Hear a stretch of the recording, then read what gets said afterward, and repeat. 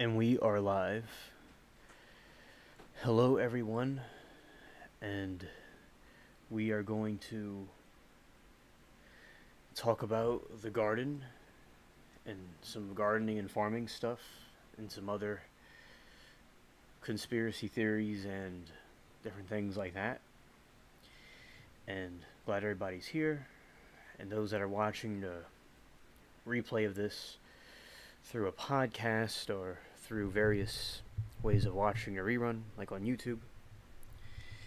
And I'm going to play the game first while I talk about the different things. And we'll get right into it. Alright. Alright. Here we go. Hello. Let's look at chat. Alright. Yeah, hello, everybody in chat. And yeah, I'm doing good. I had a good day today. I was helping out my family with different things and with packages and different stuff that were coming in.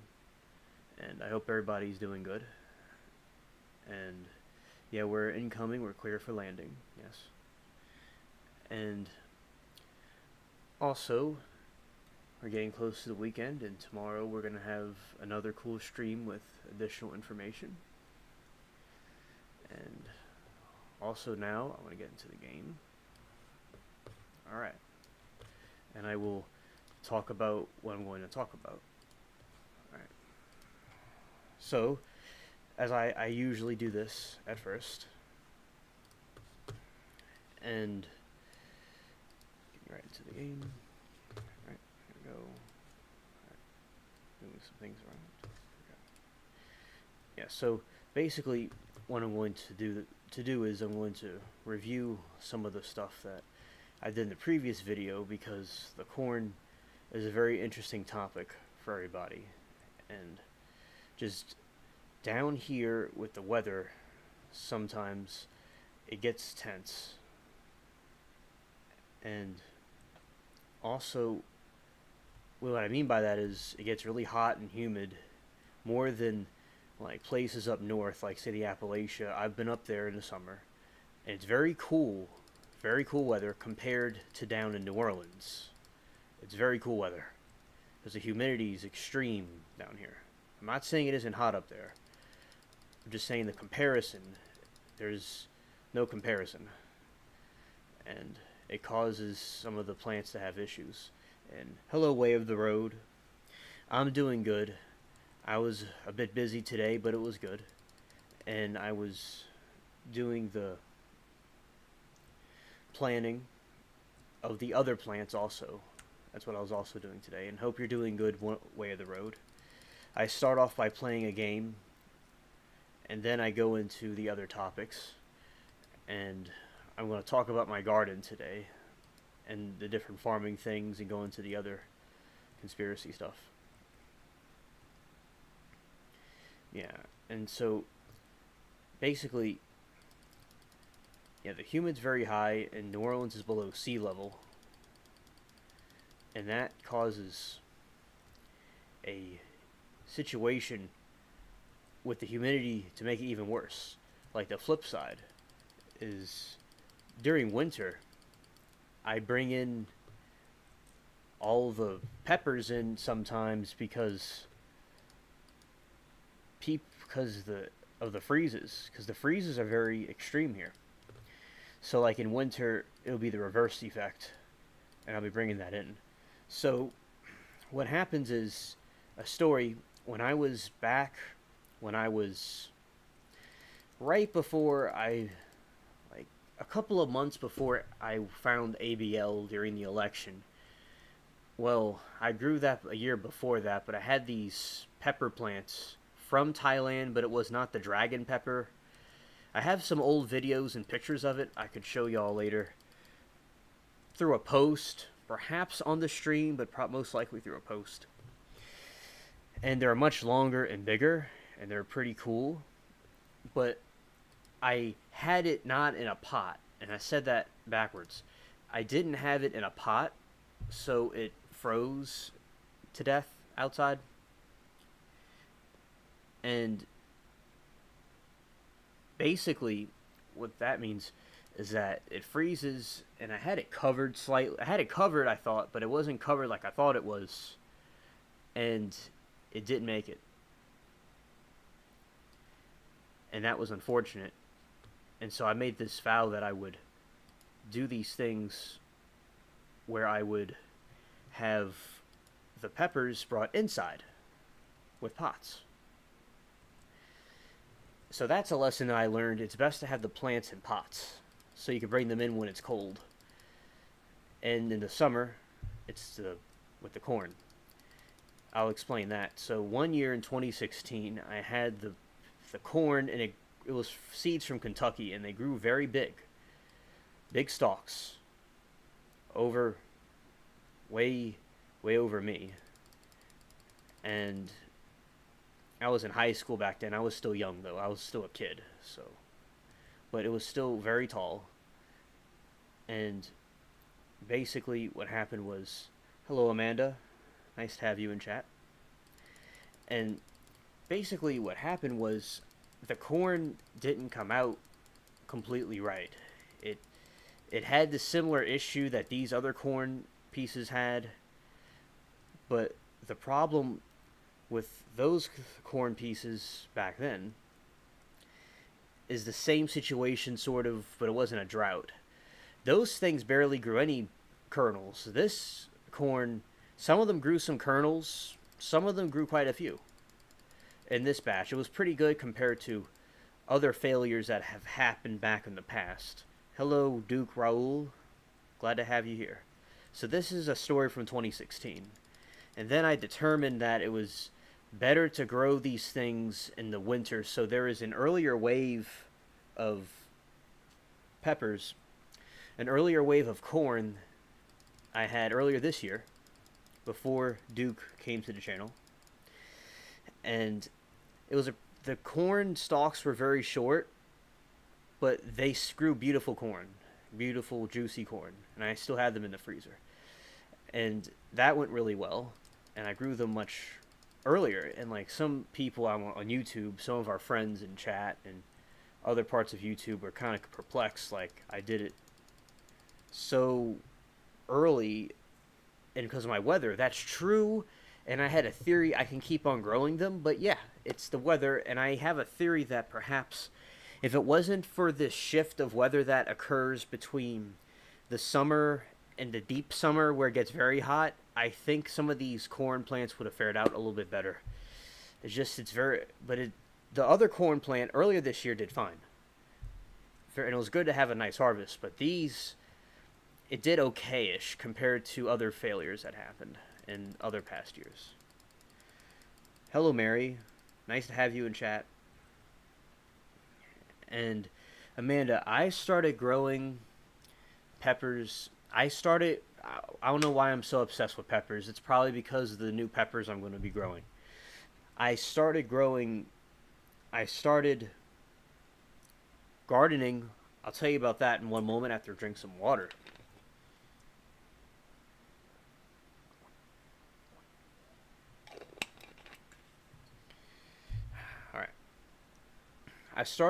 Okay, so back when I was a kid, around, I was probably like 7 or 8 or 9, like 9 years old, my grandpa would take me to this hardware store. And at the hardware store, it was this other guy named Mr. Ernie. He passed away many years ago, rest in peace. He was a country guy. He lived in the North Shore, and he'd come down here with his hardware store. And there was these seeds at his store, and I thought they were very fascinating. And I saw the jack-o'-lanterns and things, and I'm like, oh, so they grow these things with seeds. That's how these vegetables come into existence. Because I remember before that with the apple seeds from first grade. So basically, yeah, he gave me corn seeds. My grandpa bought them. It was around Christmas. Pretty cool. And I was in the choir at the school. I was always interested in music also. And so he told me how to plant them in the ground and space them out. And I did it.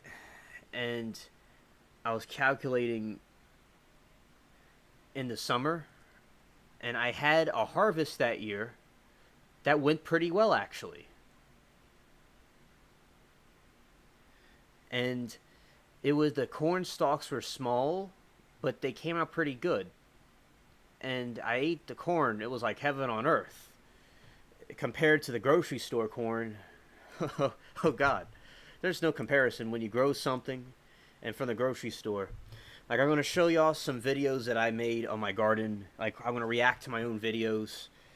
And basically, like, the broccoli I grew, wow, it was amazing. So basically, to the point about my gardening story, that's how I got into it. And my grandpa would get these tomato plants from the other hardware store, and he would have, and I'd take care of them. And on my mom and dad's side, both of us, both sides of the family, would have these people, not people, would grow stuff. They both did, I learned. And Amanda says, do you ever make hot sauce? I love hot sauce. I would for sure make my own if I had your garden. Yes, about hot sauce. I have not made hot sauce yet, but I will certainly do that. And I have looked at YouTube videos already about how to do it, and I'm going to do that. And also, I'm going to grind them up and make them into powder. I've already dried them, a lot of them, and there's more to come. So the hot sauce has not been made yet, but I'm working on, I'm going to do that eventually. And also, Way of the Road says he forgot about that, but bought a bunch of hot sauce in New Orleans to take home. Yeah, that's a good idea. Yeah, that's a good idea. It's nice hot sauce here. And let's see. She says she remembers that there was a shop. Yeah, there was a cat there. Yeah, I forgot about the cat for a second. There was a cat at the shop. Yeah, he was a cool dude. It was a cool cat. And his kids took it over. And basically, when his kids took it over, eventually they shut it down. And I'm going to get the chat in a second. I'm going to play some of the music I play in a moment.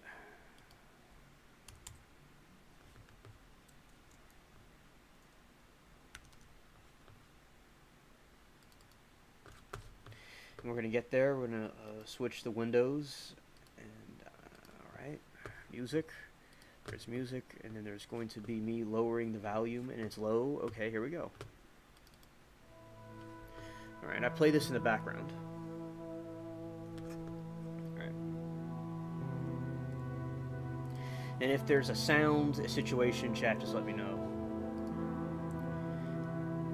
If something's too loud or something, I can lower it. And yeah, so anyway, so basically, what happened was, yeah, it's good to see you too, Duke. Yeah. So that's what I did. That's how I got into it. And for many years, I grew various different things. And I remember I grew a lot of stuff. Let's see. I remember the squash he got and the tomatoes. They're like regular tomatoes. And the thing with the giant tomato plant, it's best to have it in a really big pot and good soil, like chicken manure is good soil. And see what Duke said. He said he got habanero juice in his eye making hot sauce. It sucked. Oh yeah, yeah. It sounds like it. Oh, and I'll go back to the thing about my gardening. So I did it when I was a kid, and I kept on doing it and pursuing it. And I grew cotton, and I grew some tobacco plants. And actually, I went to Kentucky, and I didn't have anybody water it, and they died. But I saw tobacco plants in Kentucky at a colony. It was like a museum place, and I saw a colony where they had these different things these different plants and things I was growing. And I got seeds from there. So, yeah, that's basically how I got into it. And I have ancestors that did it. Your dad used to grow pot. I see. And also, let's see. Yeah, I remember. Yeah, the seeds. Okay, so seeds, I get them now from Amazon, and some from the let's see, Home Depot, Lowe's. Yeah, so those two places.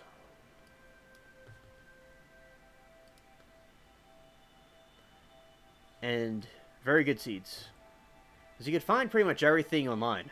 And also at the different box stores like Home Depot or Lowe's. They used to, like, back in the day, so back when I was a kid, it was like the hardware stores and the Walmart and stuff would have them, and now it's like the internet.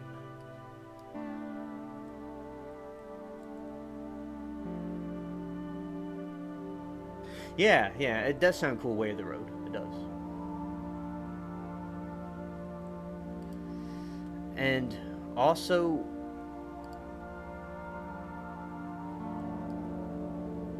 I remember basically about Duke was mentioning about the peppers. So I remember my story with the peppers. So I have this very hot pepper, the dragon pepper, not the Carolina dragon pepper. Now that's the hottest one in the world besides the ghost pepper. This one is up there with the hottest peppers. It's almost there on that list. It's up on that list. So this Thailand pepper that I grow, it's grown by the people in Korea, in Japan, in Asia. It's grown in those places. And I completely missed that ship. So that's basically where they come from. And I was eating the pepper raw, and I sit there and I, you know, drink water and my eyes water and stuff. It's kind of funny.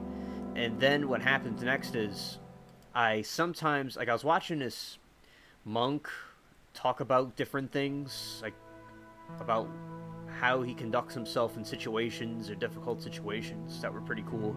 And I touched my eye by mistake, and boy, didn't I? That wasn't pretty. It was, my eye was burning. I remember it kept, I put some water in my eye and it helped eventually. But yeah, it's like, I'm like, this thing could be a great weapon. Like, yeah, that would hurt if someone sprayed me in the face with some of dragon pepper. Yeah. So yeah, bee spray is an effective self-defense. Not bee spray. I'm talking about pepper spray rather. The other thing's pretty cool too, I'd say, but I was talking about pepper spray. And so basically, so I've burnt myself. I got into my eye before too.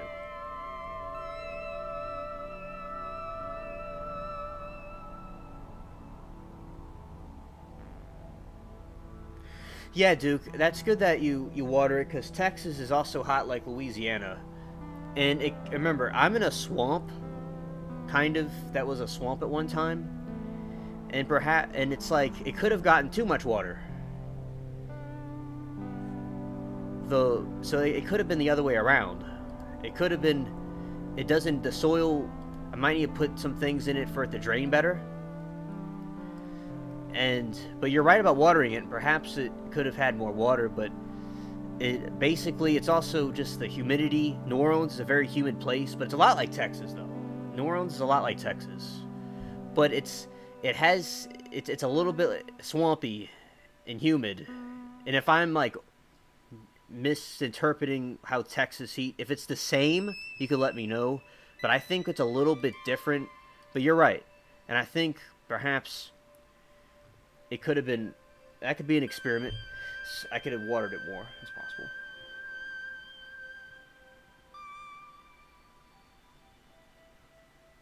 Yeah, Way of the Road. I love peppers. So I'll get into how I got into peppers.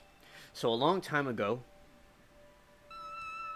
I was down, and my mom, Mary, in the chat, she took me to Best Buy, because back in the day, like, I grew up in the early 2000s. And because I'm young, but I was in the 2000s, I remember it very clearly. So basically, like you go to Best Buy to get the movies and music and stuff, you go there. It wasn't like now where you could stream stuff and order things online. You had to go and go to Best Buy. I love Best Buy. It's a cool place. That's where I got my screen for my computer screen, which is a flat screen, a little flat screen I use. And so basically what happened with that was we were at Best Buy and I saw these hot Cheeto puffs. It was these asteroids, and they're good at marketing that. And I'm like, I want some asteroids. That's pretty cool. I could eat some space. And I loved it. It was mouth-watering. I love the meteorite hot Cheetos. And I felt it was very valuable. Like the way it tasted and all, that the spices were very valuable. And that's how I got into eating hot Cheetos, and I love spicy food. And sometimes I would eat a little bit too much spicy food, and then I would get a little bit sick. So I eat spicy food. I don't overdose on spicy food. But yes, that's how I got into spicy food. And also at the movie theater that used to exist back in the old days, there was this movie movie theater in New Orleans, just down like east of me. Mary can say the name of it. I don't quite recall it, what it was called. And basically what happened was they would have these nachos with the peppers on it, and they had pizza you could eat at the place, at the restaurant, at the movie theater, and they had like a lion. It was awesome. It was a really nice movie theater. And yeah, I miss Blockbuster too, Amanda. I remember Blockbuster. Yeah, that's the place you used to go for the movies. I remember Blockbuster. Oh, Blockbuster has a new website. They're coming out with a streaming thing. They're trying to go online now. And they still have the Cheeto Puffs. They do.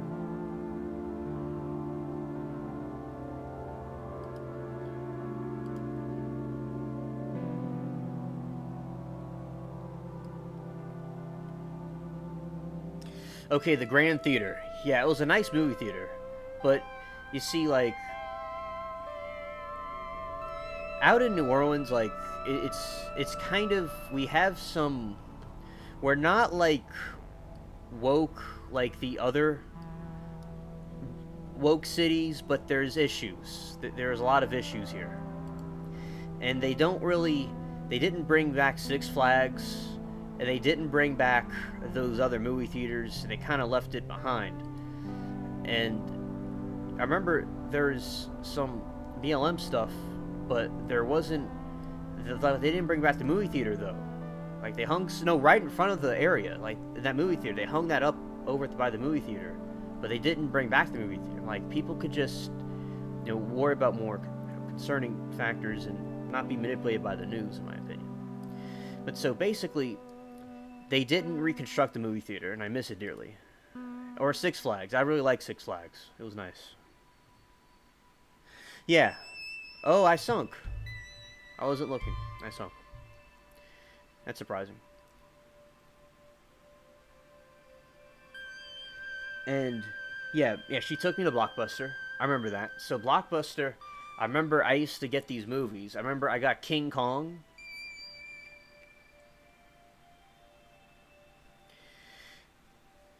Like, I got that. I saw that movie in Superman.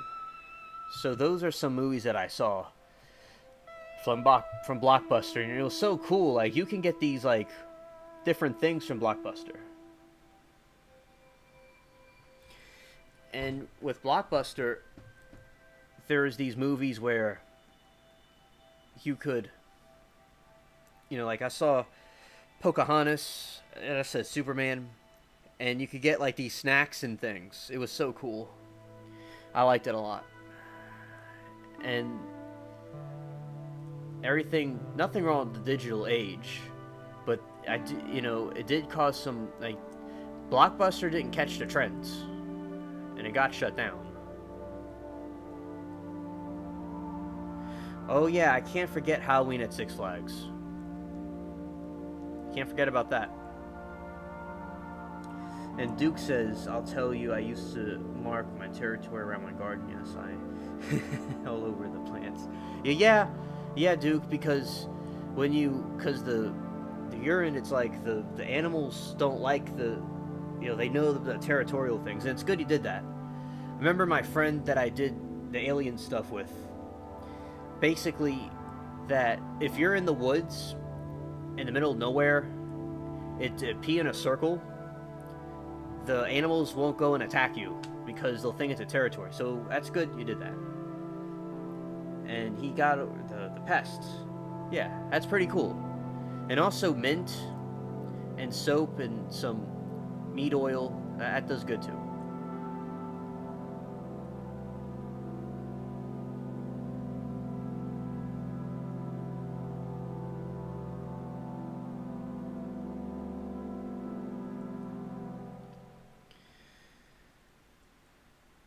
So many uses for pee. Yeah, yeah, there sure is. And I wasn't looking, and I got my ship sunk. Yeah, it's like tonic, way of the road.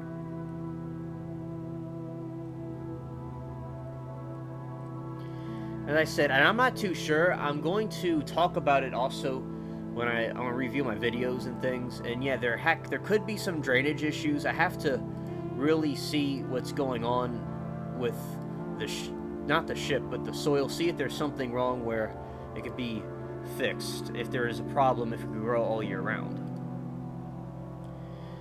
And that's basically what I think.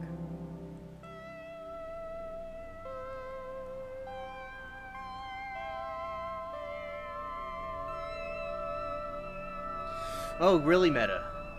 That's interesting. Interesting to know. Thank you. Back home, the blockbusters, and going, I think, remain two. And also, LOL, Duke. Hey, SC. What's up, dude? This man making homemade pizza. We just talked about pizza a moment ago. Yeah, so that's what I did back when I was a kid. So that's how I got into that with the gardening. And I've noticed that things grow better in different seasons in New Orleans, but strawberries grow great here.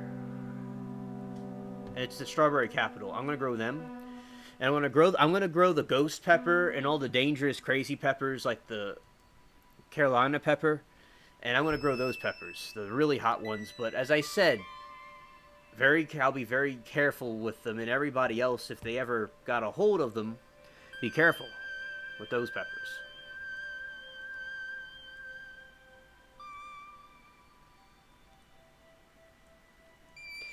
The last blockbuster's in Oregon, actually. It's still in Oregon.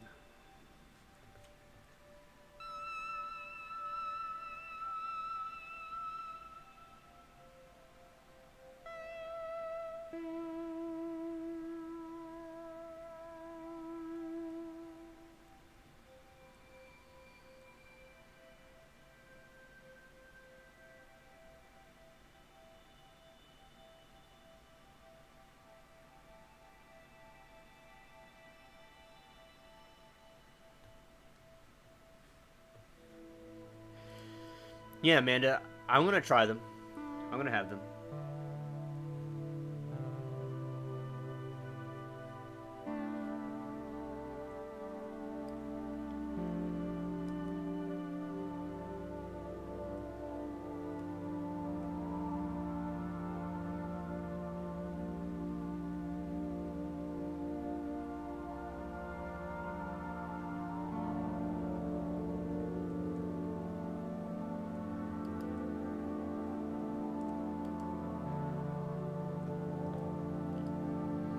Alright.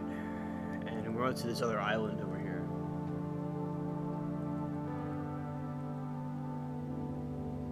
That's good. That's good.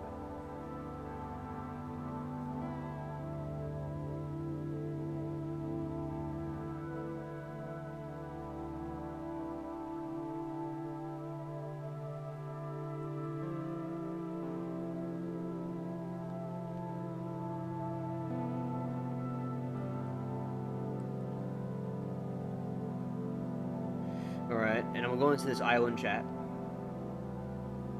Go into this island. And I'll get to y'all in a moment.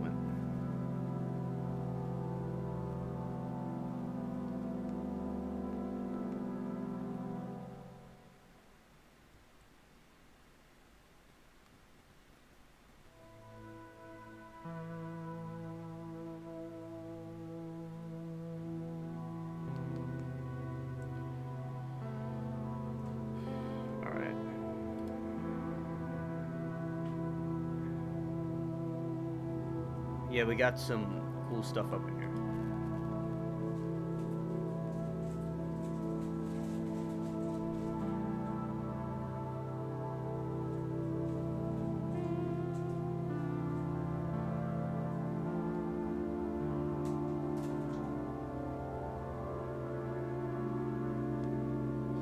Yeah, so Chad, I got some stuff here. Got some stuff, and it's good to see you, Essie. It sounds like the pizza's very good.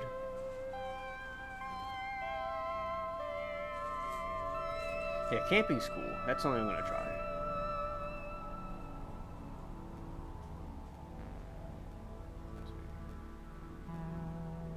Trying to see which one I'm going to.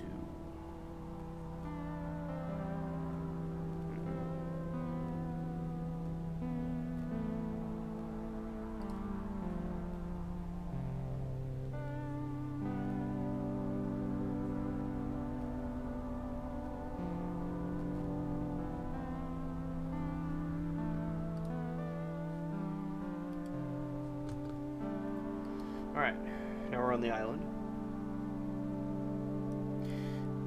Yeah.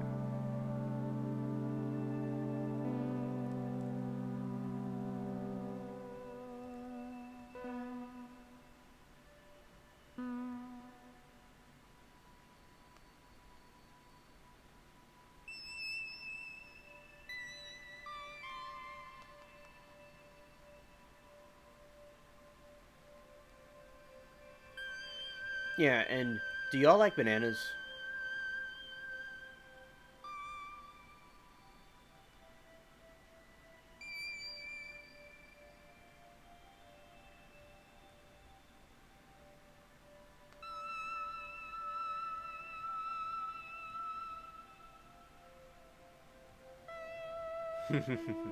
Yeah, put the corn on it, yeah.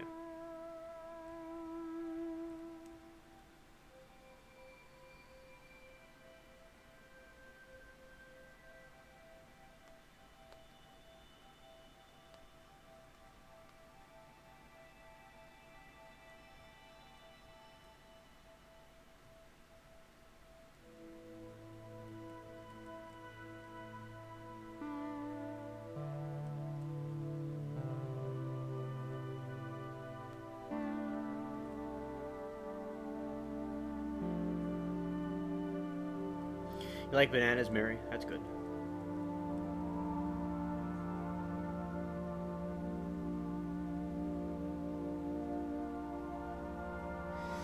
Yes, that's good, Amanda. Yes.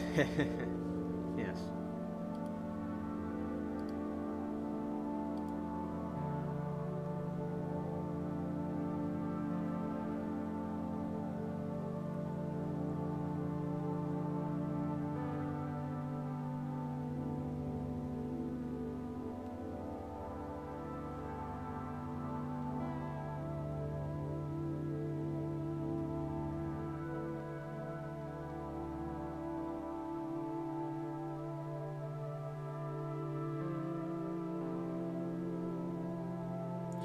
Oh yeah, exactly. That's good, Amanda. I like that too. I like that too.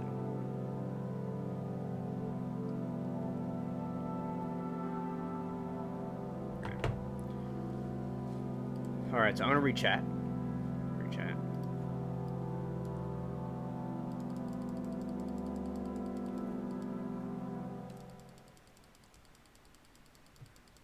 Oh, this thing's wild.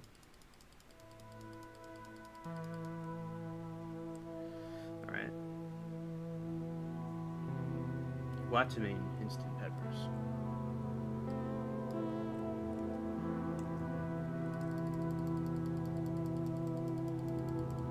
I remember what chat's saying. She had, yeah, chosen criminal court in New Orleans. Chuck's been much.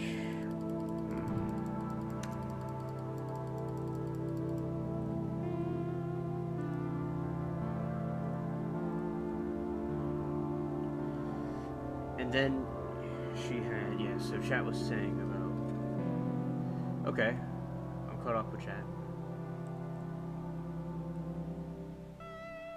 Way the road. Yeah, it's calm.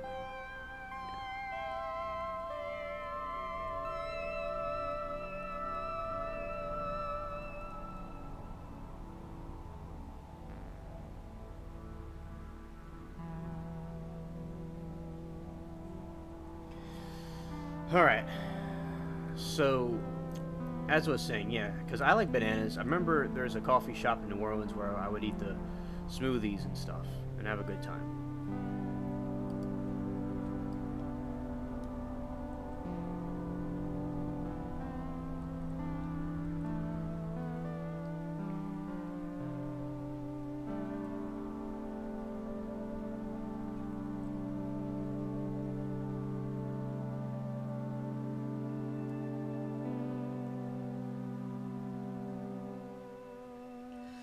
Yeah, so, yeah, I like that. I like different fruits and stuff in the smoothies. I like that.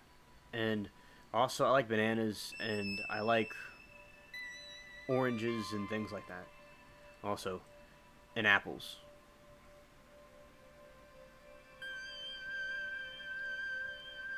One time, one of my friends, he told me that, no, my friend's mom one time gave me a bunch of bananas, and they're really good.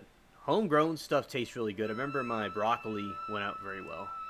That was very good. So yeah, that's how I got into it. And the soil could have issues. It could be the rain here. It could be the swampiness, because at some point in the summer, things just get vaporized, but also the water, also, that could have been a factor.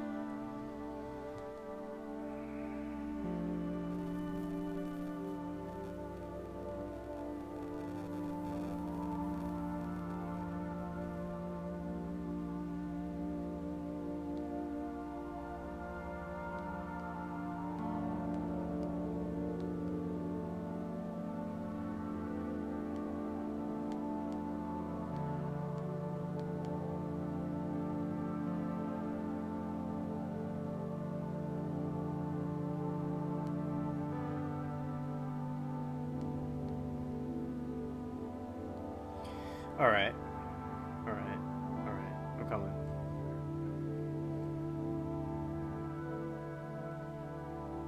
Okay. Here we go. So, we have this.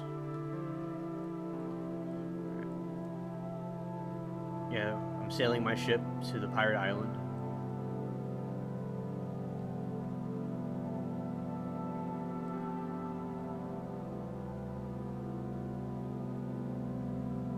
Yeah, I like Me Too Way of the Road.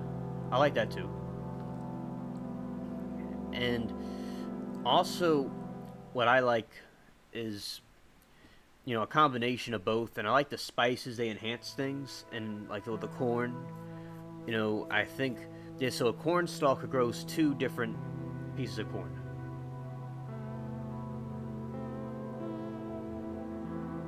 Yeah, Meta, I remember we were talking about demons. Hey, Blankman.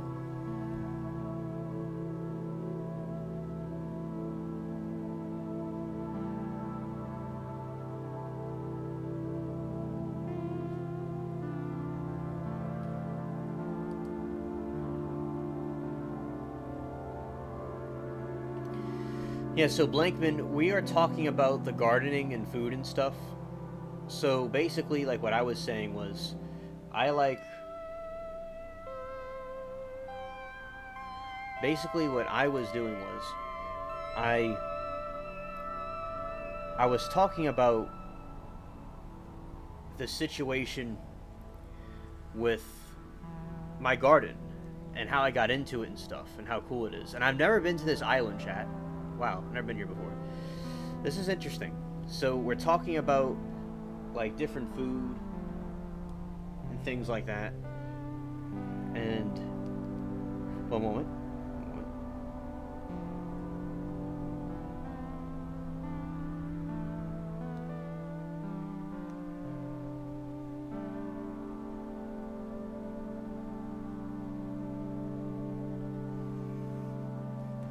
Yeah, so anyway, so Blankman, I was talking about the corn and the food and how with my farm, a little garden, how I got into it. So basically, Blankman, my grandpa took me to a hardware store and the guy gave me some corn seeds there. He was a country guy, and then I started growing corn, and I was talking about the different seasons, how like around winter and spring is the best time in New Orleans to grow it. And then what happened next was when I was in New Orleans, that the weather causes some issues, the soil could have problems, and I was talking about how with the peppers in the winter I bring them in.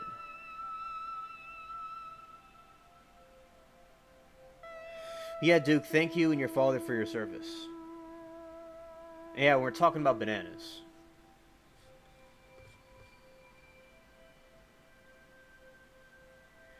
Alright, so Meta says, so they will be inhabiting human being and some actual evil demonic beings who can appear as humans. Yeah, Meta. So basically, about the demons, yeah, they can appear as people, like, you know, about the airplane incidences we were talking about, and we were talking about the other situation where they can go into people, they can influence people's auras and stuff, and they can corrupt people. Yes, both are true.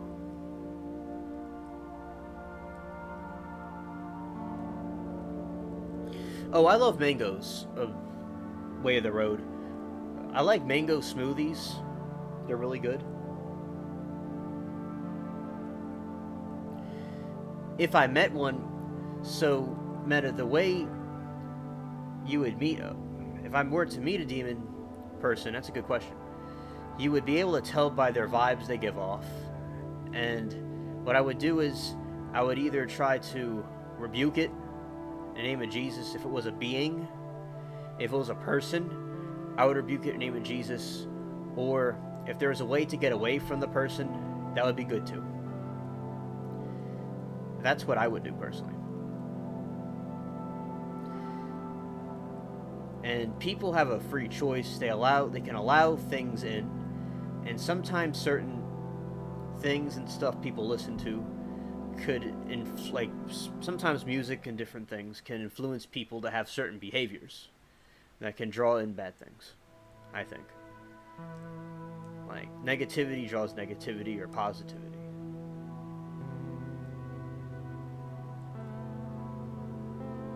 Yeah, so mangoes, I like mangoes, and especially in smoothies, but eating a mango fruit, I'm not familiar with. I just know they're from smoothies.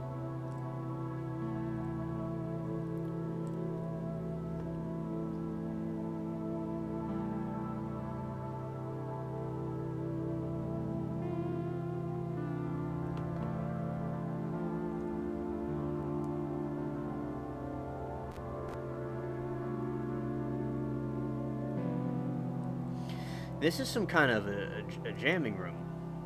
Oh, this is like a little radio in here. These people were... That's funny. Yeah, this is like a tavern. That's pretty cool. It's like a bar. It's a cool place.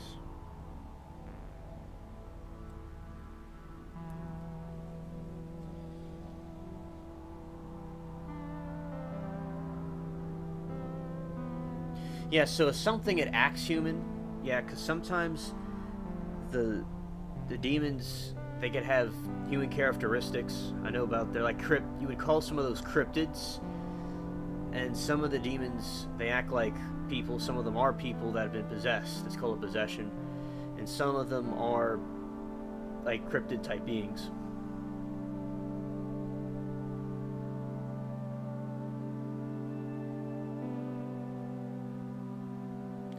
Yes, Meta, there are very sick, demented people in the world. That's true.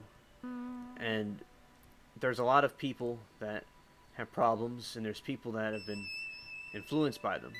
Yes. And a lot of these people, they go by the emotions and stuff like that. Let's see. And sometimes, Meta, you could tell by someone's vibes they give off. Sometimes things they say. There's different ways of telling.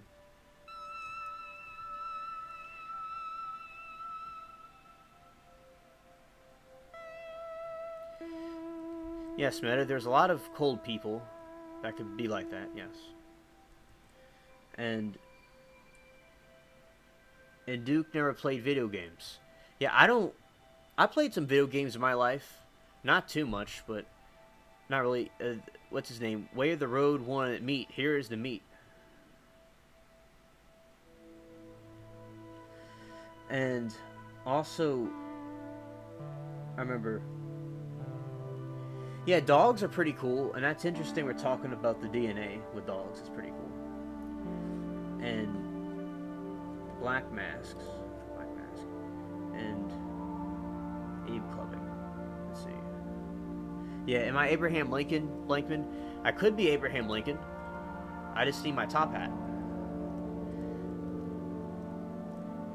And yeah, so with my garden, because as I said, there's different seasons for different things that do better.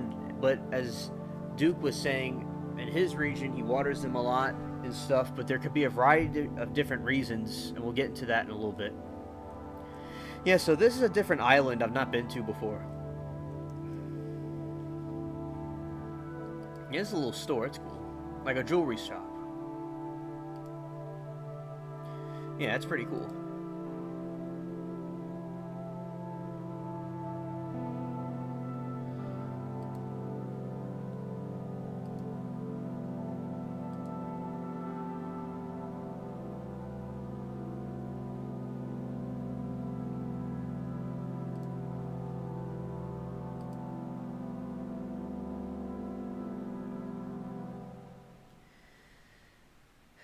Yeah, Way of the Road and Duke, that's very cool about the dog genetics.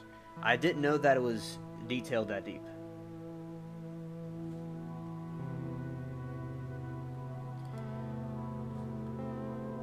Right, and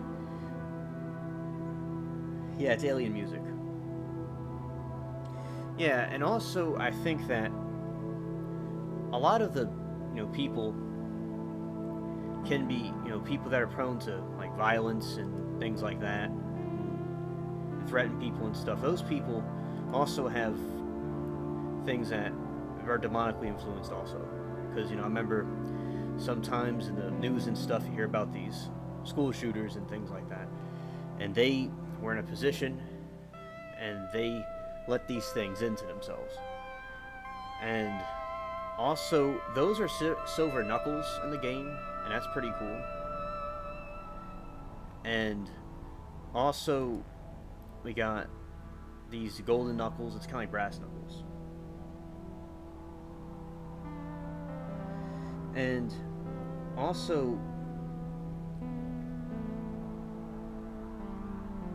oh, really, Way of the Road. That sounds very interesting. Yeah, so basically, with the garden, that's how, those things work.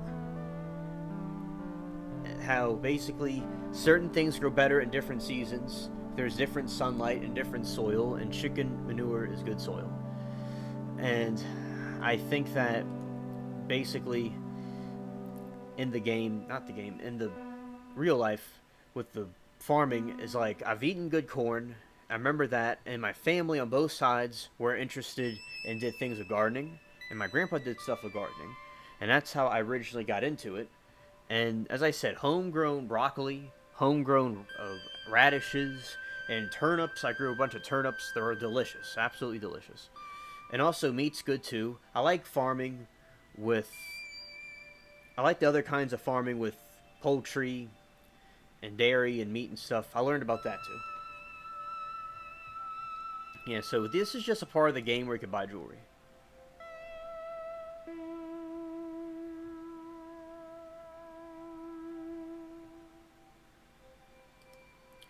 Yeah, and that's basically, yeah, so this is the jewelry shop. And we have that there. And the dude's sweeping.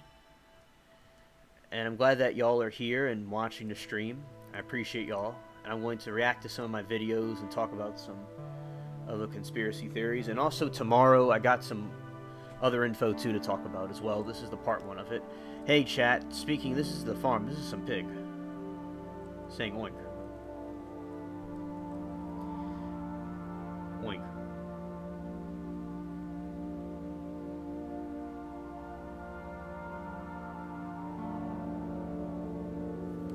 I don't think we're doing the calls tonight.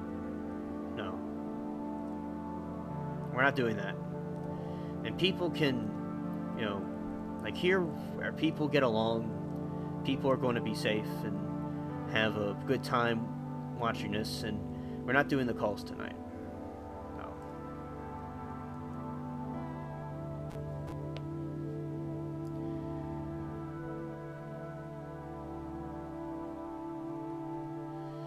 Also, basically, this is another part. It's like a library.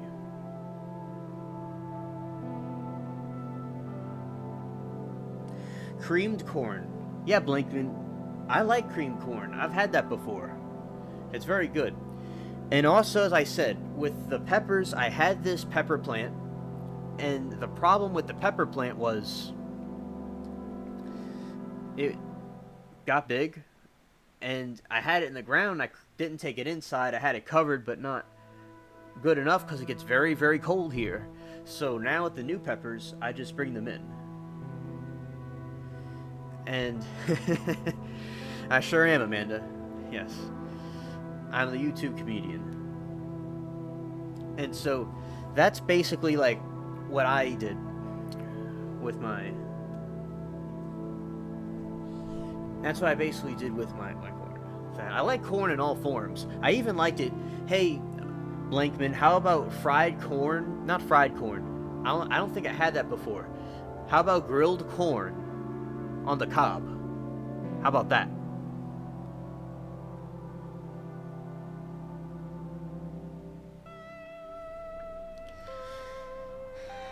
And also, this is a library. And what else that we got here is some very good stuff. And basically what we had in the library is like little books and things, and I've not seen this part of the game.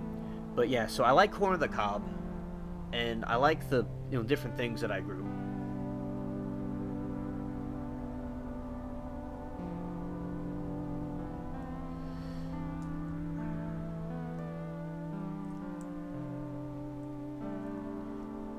And also, Meta, thank you for coming.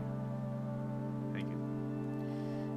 And also we have these books and things, and see this librarian. Is he going to talk?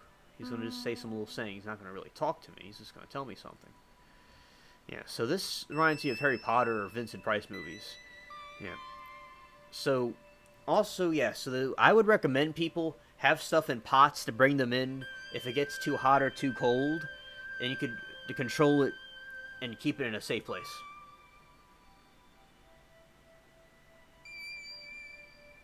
Is it Monkey Island?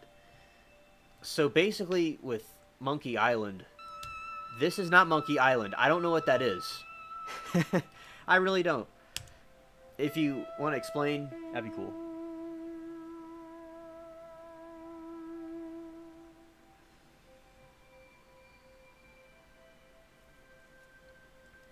Alright, chat. Chat needs to chill out. And we're not going to... Both, you know, people need to just relax and either leave or enjoy the stream. Alright. And, yeah, so that's basically with the gardening, and I'm going to review some of my videos. We're getting close to the time because people can review the videos. We're going to review the videos and talk about Malaysian Airlines, things like that. Yeah, I remember the PC. I remember I had the PC, and yeah, and I like Windows XP. That's a pretty cool system. And I like the start menu and stuff. They need to bring that back. The feel and all about Windows XP was great.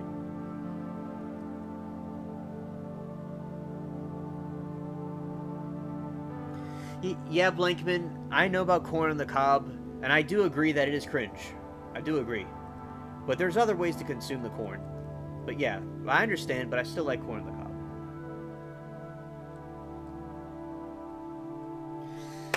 Blankman, that's a very good question.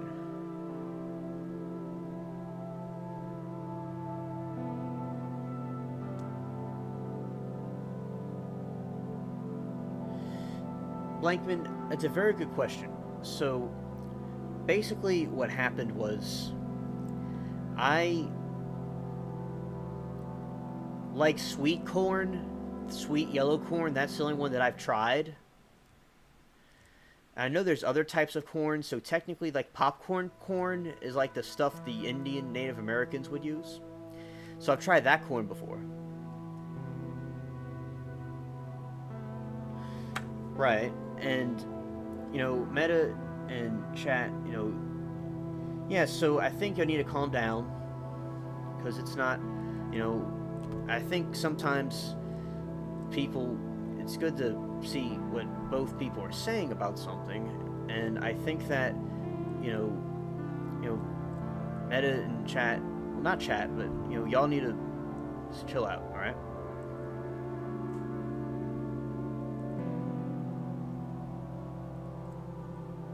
Right, like, you know, threatening people and stuff like that, that's not, you know, people shouldn't do anything like that. And also, and I think that, you know, people, like, we were talking about Cops. You know, Cops, that TV show. And I like how they talked about in Cops, how there's different people that were doing, say, like some people were pulled over for, and they got arrested for the weed and stuff, which, I mean, that's for another topic.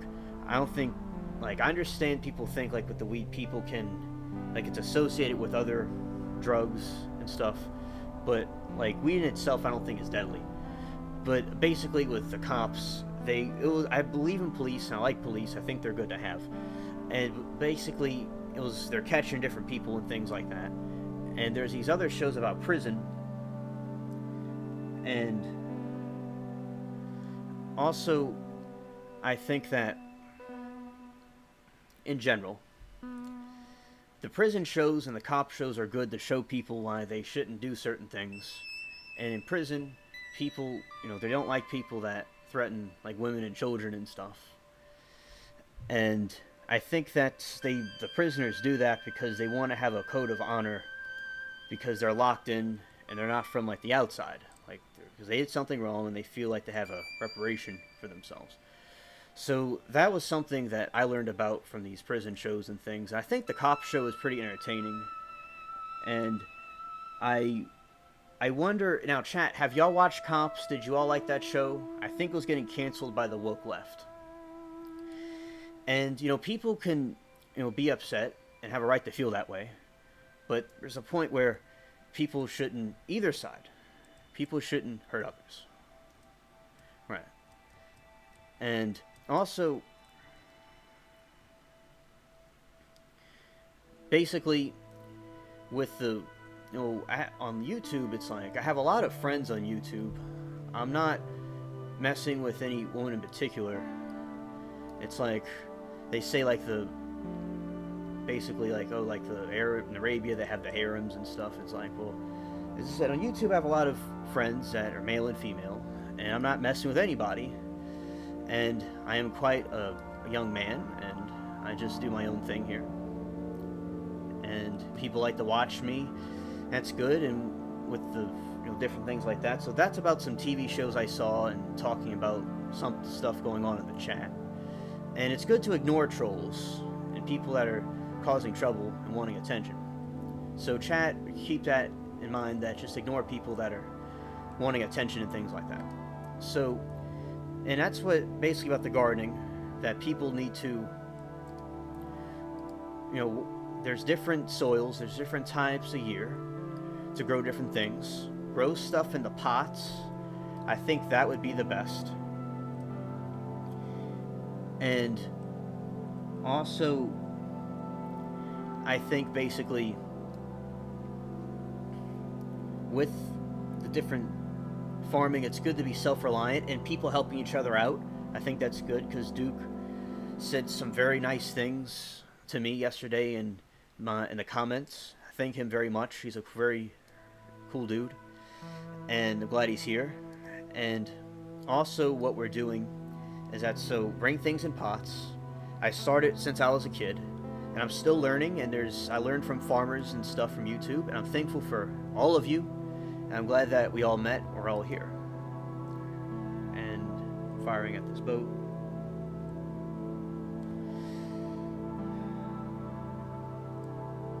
What's Blankman? Blankman doesn't even... Blankman, of course, he doesn't have a TV. Exactly. I'm being ignorant again. My dude got a radio. These fireballs are coming right at me. Come right at me. I sail right into it. Yep.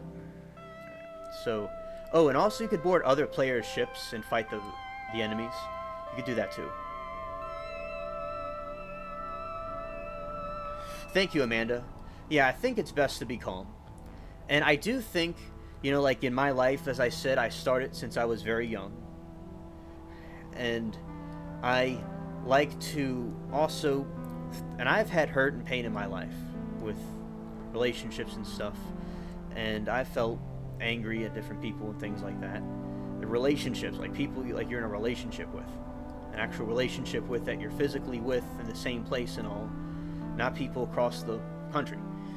So basically, in these situations, people bring baggage. One of my pastors talked about baggage. So people have baggage from their past and they bring it into their future and in future relationships and stuff.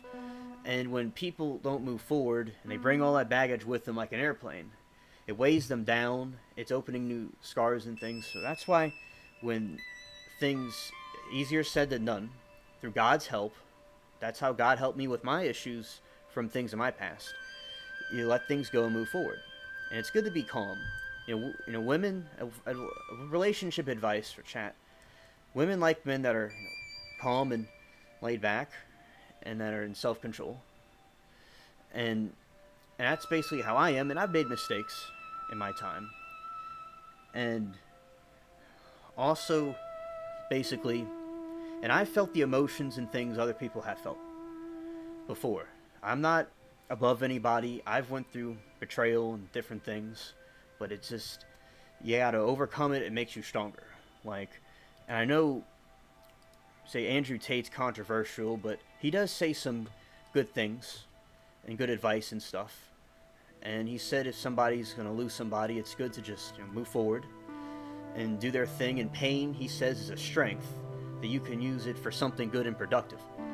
Like, say, when my relationship with my old girlfriend ended because of the distance and because of, I really don't know, really, it's a mystery to me, but it was a distance and it was a long time ago. And basically, she liked me a lot, so nothing against her.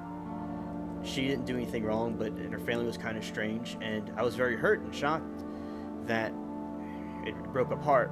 And I used the pain and anger and the sadness into pursuing ABL and the website, the WordPress website, my YouTube channel, through Stoic philosophy and God, the Holy Spirit. I let it go and move forward. And I had relationships with women since I was in kindergarten and at the summer camp, which I'm not Jewish, but it was a Jewish summer camp in New Orleans. I had a Jewish girlfriend there, and there were some misunderstandings. So, as I said, and everybody goes through the same things. Like, the Bible says how the rain falls on the just and the unjust. And yeah, there are bad people out there. And there are people that threaten people and don't act right. And what you got to do is you got to move forward and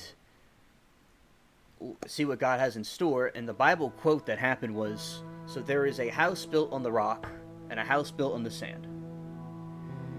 And basically, what happens is there was the rock that was the house built on the rock didn't wash away, and the house built on the sand washed away. And some people in chat might have had their house built in the sand, they washed away, and then they could have gotten kind of, and then they go through something, and then they start being threatening and stuff to people, and it's not right. And so that's basically what we got to do. Like me, I went through many times through actual bad situations with people that I knew in person. And I was able to overcome it and move forward, and now I have this YouTube channel with all of you in the chat. And I had this, and God made things better for me later. Like, we can't always make sense looking forward, but looking back. Like with the gardening, with the mistakes I made. Mistakes are important to make, because you got to make mistakes to be successful. And I made a lot of mistakes, and I learned a lot of things. So that's what although I'm only 25, these are the things that I've learned in a short time I've been here.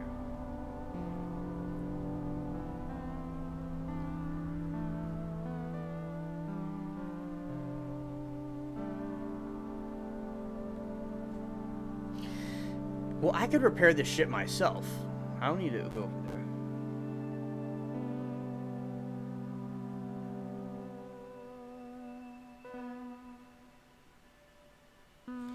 Yeah, SC Wolverines is like, that's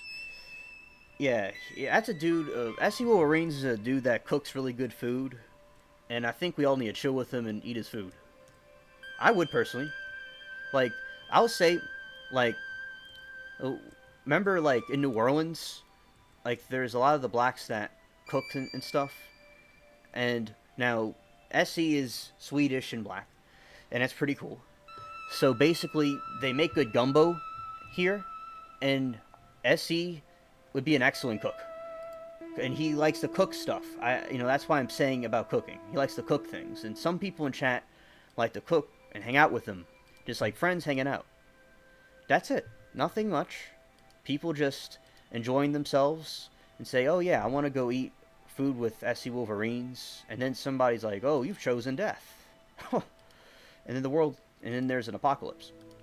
But I think it's fine. I'd eat with him too. It's a pretty cool dude. Yeah, he's the chef. He and Mary Toodles, Mary in the chat, are the mothership cooks.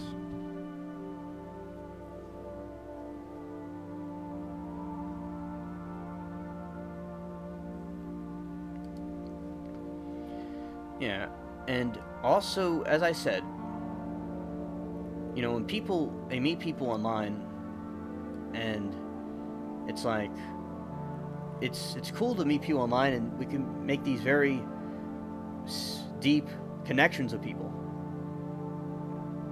And also, basically, what we got to remember, something that the wise one that I knew in school said, my old pal that I talked about aliens with, he told me, and I'm going to use graphic language here because it's necessary. So, trigger warning, chat. And everybody in chat's cool people. And he told me a long time ago that just because, like he was saying with some situations that were going on in the school at that time with some women, it was, and some of the dudes in chat, not in chat, just at the school rather. And he was telling me, he was like, Hansel, just because a woman is nice to somebody, it doesn't mean that they necessarily want to fuck them. And that's true. And basically, I think that, people have a relationship and someone cheats, and yeah, that's hurt. That's heartbreak. I agree. But if people are just hanging out and talking about different things and eating at SC Wolverine's camp or whatever, it doesn't mean that it's something intimate. And women don't like men that are insecure. Women don't like men that, women like men that are confident. That's something else Andrew Tate says that I see in my life, while a lot of women like me, besides my handsome looks, is that they like the confidence.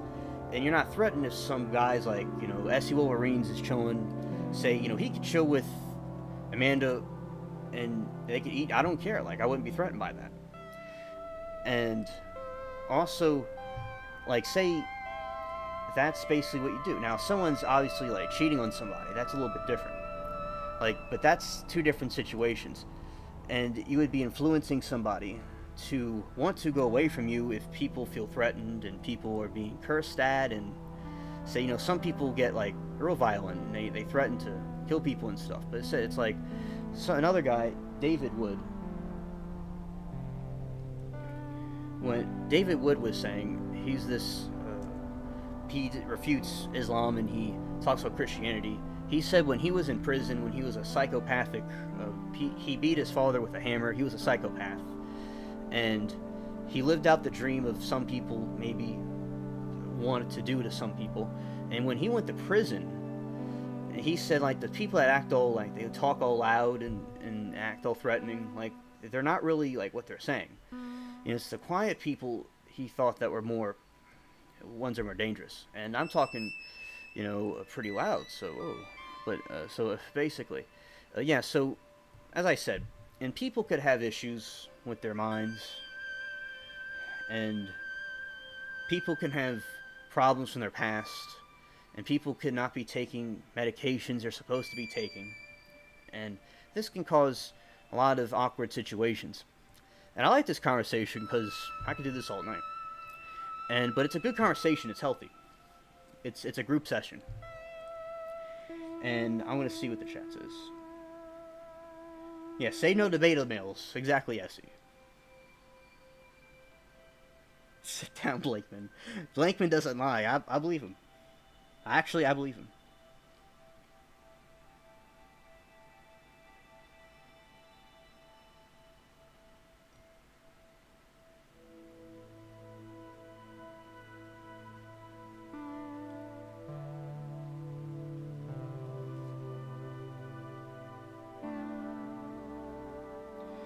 Yeah, chat might need a bouncer, Duke. And, yeah, now Blankman, okay, something's, okay. We're gonna, do some crowning right now. We're going to, and Mary, too, shout out to Mary in chat. You're not being ignored. I see everything you're saying. And it's not, this is a very interesting situation. It's very interesting. As I said, it's like people, like, threatening people. Like, I'd say, like, no matter how bad, it's like threatening people. Like, it's just absolute insanity. And also, let's see. We have, yeah, crowning. Now, if, what's his name? If he wants to, as I said, I'll get to that in a little bit. Yeah, so a Duke can be the bouncer. Yeah. Also, yeah, and also, I'm not taking, like, any group in general. All I'm saying is basically, no matter what the situation, meta, threatening people, hypothetically, threatening people is not right. That's all I'm saying. I'm not in these situations and stuff. It's like, it depends, like just threatening people is not good. Any situations, and things can be taken out of context, and I'm not here to be anybody's friend. I'm here to, people like me, they want to be my friend, that's fine, but if I offend people, that's it is what it is. Now, if I'm wrong about something, or if I was misinformed about different things, I like to see both sides of a story. That's right. All I'm saying is, being threatened by people, threatening people is not right. And also, I'll say that I have a lot of friends on YouTube that are male and female. It's like, and I'm not like possessive over any individual person. And it is what it is. It's like, I don't really care. I'm just sitting here playing a game and streaming, and if people want to join in the conversation, they can. But no, Meta, I like talking to you. You're a cool dude. But as I said, I'm just saying, this nonsense that's going on in the chat, I mean, we'll go and talk about it. It's like, there's all kinds of things. There's food shortages to talk about. There's the gardening to talk about. There's all kinds of things to talk about. I'm getting attacked by pirates.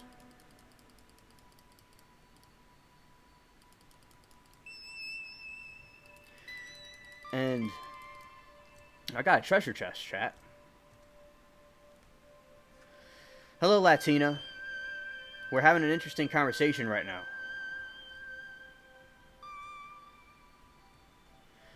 Right, I don't want friends that are fake either, Meta. I don't want friends that are fake. And I don't like people that insult Christianity either. And mock Jesus and all, because in Muslim countries, they like stone people like that. But Christians don't do things like that. And, and I like talking to you, and I like our conversations, but you think we're a cult, Meta. We're just some stupid Christian cult. Right. But basically, it's like, and as I said, I'm not here to be people's friends. I'm not a snowflake. And like, Miss Madam, she's a cool lady. She thinks I'm sassy sometimes. My old girlfriend thought I was sassy. It's like, as I said, but people, if there's something I got wrong, people can correct me. That's fine.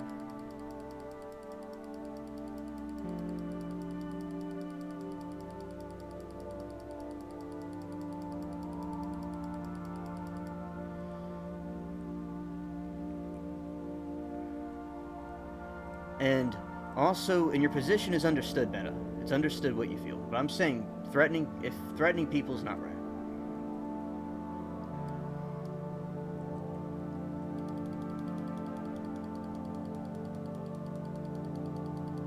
Yeah, the price of beer is going up. Meta, you said in the one of the other streams about how we Christians and stuff are a cult, and God, and the stuff isn't right, and God never helped you.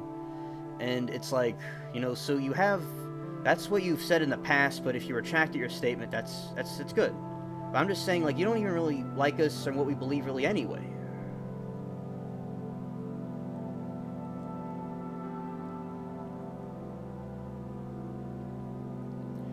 And as I said, Meta, I've invited you to Christianity, and you don't have to accept it. And we have good conversations about biologics and different things. All I'm saying is, in chat, there needs to be peace, because on this spaceship, everybody is going to feel safe and be safe. And if people are being fake and lying about relationships and stuff, that would be wrong. Yeah, I agree, and I've been hurt by ladies too before. But threatening people hypothetically is not good. Nobody here should feel unsafe, especially in the platform of YouTube in general. Amen, SC. Jesus is king. And as I said, if people just let things go, leave things behind, and move on, that would be the best thing to do.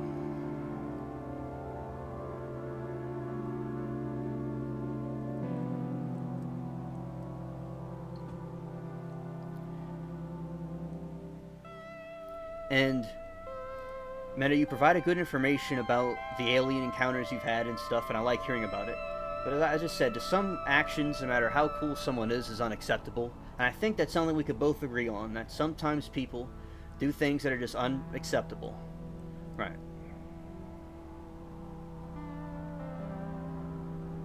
Meta, I know you obviously do have past abuse. You do. That definitely is evident that you've had things happen in your past. But you gotta let it go. You have to let things go. Even recent hurts. You feel someone wronged you or hurt you or lied to you, then okay. That's understood. You just move forward and act like an adult. But as I said, I'm not you. I'm not in your situation. I've not been what you've been through exactly, and I understand. And I really wish you all the best, in spite of things that are going on. And it's good to, move forward, and we're all, friends here. Everybody's just friends here.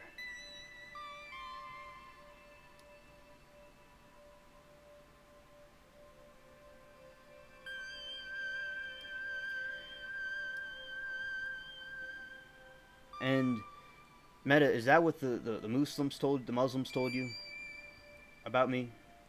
Did they tell you that? And that's why you didn't like religion? Like, said, I'm not siding with anybody. I don't know about you and Amanda. I don't know anything about it. You know, I'm just saying that both sides need to just chill out and not threaten anybody. And I understand, Amanda. And just people need to not threaten people no matter what. Don't threaten people. Don't say bad, crazy things to people. And get the help that you would need if you need any help. Get a counselor or something and take medicine or whatever from all the things that happened. And I pray for you and wish you all the best.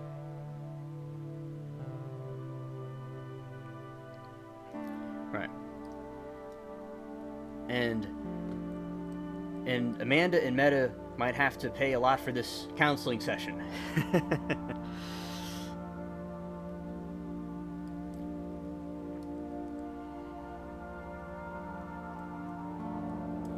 Captain Hook.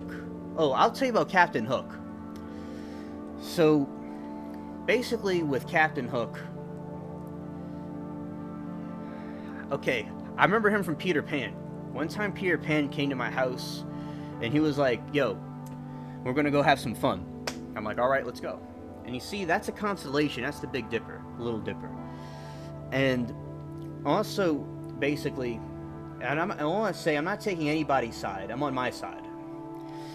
And also, you see with this Big Dipper going on here, that's pretty cool. And with Captain Hook, I met him, and he was very mean at first. He seemed very mean. And then I went on the ship, and then a pirate came up and tried to fight me with the other children. And then I went, and I pushed him, and then it started this big thing. I grabbed the sword. I was a little bit nervous, all right? A little nervous. And then when someone came at me, I just did this, and I stuck him. And then Peter Pan, I went to go help him with Captain Hook, and he fell into the water. I was like, wow. Like, and then I'm face to face with Captain Hook. And he's like, boy, this is not going to be fun. Grr. And then it's like, then I had to go into a sword fight with him. Then I fell into the water. We both got back up and saved the other children. And we got Captain Hook tied up. And also, basically, we had this situation where we had a conversation with him, and he said we're having too much fun. It's like, you know, in a way, Captain Hook meant well, because he didn't want the children to be in a careless situation and want to focus on serious things, but then Peter Pan was being a little bit too far gone, so I was like, alright, we're going to do some balance here. We balance it both out. So yeah, that's my captain with Captain Hook. He's a fierce one. He sure is. Blankman doesn't know Peter Pan. Blankman doesn't know Peter Pan. Well, Peter Pan was funny. He sure was. And Meta, I'm not betraying you. I have tried to... we've talked on the phone for long periods of time, and you got your spotlight that you wanted.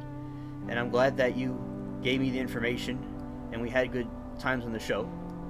And also, you deliberately insulted Christianity constantly, and you were Christian, then you weren't, but, you know, and also, I'm not against you. I'm not betraying anybody. Just any person. I don't like people threatening each other, and people coming in the chat and starting something when we're trying to have a civil conversation. And, yeah, so, but as I said, you need to get some help, I think, in my opinion. But I mean, I'm an alien from space, and I don't always have my head screwed on because of I get it wrong sometimes. Duke and Blanken can tell you that for a fact. And so yeah, and I'm thankful for you are my 70th subscriber, and we have good times and stuff. But as I said, I think you need some help. As your friend, if I didn't care about you, I would not be saying this. I don't want you to get hurt or have a problem more than you already do. And you've been through a lot of heartache, and you gotta get the help you need. You do, Meta. I never said you didn't.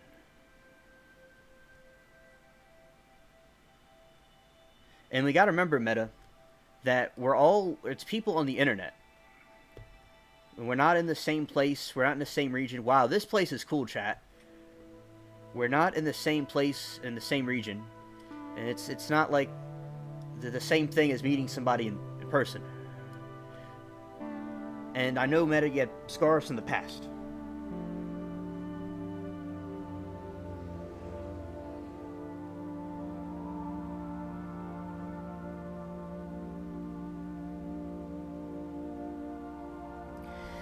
And also, this is a very interesting place, chat. And in this cave, and also, I've never seen this place before. This is where the moonlight is. I'm trying to look up, but it's not letting me look up. Yeah, this is where we go up. Yeah, Blankman's hilarious. Blankman, have you met SpongeBob SquarePants?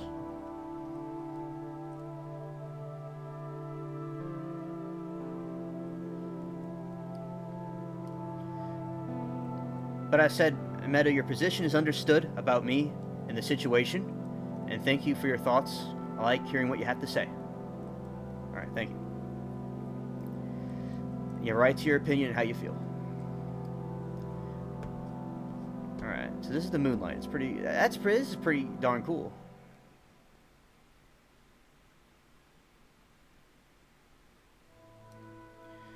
Meta, are you going to threaten me, Meta? You know, what comes next? And also, that's unfortunate, Meta. I think you were a cool friend to talk to, and people shouldn't be fighting over women. It's silly. It's goofy. You know, we shouldn't be having fights over people we meet online.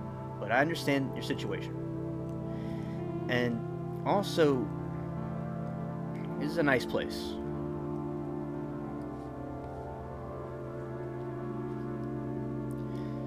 You have all these zombies that would try to kill me.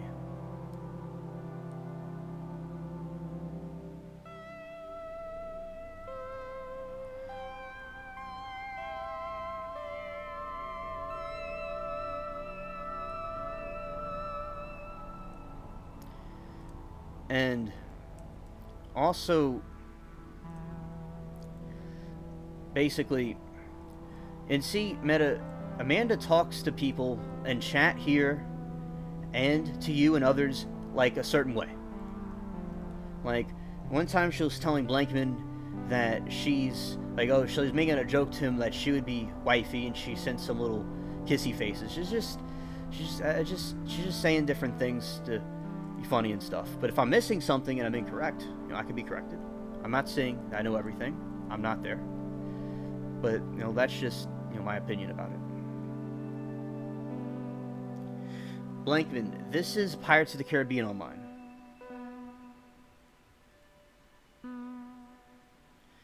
And I knew Amanda before you did.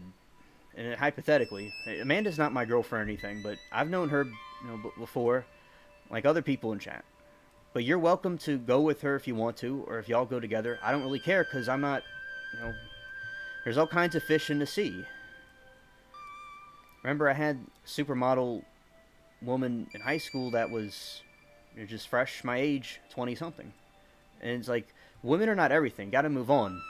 You can't base everything on these relationship stuff. And I'm not dating Amanda or anything. It's like, we're all just friends here. Well, as far as I know, we all were just friends here. And I could be mistaken. I could be wrong.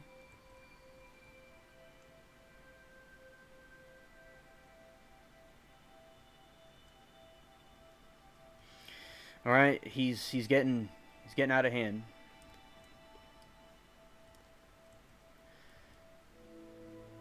And yeah, I'm going back out. Now it's becoming a daytime chat.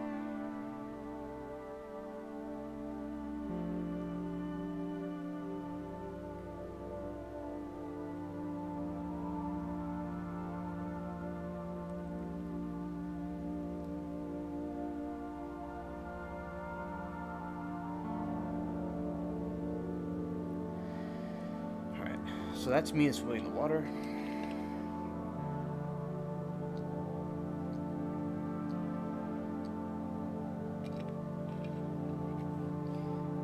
And we're not gonna make these things about women. Like, we're gonna base things all on women. Like, it's like, that's like, it's petty. Over women, it's goofy. And it's like the rappers don't do it. The rappers were saying to not give your heart to a hoe. I'm not calling Amanda that or anything. I'm not calling her that. I'm just saying, like, the rappers, they have this, like, they have a logic where you don't give your heart to somebody that may not be trustworthy, and don't put all this faith and energy into a person. It's not the best thing to do. And Amanda, you know, I think she thought you're a cool dude, and she wanted to talk to you and like your channel and be your friend. And you know, you seemed like you needed some, you know, you seemed troubled. And also, she was your friend, just like she's my friend, and SE's friend, and Blankman's friend. It's like, it's taking things a little bit too far, but as I said, I'm not there. I could be mistaken.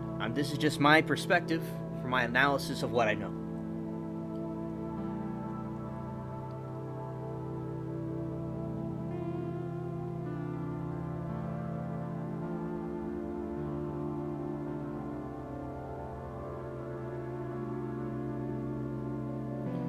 Meta, how old are you?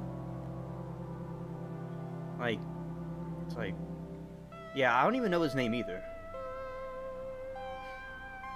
But, as I said, I invited Meta originally to come here because I thought he'd be a cool dude to have in chat and talk about aliens, and we had good conversations about biologics. And he corrected me, and he told me what biologics really were, because I was going on a tangent about that. And we have good conversations in the different chat, and I like how he calls little critters and stuff nerds.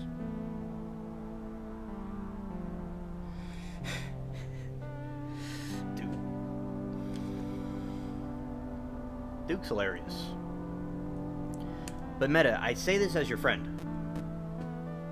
Like, you know, I hope, that's why I invited Christianity and all these different things, because I'm concerned about your spiritual well-being and your well-being in general. This is another place I've never been to. They added a lot to this game. Shout out to the game makers.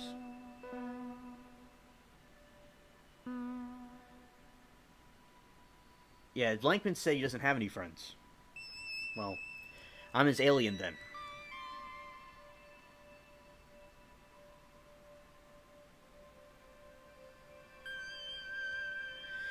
Meta, she's been sweet on me for a long time. But she's not dating me or anything, but she's always been sweet on me. Like before, you met her through my chat. But as I said, it's like, I didn't know you and her were doing anything. You know, it's like, I knew her, you know, first, but I'm not even dating her, dude.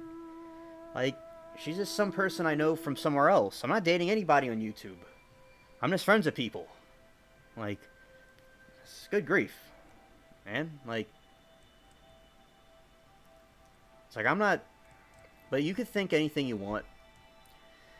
And also, yeah, so that's basically my position on the matter. Yeah, this is a hotel, dude. This, Blankman, this is a hotel right here. A pirate hotel, dude.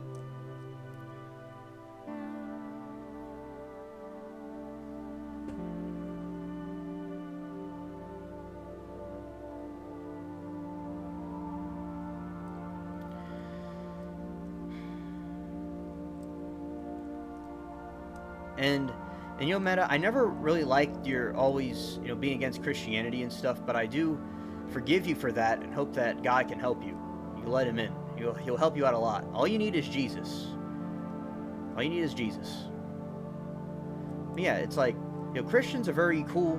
As I said, I'm not, you know, sissified or anything. Like, I don't stand for people being bad against Christianity, but it's like, you know, over in Arabia, if you say, like, Islam's a cult, Muhammad's not good and Jesus is not good, like, they would go crazy, alright? Or if, like, somebody be in the harem and be like, hey, this lady's mine, it's like, they wouldn't like that either. So I'm saying, like, it's good that we're all in a Christian American country with freedom of speech.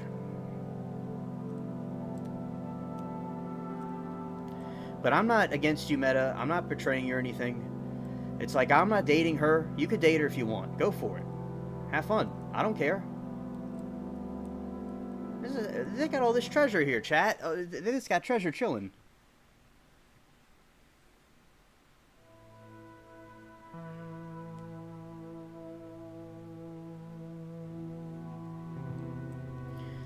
Because you probably thought that she liked SC Wolverines or something.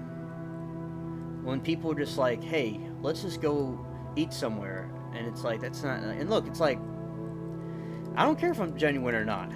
It's like, I don't care what people think of me, but listen, I've done nothing against you. Done nothing against you, and I'm not dating anybody. I'm not dating Amanda. But I don't... In the meta, it's like, you know, like, what is your name? Like, you know, how long were you dating her? This lady online. Like, Amanda. It's news to me.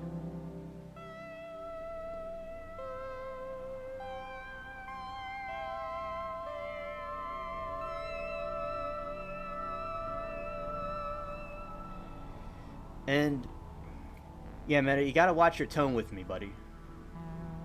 Alright? You gotta relax. Get your board sword out, alright? You know, you gotta watch it, alright? And, also, you know, in this game, you know, these are various different places I'd not seen before in the game. And, yeah, basically... with the conspiracy theories I was going to talk about with the Malaysian Airlines. So with the Malaysian Airlines, it's believed that the aliens were causing something to occur and causing the UFO to get abducted.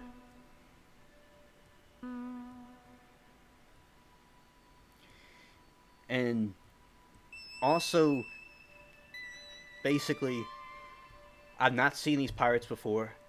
And so with the Malaysian airline, it's believed the aliens abducted it. And Meta made a good point on the other call one time when he was just like how with the orbs and stuff and how they, you know, they took this airplane that Mudahar was reviewing. And I think basically that it's likely these interdimensional beings took it. And also... you know, so that's basically the conspiracy theory about the Malaysian airline and things like that.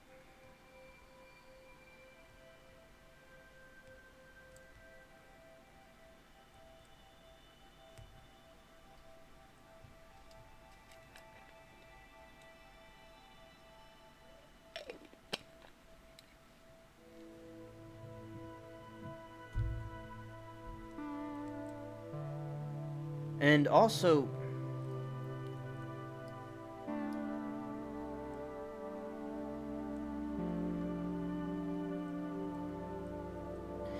and basically, yeah, so that's what I think about the Malaysian Airlines. That basically, that it was aliens that abducted it, and chat can say what they want about it. And how, also, in the chat, not the chat, the people, there's these other things that are going on with these airlines. That, you know, we know from 9/11 that there is this situation where, you know, the 9/11 hijacking occurred, and basically what happened was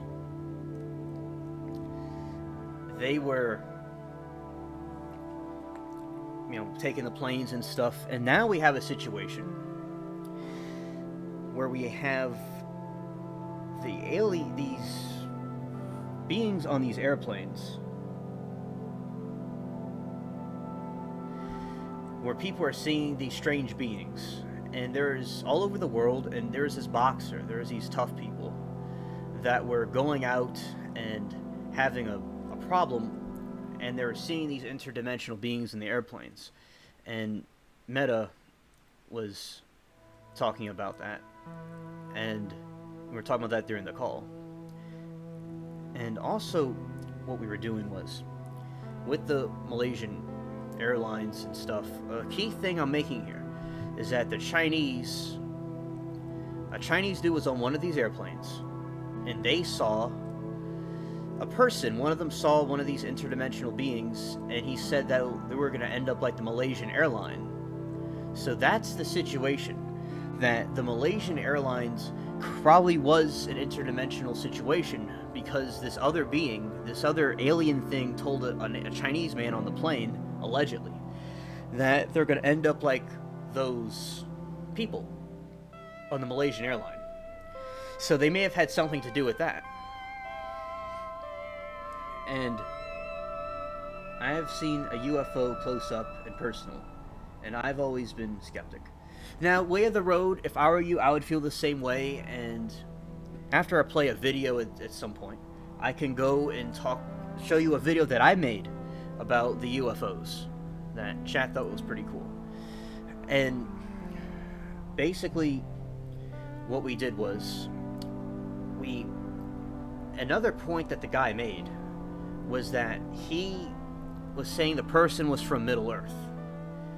And I think from Middle Earth, that is a place where the Nazis were interested in. I've talked about them on the channel, and these different groups were interested in. So basically, in Middle Earth, there was these people that exist, kind of like these alien extraterrestrial beings in the middle of the earth. And then what happened next was, that this person came from that, so it intertwines with what the other myths tell us. If these things are really real, and the lady was scared, these people were scared of these beings on the airplanes, so that's the new situation. So chat, if anybody in chat ever sees something on the plane, that'll be pretty cool for y'all to tell me. And Way of the Road, let's see, what's Way of the Road? Yeah, and he did a little bit. He was sitting in a car with a friend and look up, and it was drive away. It was fast by, but disappeared. Yeah, so Way of the Road, I think that basically with the situation you have is that you likely saw a UFO, UAP, and also, well, I call them UFOs. And I saw one time looking at the horizon over there. And I saw the UFO, and it was after ABL, and it was this glowing blue thing that rose up and was staring at us. And also, basically, that was staring at me, rather. And that's what basically happened in my situation. And that's the only UFO that I saw and encountered.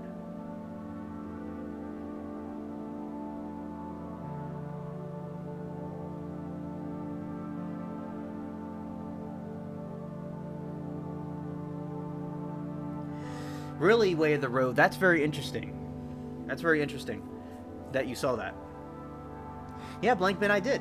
I sure did see a UFO. And this is a monster thing from the game right here.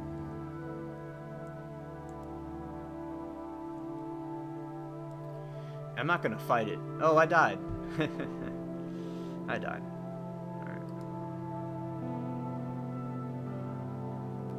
Alright. That's funny. That's funny, Duke. That's funny, Duke. And also, basically, what I see is me breaking out the jail. And chat, I'm about to go to one of the gardening videos.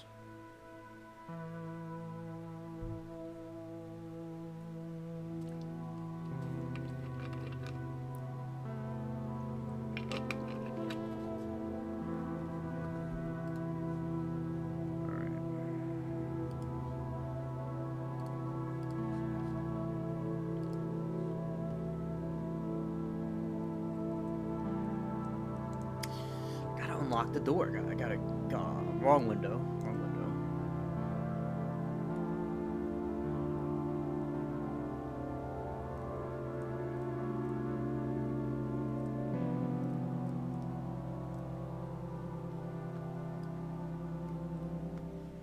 Yeah, this is a cool prison.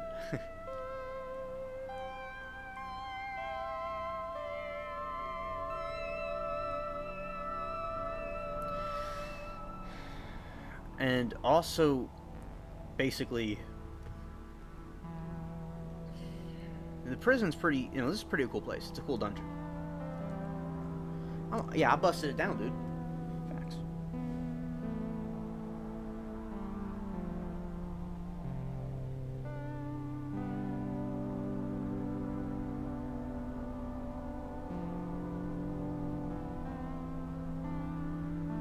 Well, look at this. I've never been here before. I've been here.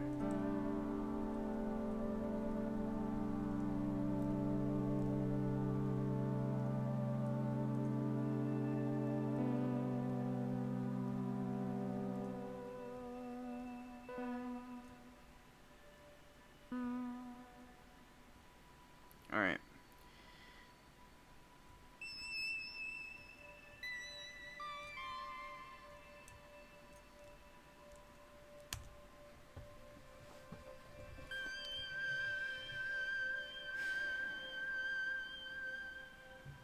Let's see. Way of the Road says, I have a vivid dream where I was at the cabin in the woods, and it felt like not reality. I know that didn't make any sense. Really empty. I had a bad feeling and said, I know what this is. Went outside the cabin and saw a UFO. Yeah, Way of the Road, that's very cool. That's very cool. You saw that.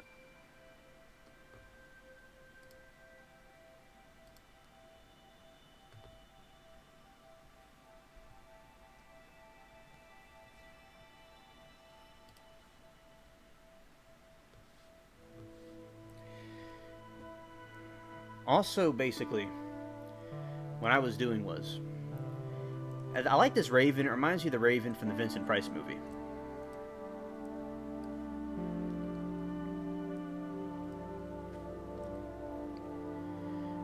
And also, I like the grandfather clock. It's pretty cool. Yeah, it's spooky.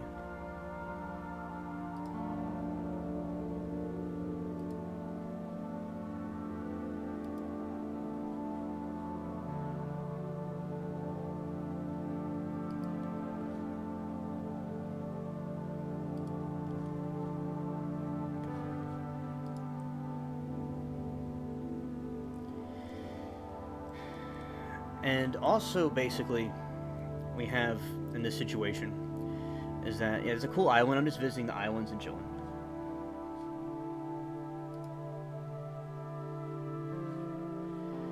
And also, yeah, Way of the Road, that's a very interesting UFO encounter that you had. And that I basically, so that's the situation. That I think that stuff is pretty cool. And also, I think that, these islands are nice. I'm just exploring them. And, that's basically the situation. I think about those conspiracy theories that the airliner stuff was true.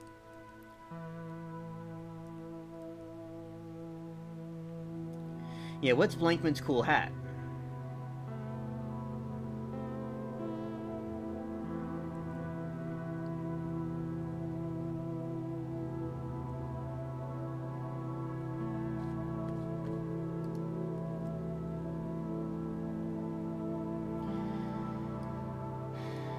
And also, we got some creatures in these woods. Well, these are woods, but it's like banana trees. It's not like the kind of woods that we have here. Like, kind that, in this region. Is part of the world. Well, my part of the world, okay, actually, basically, in this part of the world, what we have, where I am, there's a lot of swamp cypress trees like this place in the game, and it's also like the Appalachian, different places too. It's like a combination of both, and we got the hospital right here.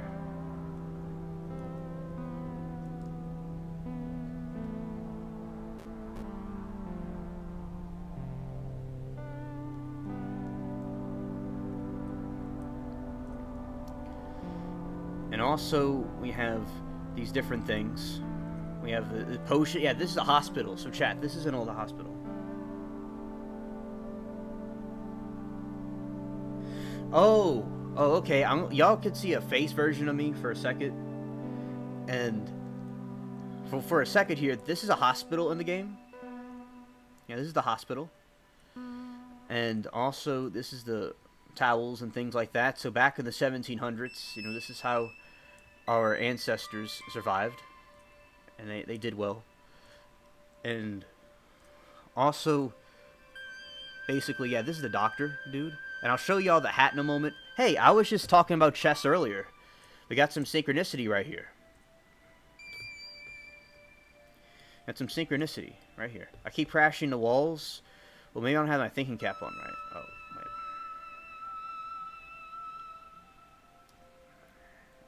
wait. And yeah, that's the hospital, and that's a chessboard. So there's some synchronicity. So chat, turn the volume down because I'm about to play the clapping noise, because I saw chess earlier and I was just talking about that. And Andrew Tate plays chess, and I used to play it when I was a kid, and I was looking at chessboards earlier. And there's a chessboard right there, chat. So in a moment, lower the volume. And I'm about to play the applause for synchronicity. God bless everybody here. Amen.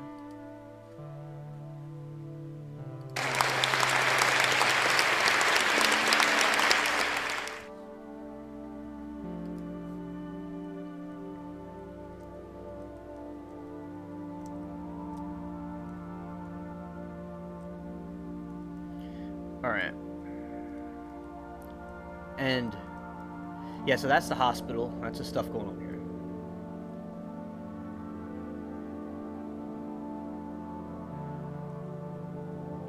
Well, that's good, Blankman. You and I had to play sometime. Yeah.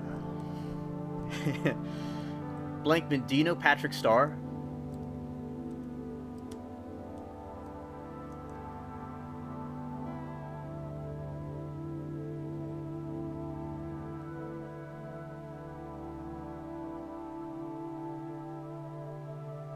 Yeah, a virtual splash of holy water would help the chat. I think that would be very nice. Alright. So, okay, chat, that's my hat. It's a cool feather in it. And that's just a hat you have in the game. I can tell you what the name of it is, actually. Red cotton stove hat. This hat would be even more ridiculous if you looted a Magernita version. That's just another version of the hat, yeah. So that's pretty cool they had there.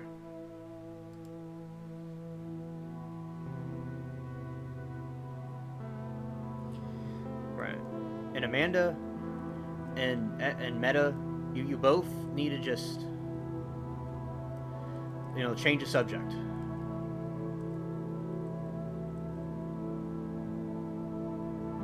Alright. And also, we have here, and I'm about to get to the video. You know, we got everybody in chat, and we're having a fiesta right now. A bunch of, you know, a fiesta. But it's all good. I like this fiesta. It's fun. And Blankman, he's the heart of the show. He really is. Okay. You play with Bryson Gray. Wow, that's awesome.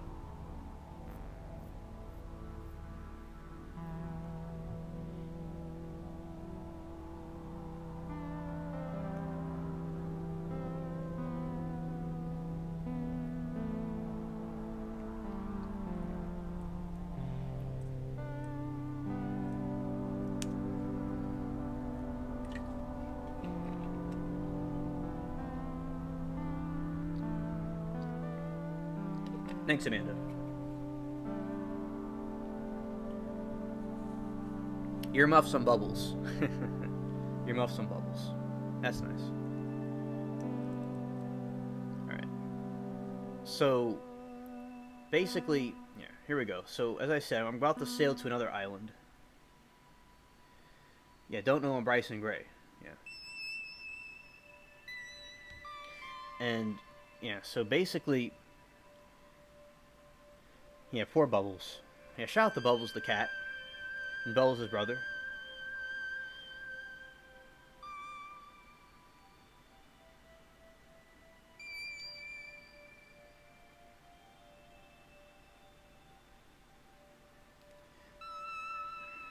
And I'll be back in a moment, chat.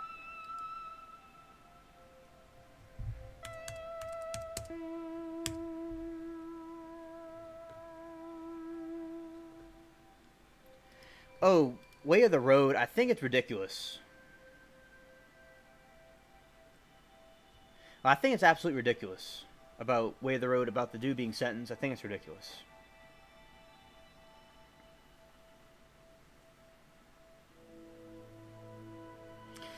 Oh, Blankman, Donald Trump was just in my city, but he didn't come into this part of the town, of course, but he went into the other part of the town. Yeah, Bo's his brother.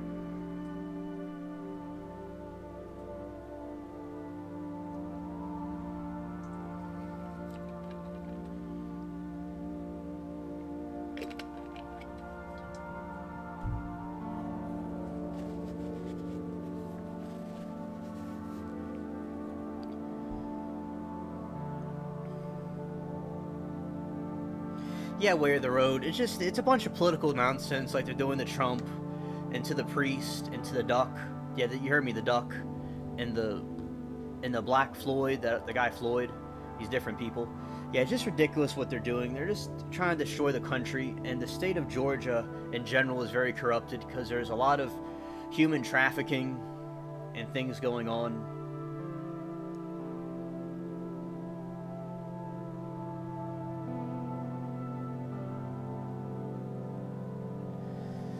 And also, basically, what happened was in the situation that I was just talking about.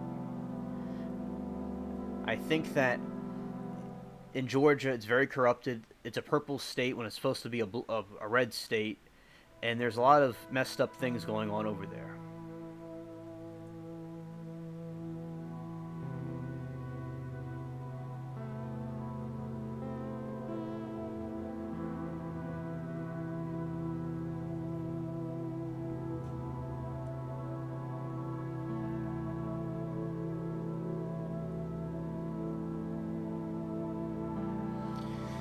And also, as I said, in this situation,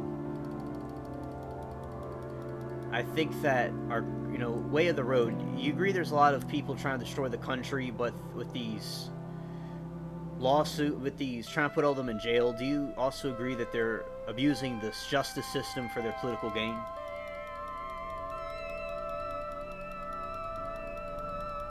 Yeah, when Trump wins, he's got to lock up Hillary, he's got to lock up everybody, and gay Obama.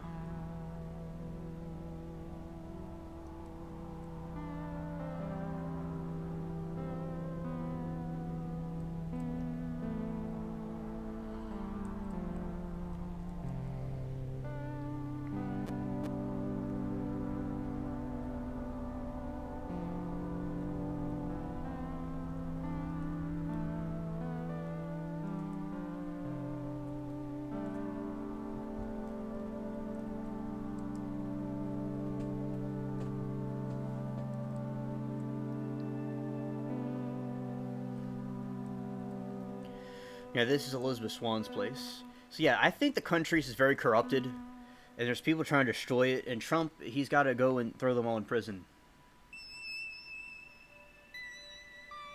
Yeah, way of the road, and it's going to get bad. I mean, the inflation's going crazy. There's a lot of people that are struggling right now with their bills and things, and they're complaining about it. With their, some people have struggles. Perhaps people in the chat.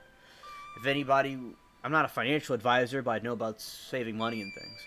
If anybody would want some kind of, like, basically some, saving money and stuff, like, I think it's best to do that. But really, there's a lot of people, the expensive iPhones and Macs and stuff, and they're complaining about the situation. It's like, really, it's like some of these people are ridiculous, but that's what happens in hyperinflation.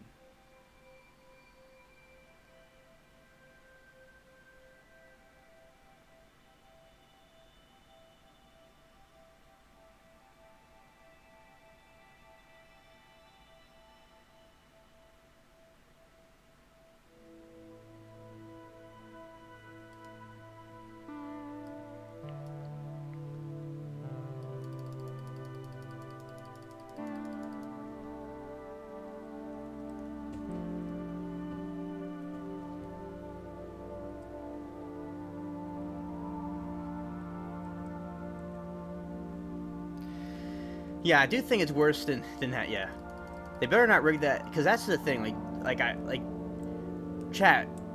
What do y'all think if Brandon won again? Like, because if they rigged it against him or something, like, could they do that again? I mean, I took a snapshot of the map of the country, and Georgia was leading, and the northern states like Minnesota and them were leading red, and then at 5 in the morning, Crowder predicted they would change the whole thing, and they did. This man, Crowder, was like, they're gonna go change the ballots in like 5 in the morning probably, and rig the election. But he said if it does this way, he was saying the night of the election, the same night I found ABL, we would be okay. He would have won by a landslide. But of course they did. I just couldn't believe it. I couldn't believe that they went through with that. It was all leaning red. And there was theories that Arizona and California were red too, apparently. And, you know, Peach was telling me, and Peach had her surgery today, and she's recovering, and she's taking it easy, for people that were wondering about Peach. Thanks for praying for her. And, you know, she was telling me a lot of the illegal immigrants are voting in Georgia. And I remember from watching other channels that review the border and stuff, that there is a lot of things going on with the border. And that they're going to Georgia. They're all going there. So that's something to take into consideration. Nice guy.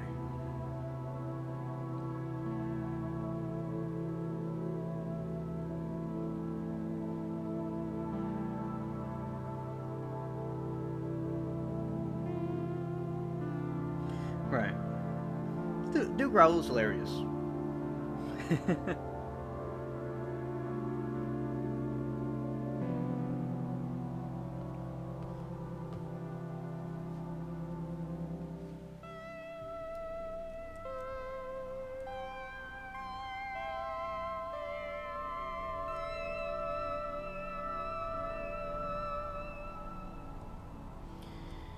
Exactly, SC. That's because a lot of the stuff is like rigged in the country. That's what they're saying. Like, a lot of the stuff was rigged, and there's a lot of sheeple don't really understand it.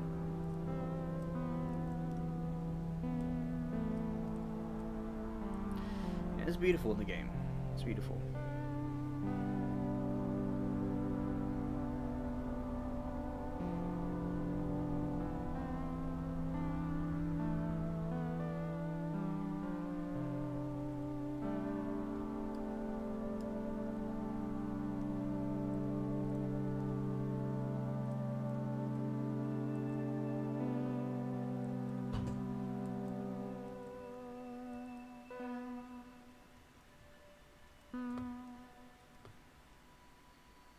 Let's see how this new sword does with these enemies. Whoa! Whoa, something blew me up. Tonic. Alright.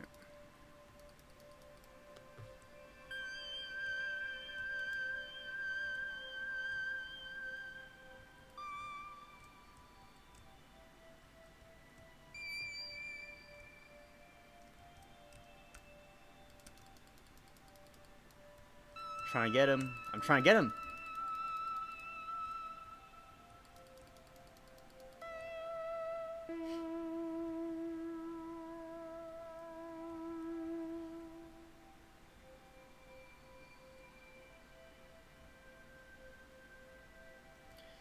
Right. You know, Meta has a board sword. I've never heard of that before, though. And also, as I was saying, these are some of the East India people in the game. And also, I think that, yeah, this is pretty cool. With my crew, chilling.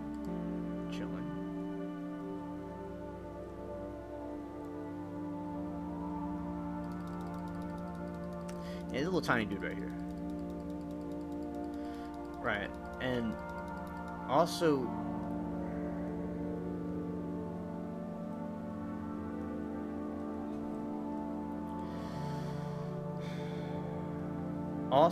basically, the situation with these people, we're gonna get them. We're gonna win. It's going good. We're getting both of them. And yeah, so I think the situation in the country is really bad. And God help us all. You know, God save us all. You know, amen. Amen. I'm gonna use this other sword that's good for healing, so I can heal myself. Duke, you could be the scum also. We're all scum here. We all want comfort.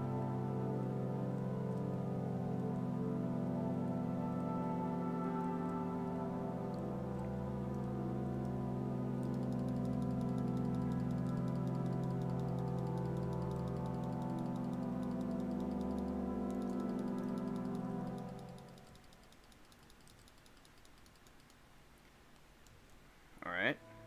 Here we go.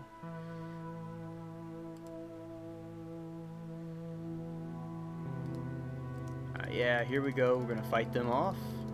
We're gonna do some things. We're gonna win. I'm getting attacked by everybody. I'm gonna win this. There we go. Bam. With teamwork.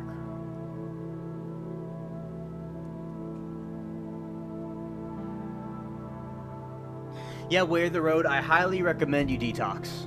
Yeah, I highly recommend it.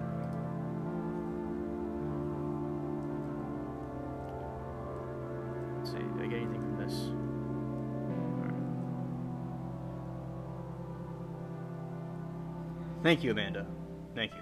I know. People that, scum people, like, people that are scum, they threaten people and stuff. Like, that's what the scum does. And, oh, damn, that was good.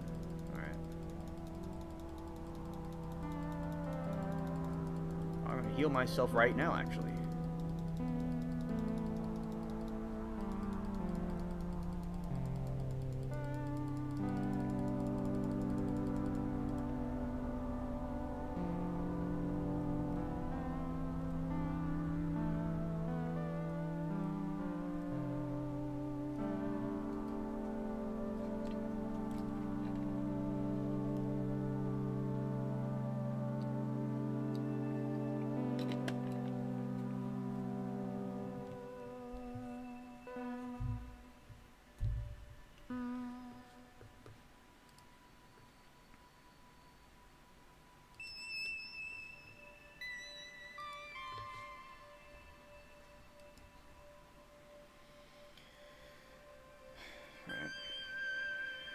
Put my sword up.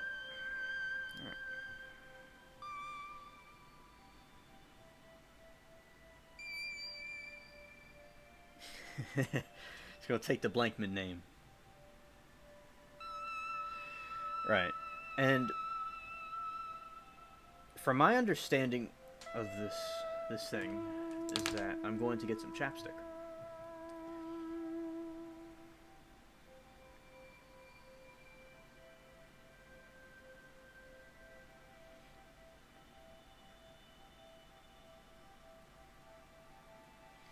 It's September 1st, chat, where I am.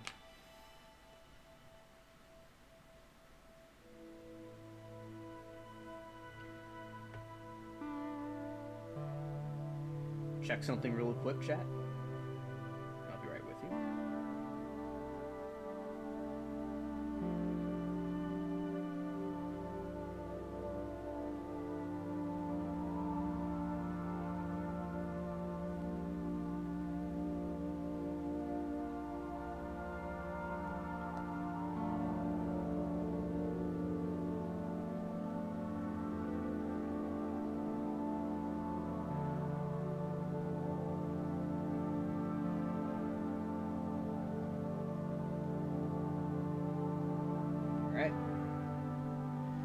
Okay, I'm back.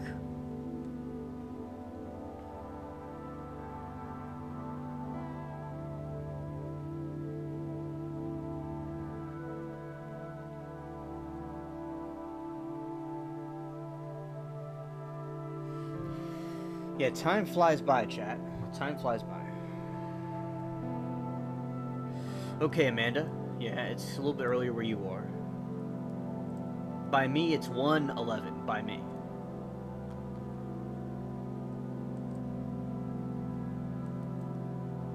Thanks, Blankman. Right-hand man. My sidekick. Partner in crime.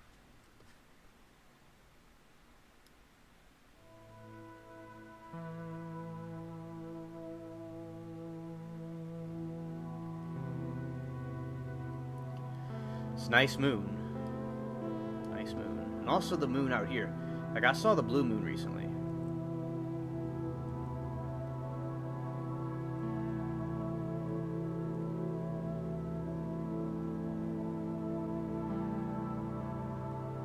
Ha, he killed him.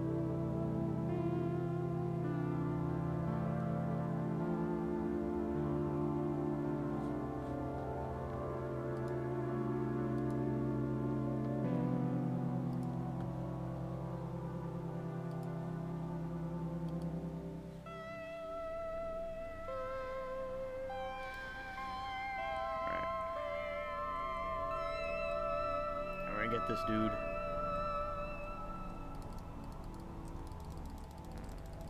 Yeah.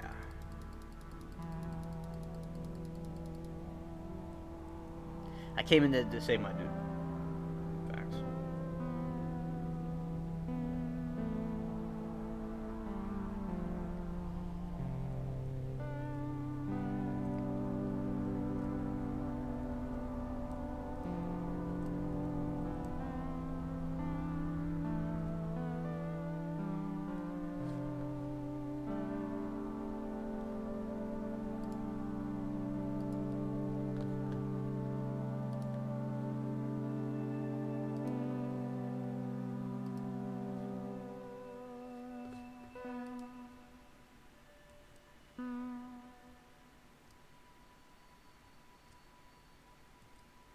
Yeah, this is the top part of the castle fort.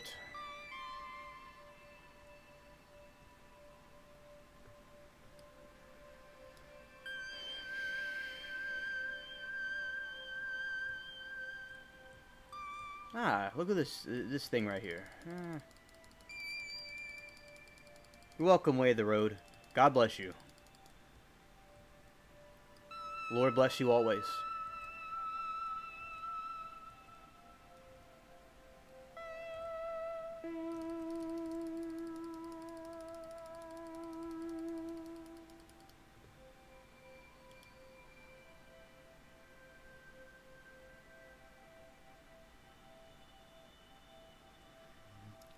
Oh.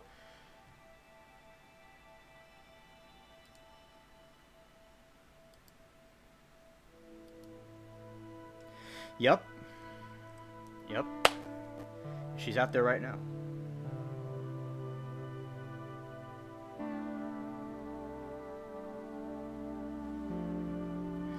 This dude got a cool ship. See, like chat, this is one of my friends I just made. And we're on this ship. See, these are pretty cool.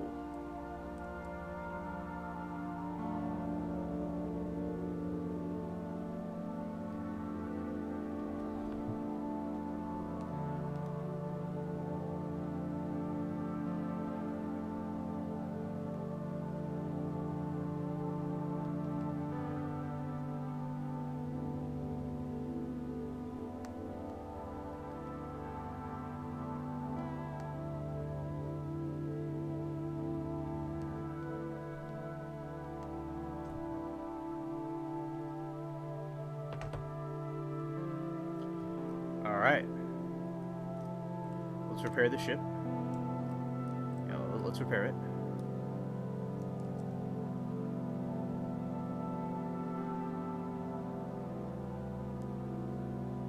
Bubbles is sharing the earmuffs. Well, yeah, shout out to Bubbles and Sid, Mary. That's facts.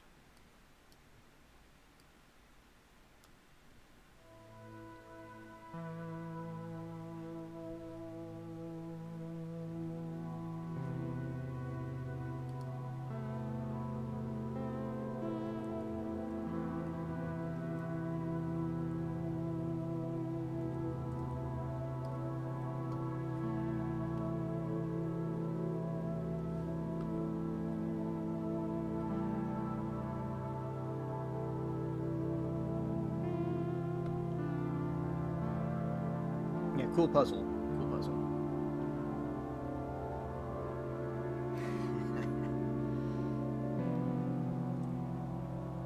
This is pretty cool. Yeah, so chat, this is another ship.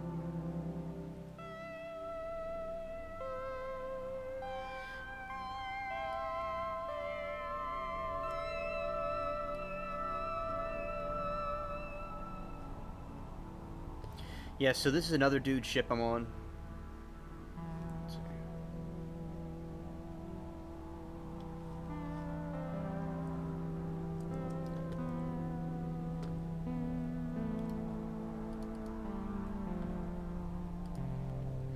Yeah, now I'm on this other dude's ship helping him fight. Alright.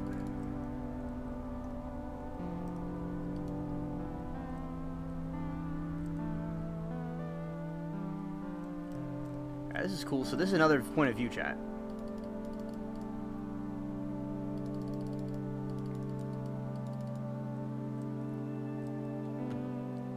Alright.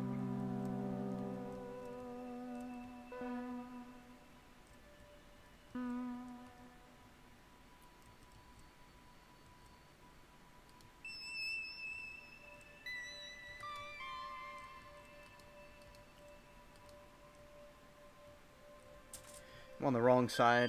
Let's see. Trying to see which side I'm on.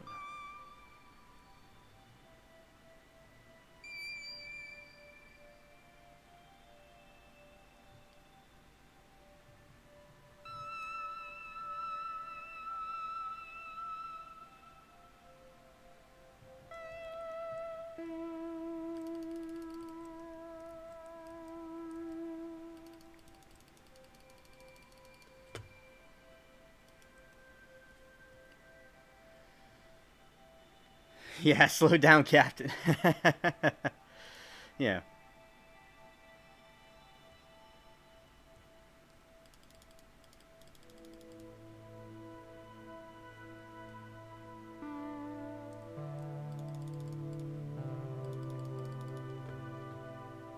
Alright.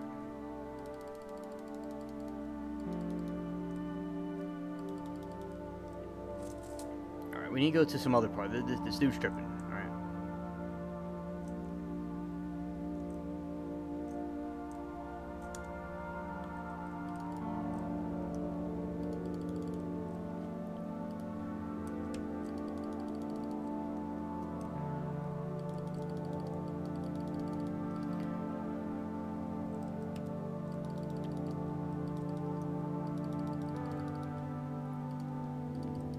Yeah, this is pretty cool, chat. And we're skipping past it, but we need to go back to it.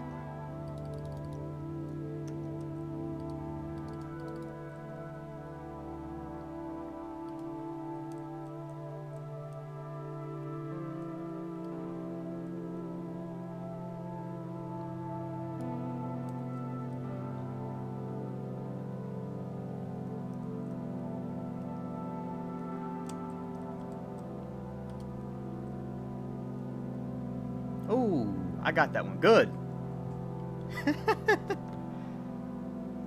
Facts.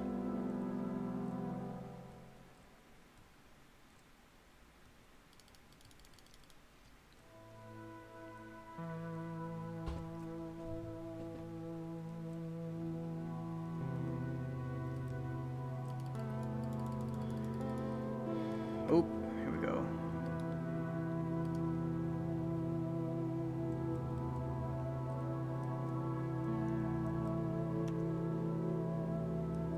This dude's going really fast. But I don't know what he's trying to do exactly. Thanks, Plankton.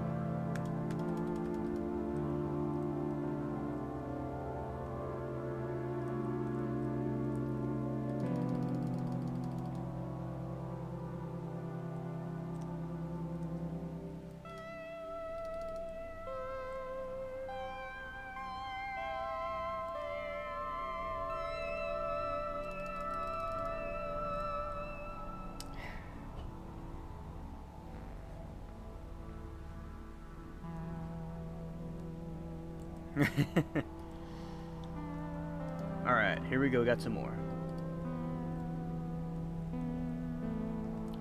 Let's see. The dude's going fast. He's going fast. Let's see, which side are we on?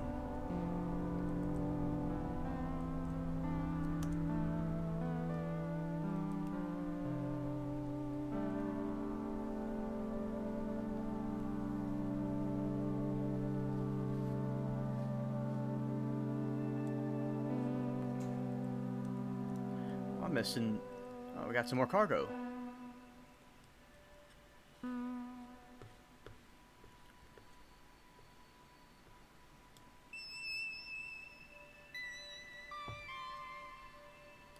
His fired version of Chicago.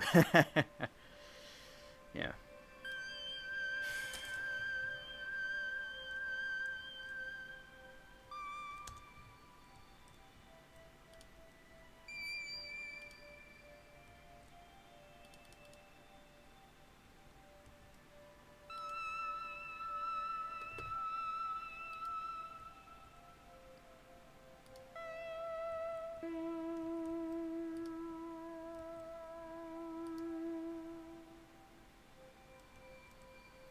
Oh yeah, we're getting these things.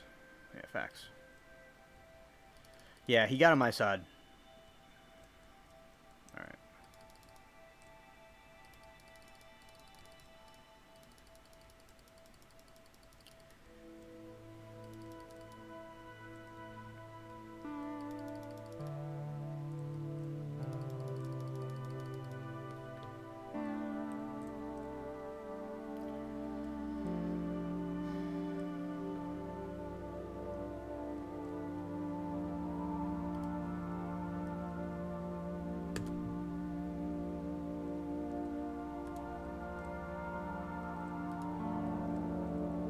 Yeah.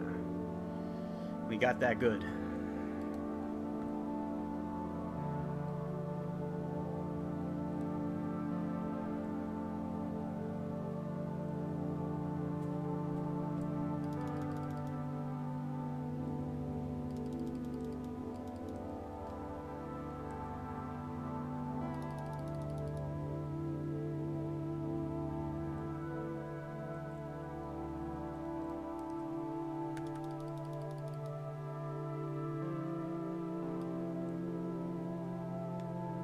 Yeah, turn to the fish food.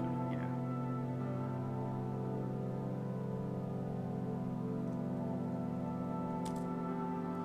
I'm gonna go fix this boat.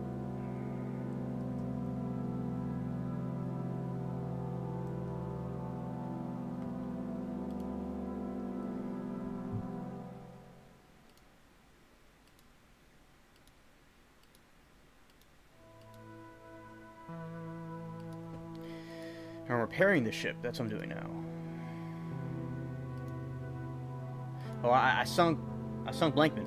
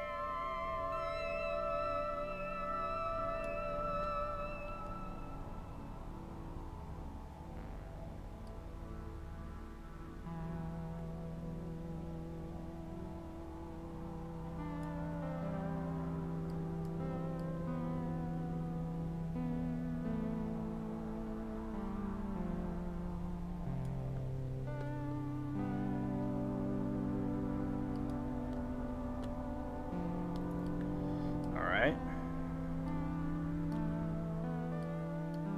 Go.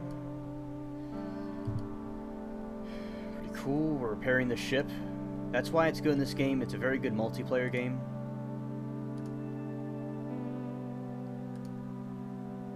Very good multiplayer game.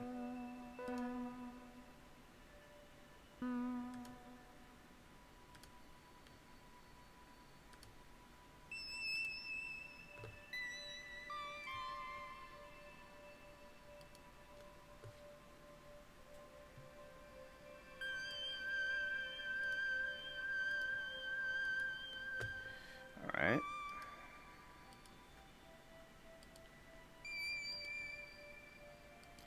Yeah, so basically I'm helping this dude in his ship, and I'm like helping repair it from the damages.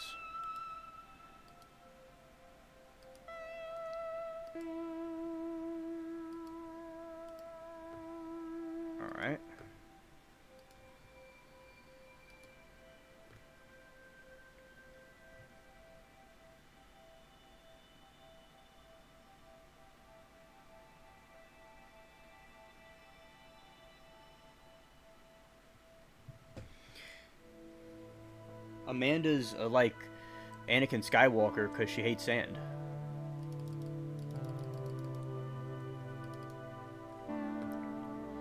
Yeah. I just sunk Blankman's other ship. Ha.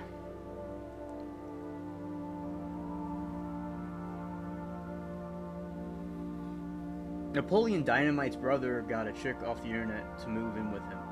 Way of the Road, you're based, dude. I like Napoleon Dynamite.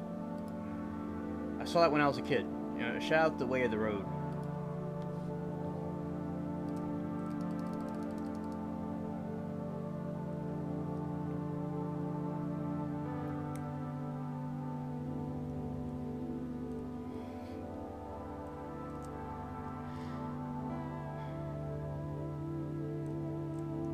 And I want to say shout out to my friend Nash. He does stuff with like detailing, and he was a friend of mine that we went to the pirate ship in Lafitte, Louisiana. Him and I went there together. And he likes to watching this, so I want to shout out to him. He likes watching this stuff. Alright. Now let's see where this dude is at.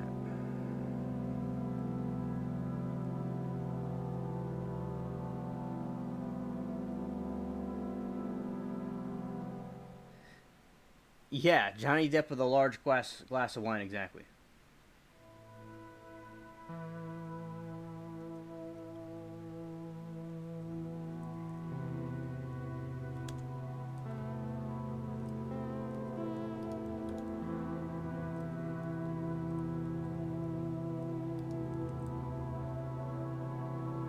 Ooh, I got him there. Yeah, there is a smoking lounge in there, dude. What planet you live on?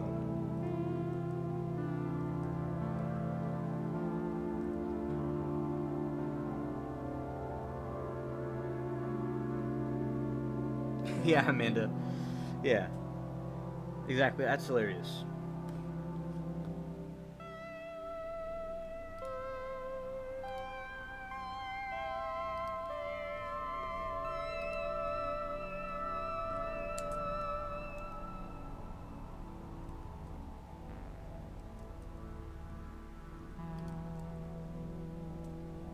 Oh.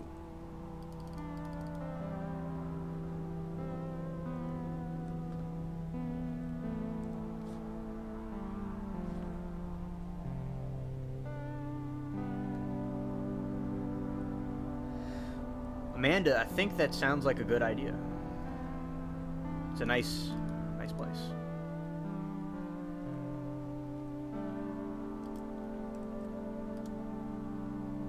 Boom. Nuclear. Boom.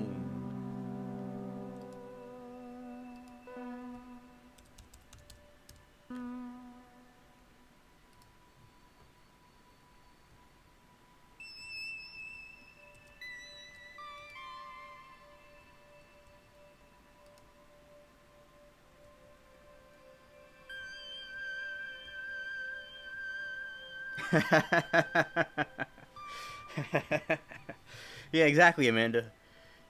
One of my hoes. Yeah.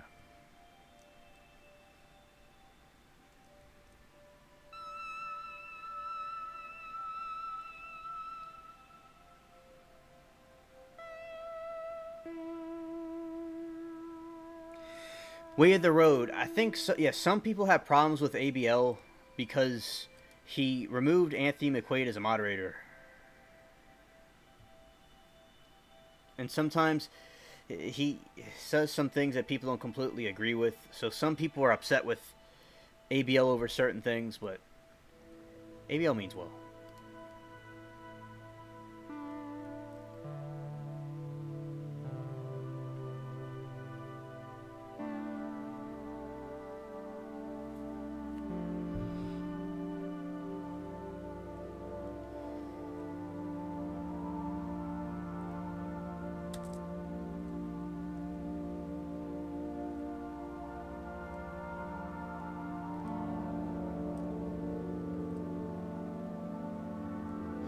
Oh, Kevin's Corner is cool too. I like him too, dude.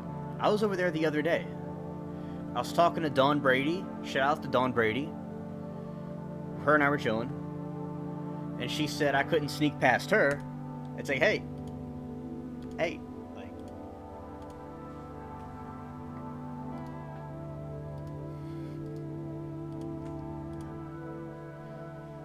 yeah, so now I'm repairing the ship so the dude doesn't sink.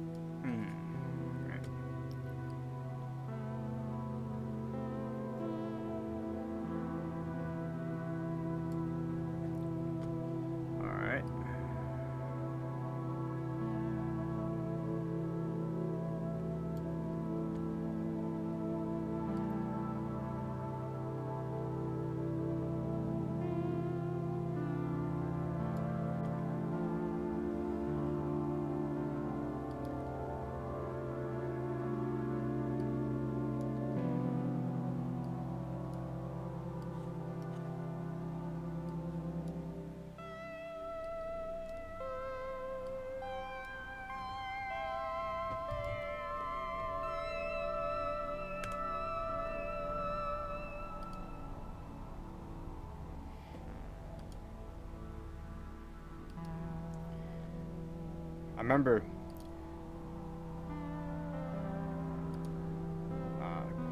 I'll get this. Get this thing. Repair the dude's ship. Alright. Alright. I'll get back to you in a moment. Going over here.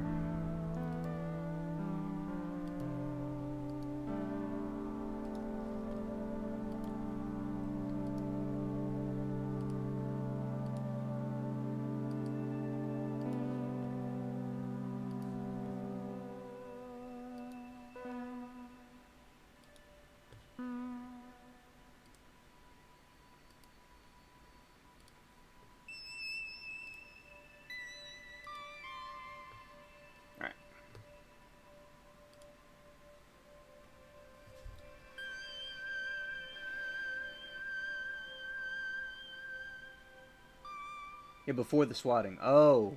Okay. Yeah.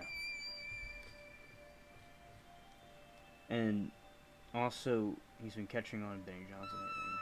And then this guy was saying ABL's one of the commentators who doesn't.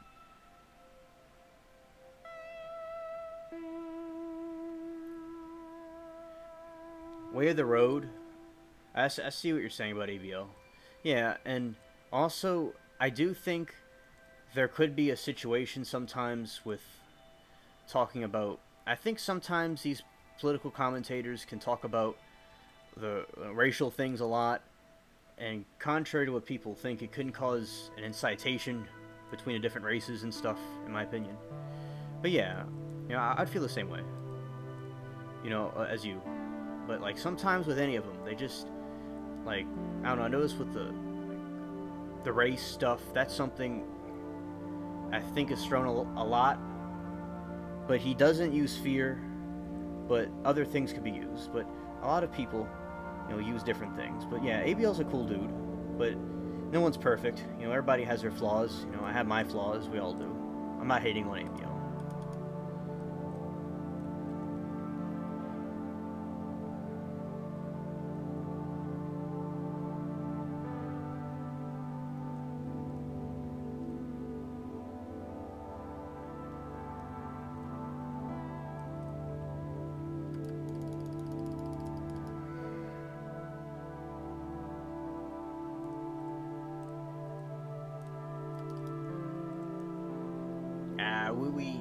We upgrading a pirate ship now.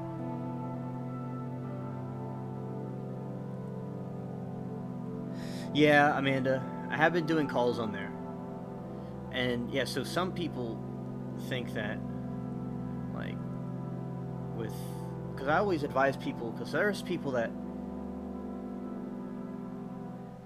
get upset with ABL, and like some people think that some callers might get more time than others and things like that. And I think that, you know, and some things with the racial stuff that is talked about sometimes like Black Wall Street was mentioned, things like that. And but as I said, I'm not against ABO. I like him. I'm just saying what some people think. You know, I had some criticisms about some stuff, but yeah, it's a well put together show. I learned a lot from ABO. He taught me about OBS, and he's always nice. He was always nice to me. Some people think he may have cut me off sometimes when I could have talked longer, but but he's all right. He's a cool dude. And I'm glad I met all of you there. That's something we could all agree on. We all met there.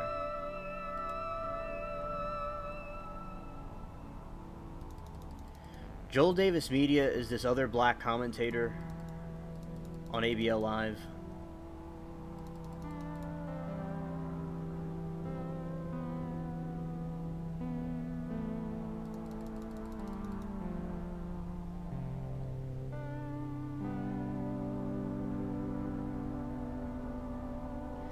Yeah, it's good that Way of the Road, you saw that ABL and he helped you understand things. I think he's a cool dude to explain things to people and stuff.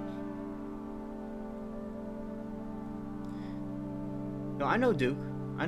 This is what, what other people were thinking. And it's interesting to see the different perspectives. I know he has a lot of callers. He does.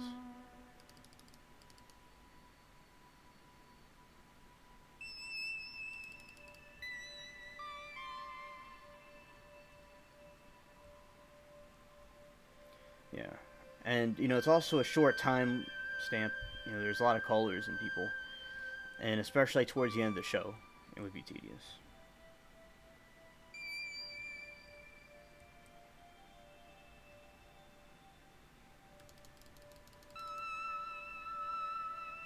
Oh, I got him right there.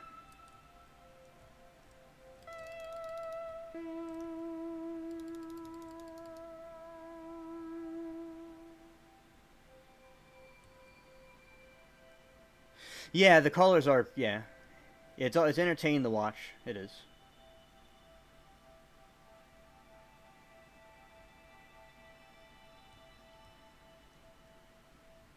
But I'm glad I saw ABL, it was his thing with the different stuff. It was I remember with ABL, he did stuff with, the Trump election, and that's how I saw his channel. I'm glad I found him.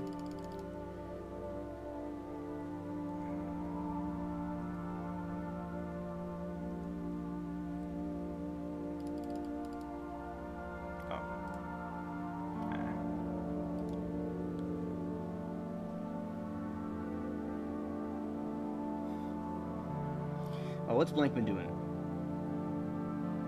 Moderator Junkie. Yeah, shout out to Blankman. Yeah, shout out to Blankman and Duke Raoul. All y'all have cool names. Duke Raoul's a really cool name too. I love the name Raoul. That's awesome.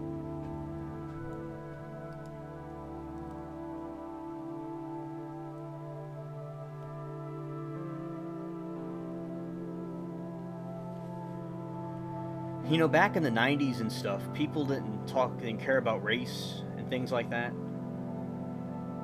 And also, it's good for the races to get along and for anybody, to not cause racial tensions, to have issues. And I know, they say, Martin Luther King may have been kind of violent, maybe, or had violence, but I think it was good what he did. And there was no easy way to do it, but and some people may seem some people may have not have been, what do you would call it, together. Some people seem ghetto or whatever. That's true. But basically, I think that he did a good thing. And, let's see. Oh yeah, I got plundered a bunch of stuff, chat.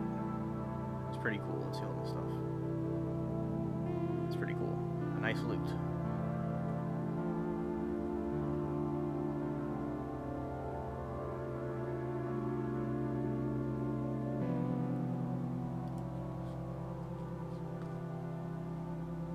Alright.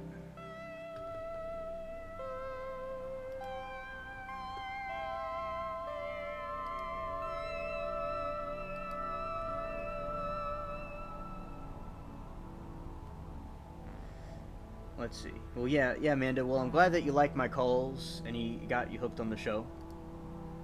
I'm glad that I met you there when I first saw you and when we're talking about the different things with, you know, New Orleans and Georgia and stuff. I like that. Nice conversations.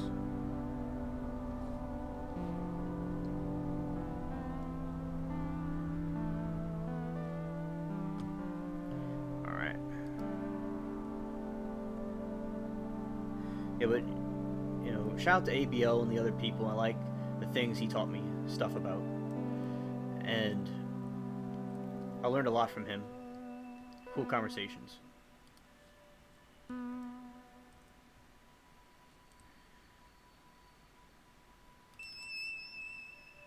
Because I have a lot of fans in ABL. A lot of people like my calls and stuff. I have a fan base on ABL, and some of them, as you all know, obviously, have come over to my stream. Also, I think it's pretty cool. And one time I was talking to ABL one time and saying, like, one of our subscribers told me something. Shout out to collaboration. Yeah.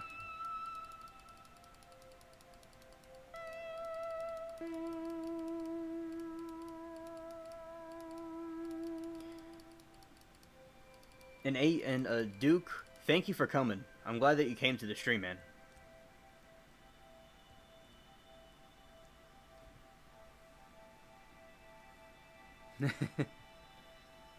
Kill it.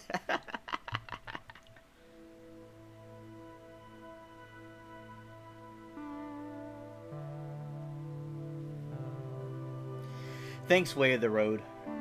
I've been on ABL Live since 2021, I think. And I have risen, yes. And I've been calling it for a long time. Thank you, Way of the Road. I'm glad I met you there.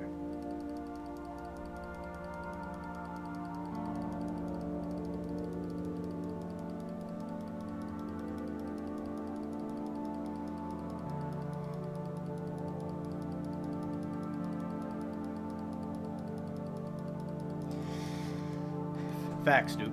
Facts. I'm killing this thing with love because I have a heart bomb.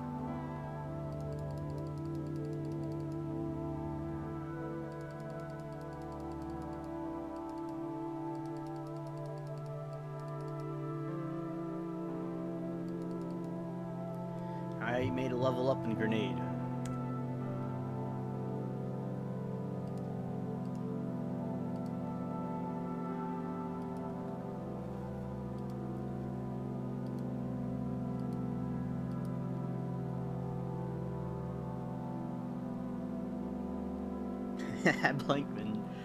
Blankman, yeah. Blankman, have you ever seen Santa Claus in your house? Like when you were a kid, did you see Santa Claus? Because I think I've heard that you were the one that discovered him in your house.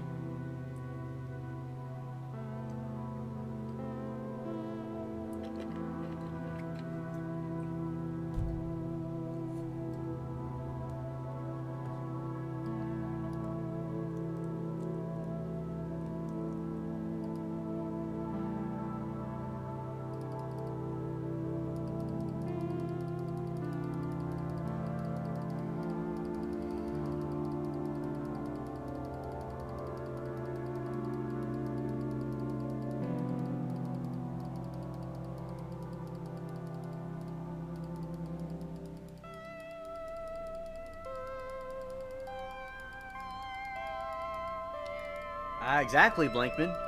Exactly. I knew you were the one that caught him. You went down the stairs and you're like, hey, you, oh. Yeah. I know he'd get to the bottom of it. It's like when the FBI needs help, they'll call him Blankman.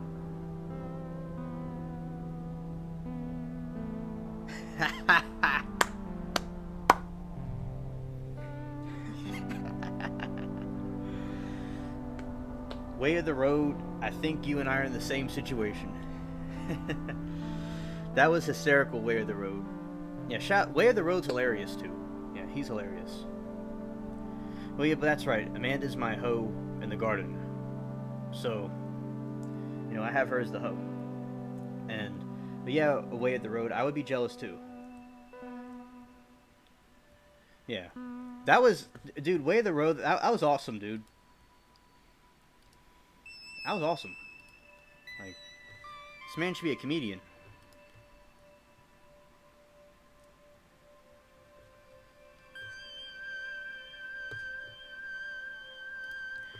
Dude's like, this is fun. Yeah, tonight was a riot.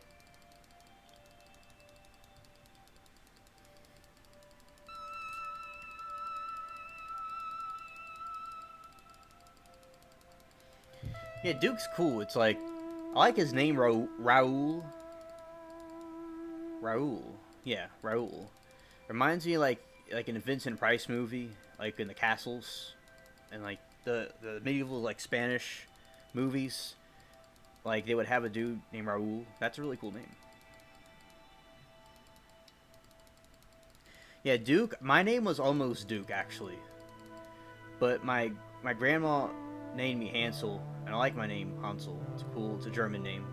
I'm related to many different European countries. That's a whole rabbit hole to go down. Different countries I'm related to.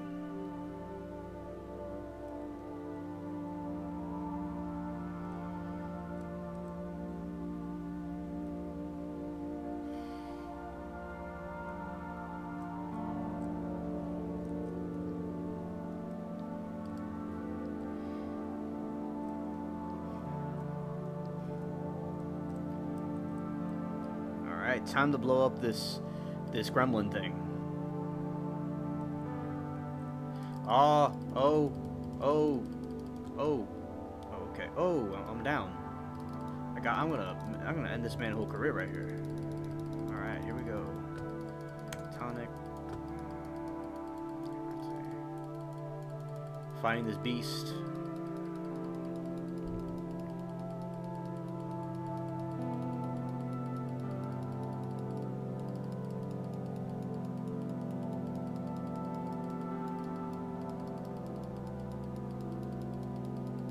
All women do like Blankman and Alien. That's true. Yeah, Blankman and I go to the club and we get all the ladies. We go to the pub, the Scottish pub.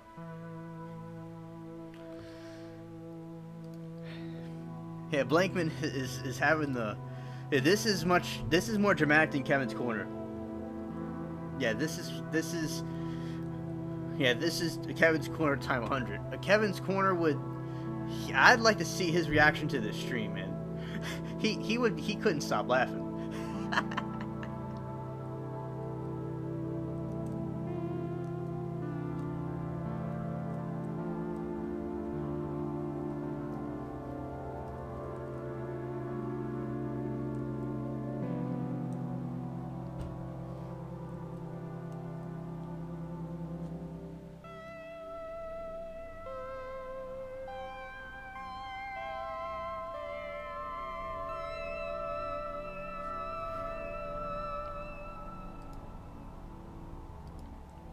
Yeah, shout out to Amanda. I can do the rolling tongue thing.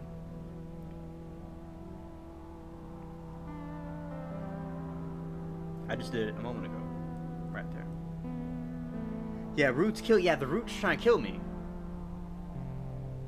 Yeah, the roots kill you. Yeah, the roots trying to kill me.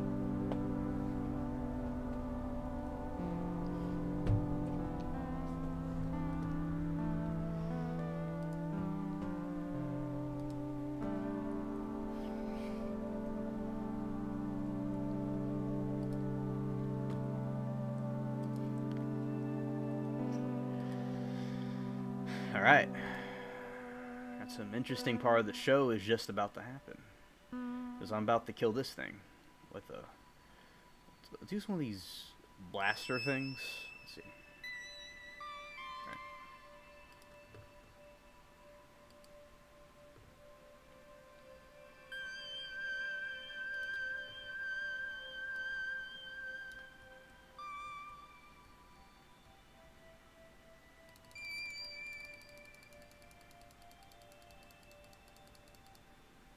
Bam.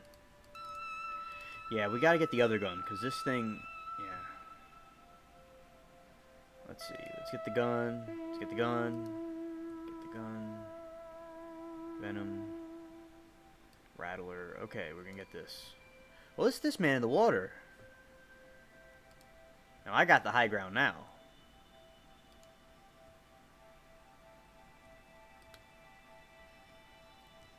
Oh, let's see. It's coming. It's coming. He's not gonna hide from me.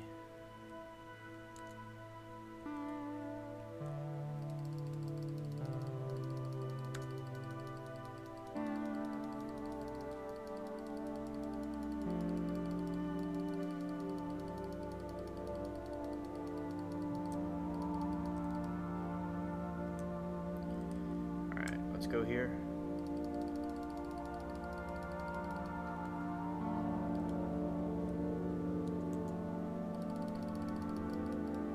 Alright. Alright. I got him. Alright. Oh. He didn't even feel anything. Well, let's see. Let's see what's going on here. Oh, there's two of them. The Nephilims are after me. Alright, chat.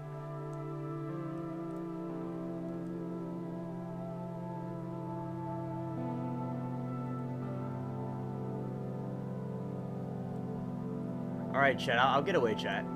I won't kill myself.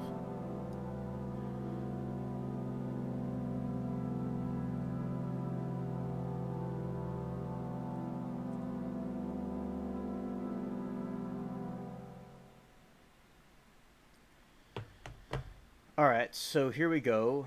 I'm going to teleport to another island, and I'm going to do something, and I'll get right back to y'all. I'm going to return to Port Royal. Right back. Right back.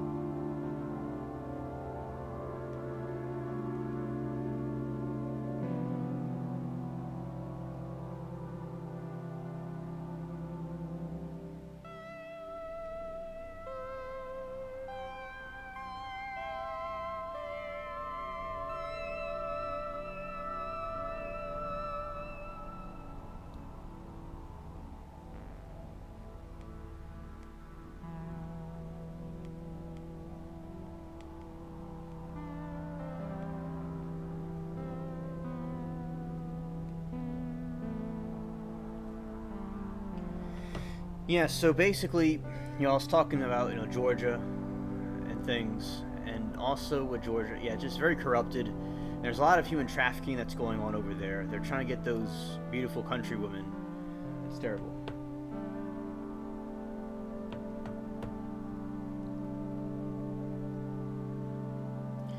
And yeah, this is Port Royal, and I got off the crazy island.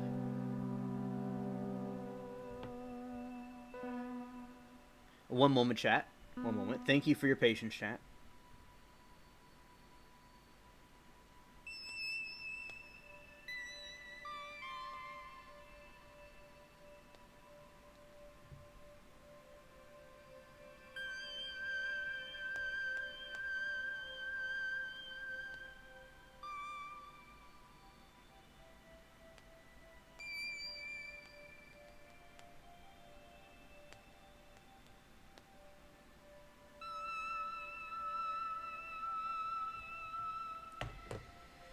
Fight George Washington? Okay, okay. Oh yeah, I'll show you George Washington, chat.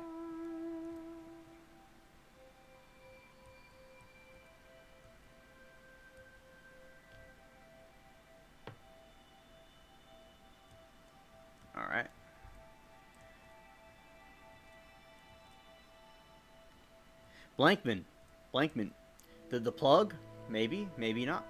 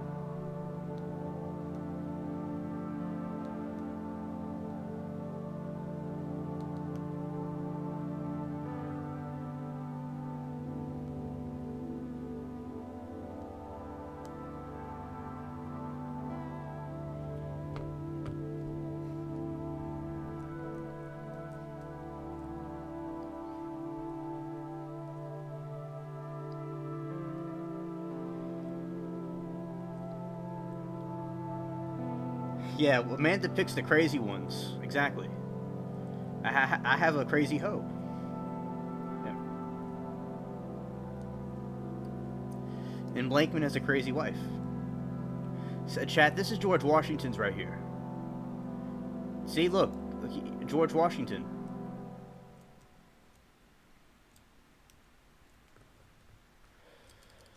Whew, okay.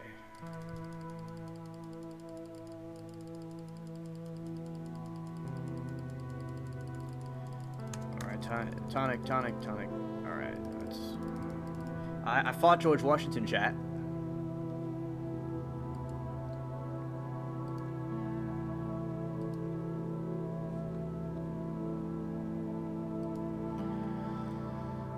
Okay. Alright.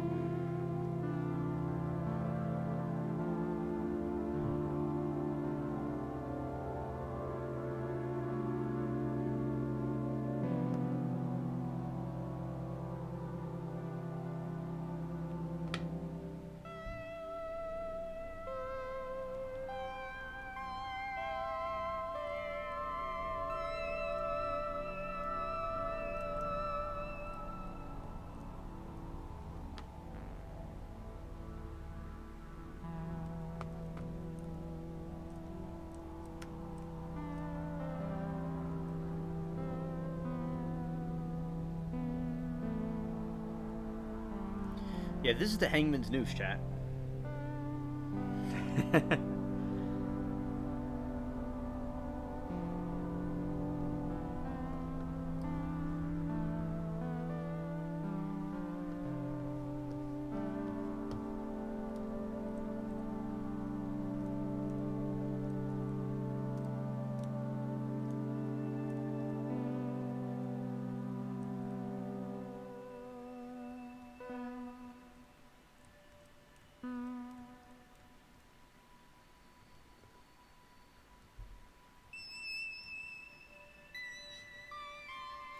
Alright, chat.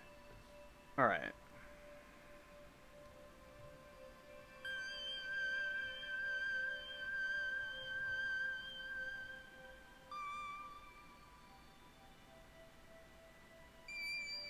I have some news coming in to cover. We could talk about.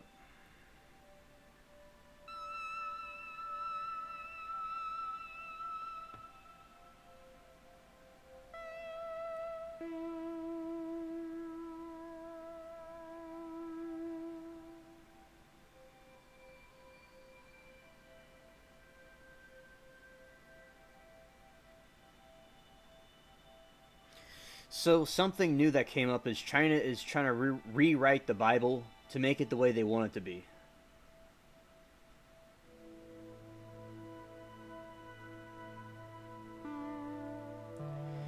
And also, and the GOP is planning to impeach Fanny and Atlanta and others. So China's trying to destroy the Bible. It's terrible. Oh yeah, Amanda, this is a very interesting situation. It sure is.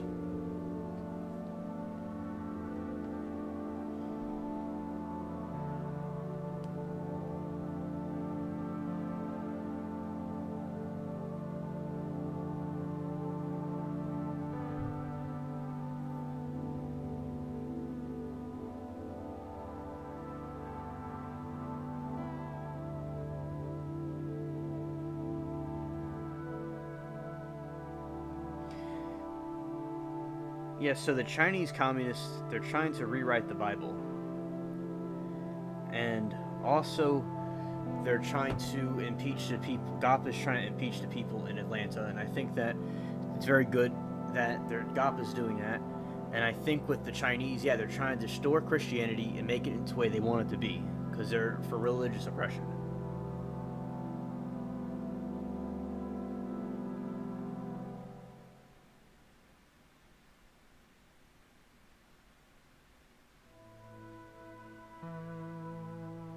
Yeah, George Washington needs a chill. Exactly.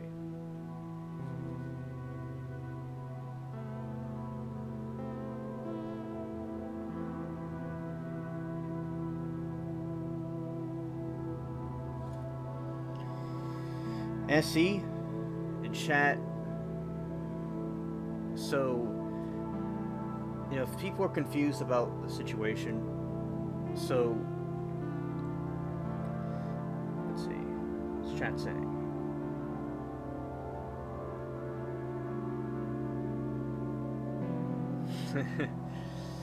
So Essie, Amanda was saying one time that you said something about the camp, that she would eat your food. Like you're saying you cook food and she would eat the food, and Meta is freaking out over that. That's what happened.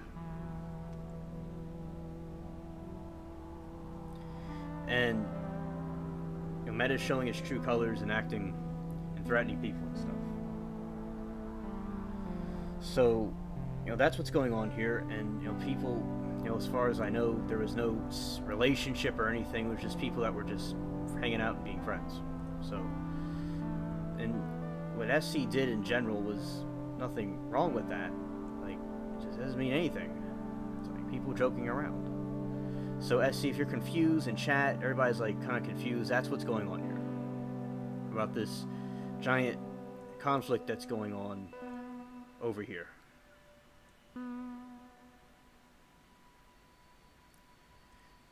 And like, cursing and threatening, murder and stuff. It's like, all that's not necessary. Like,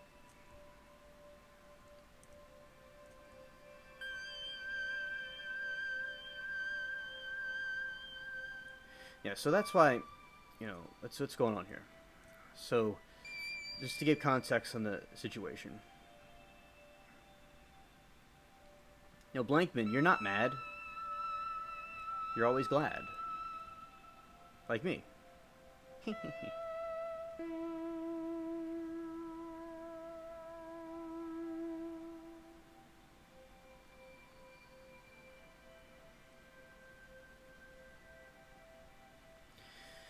Alright. And I want to get into some things.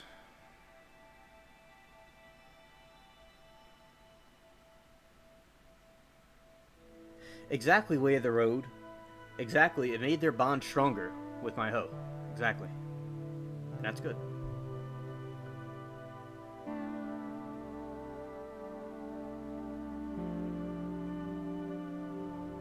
Ah, okay, George the dog. I'm glad that you're here in chat. Yeah, I figured that Duke went to bed. Yeah, you tell him I said hello.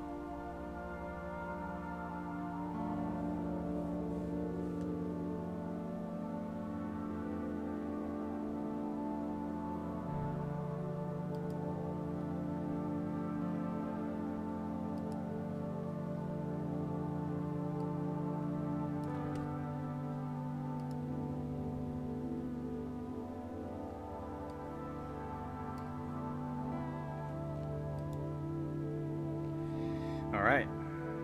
And I'm looking at some things.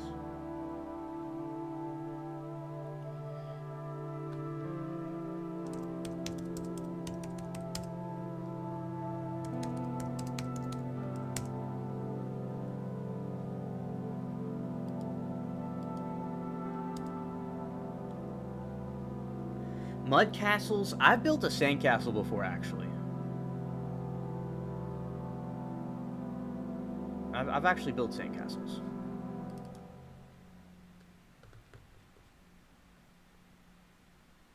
Yeah. And also, that's really Yeah, just basically, yeah, one of my friends is telling me stuff about Georgia, things that are going on with Georgia, and like basically they're trying to impeach the bad people and stuff like that.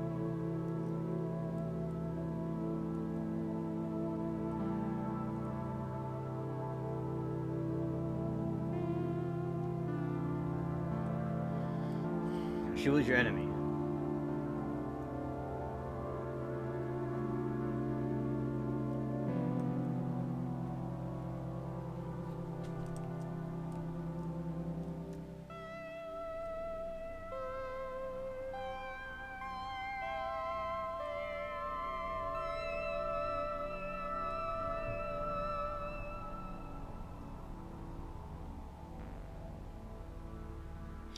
Way of the Road, I didn't hear about those tapes that are coming out. I didn't hear about that. I would be interested to learn more about that.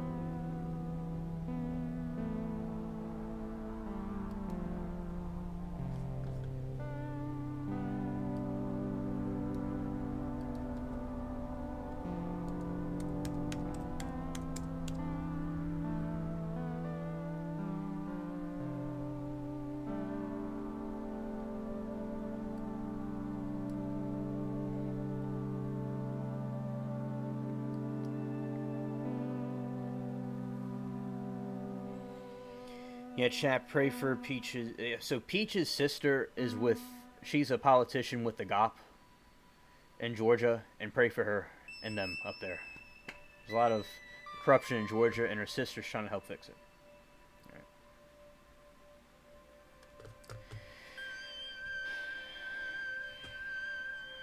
right. And also, basically, so chat, you can know some information that China is trying to rewrite the Bible, and they're trying to corrupt Christianity in China. And also, GOP is trying to impeach the different corrupted people in Georgia.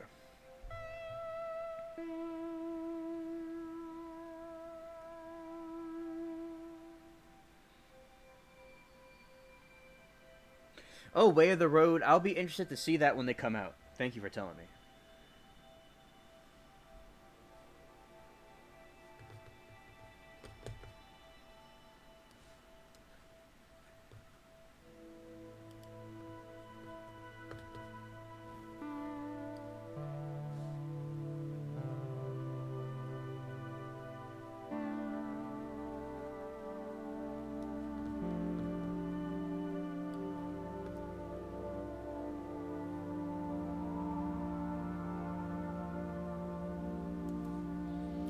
Okay.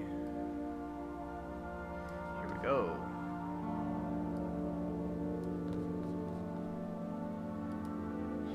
They need a wood chipper emoji. They sure do. That's something they need. They need to add in here. I agree with that.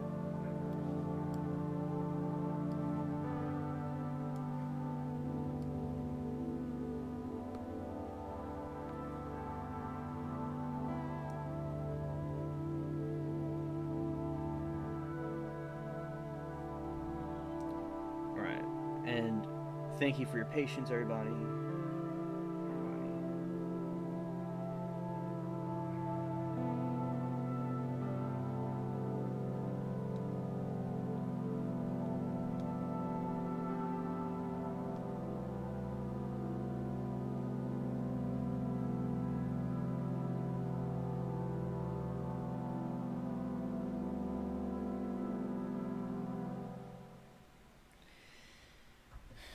Yeah, and also, as I said, like, this place, this chat, this place is a place for, people to talk and converse and be friends. This is not anything else.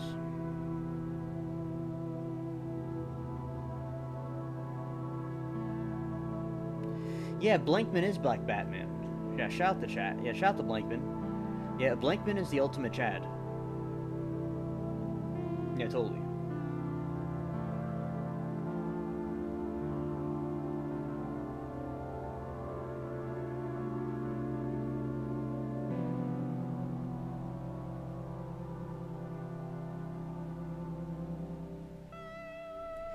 Oh, nice, Duke. You have a horse farm with 70 acres. That's really cool.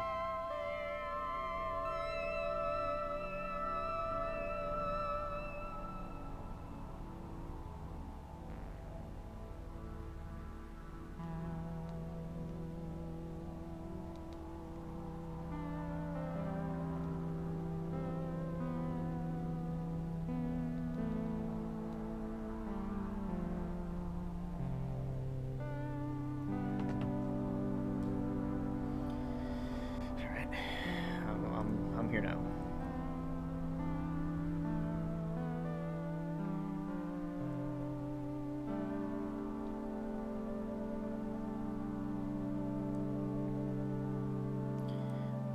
Duke, I don't know, can you?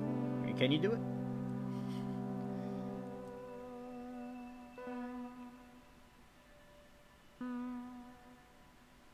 Well, that's cool, Duke. I love horses. Peach has a farm, and I've showed it before.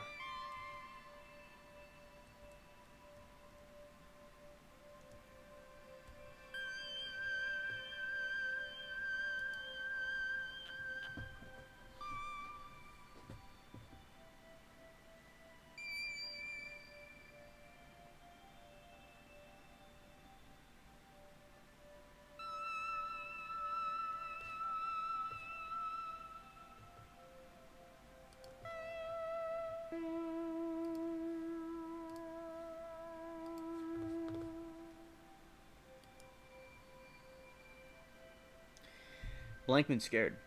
Chat, I'll be right back. I'll be right back. I'll be gone for one moment, and I'll come back.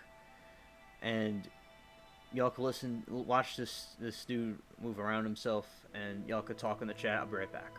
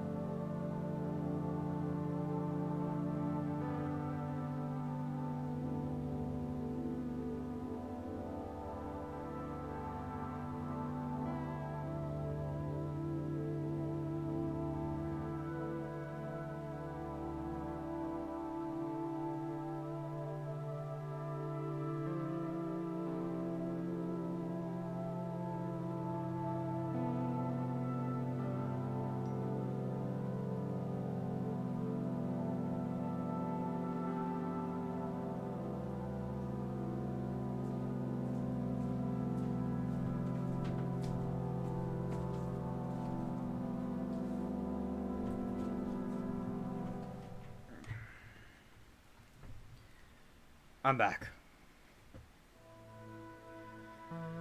All right.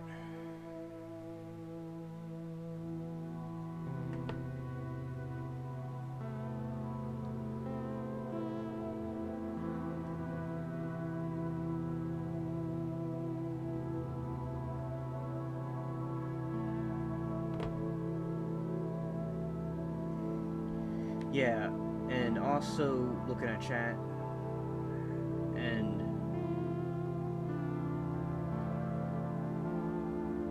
yeah, that's cool. Way of the road. Thanks for telling me about that. That's cool. And also, that's a lot of interesting things I'm learning from chat right now. It's pretty cool.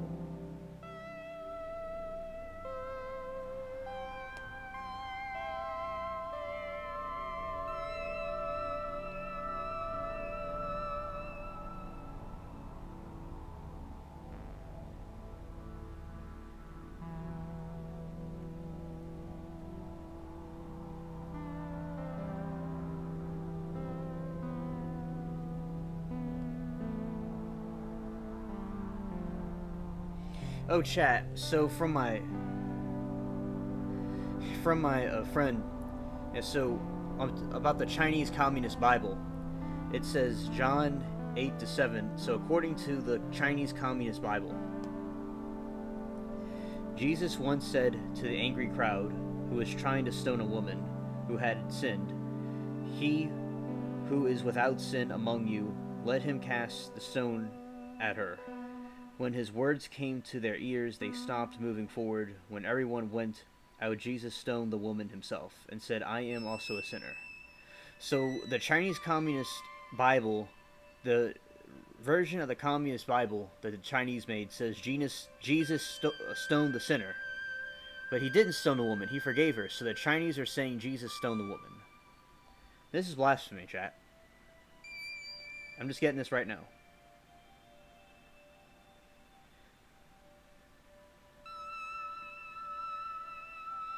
Oh, that's a cool way of the road. You live on farms.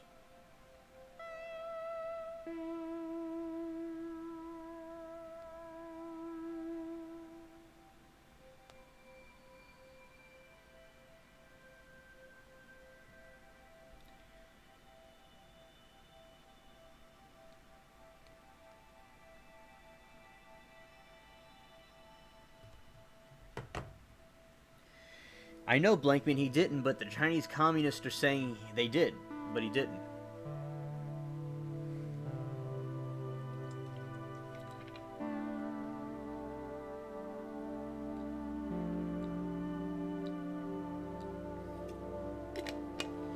Blankman,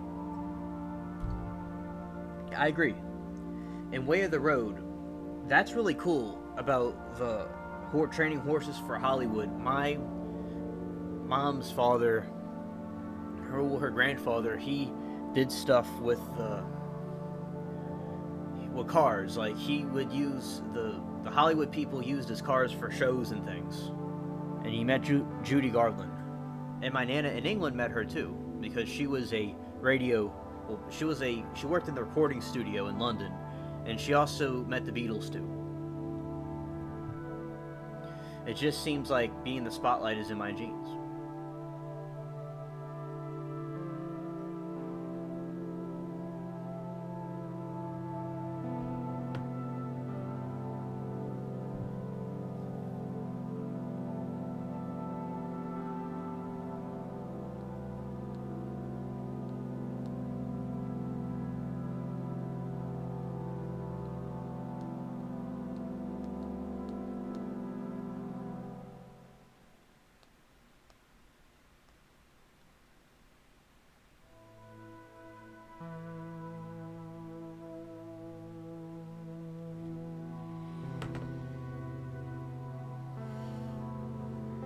And also, let's see. Oh, I've heard about being before. It's cool. Yeah.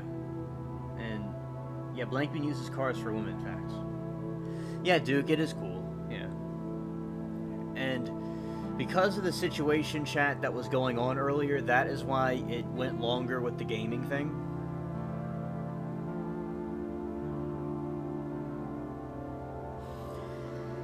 And also, I'm gonna probably react to my garden videos. Yeah, Amanda, that's cool that she would have wanted to meet them. Yeah, I agree.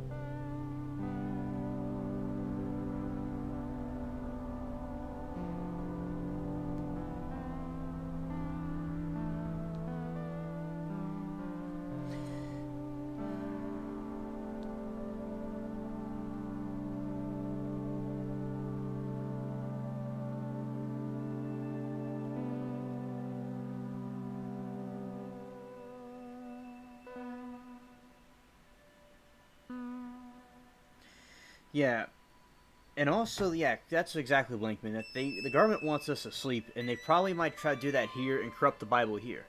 And the Bible says to not add or take away from the book.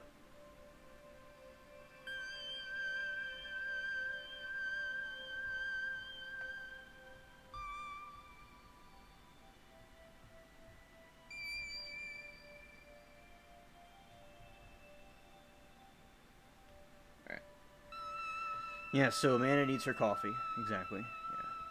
So, chat, if y'all have any additional thoughts about how the Chinese are trying to destroy the Bible, that's just horrible.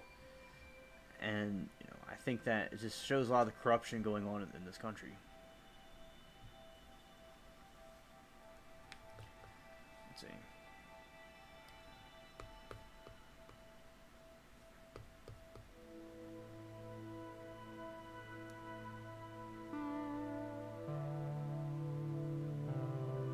Amanda always drinks coffee.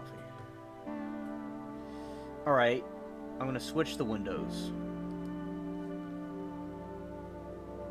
Let's see.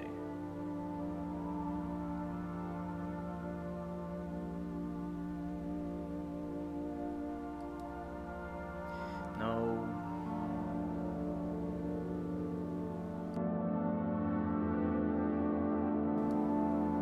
Alright.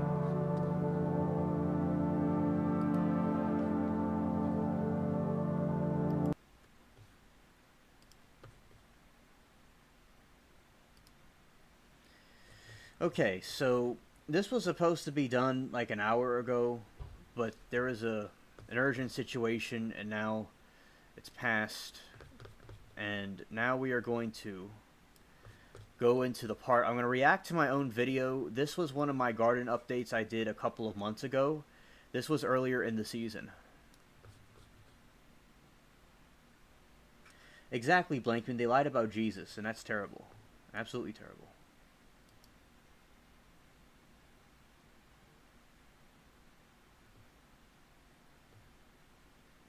Alright.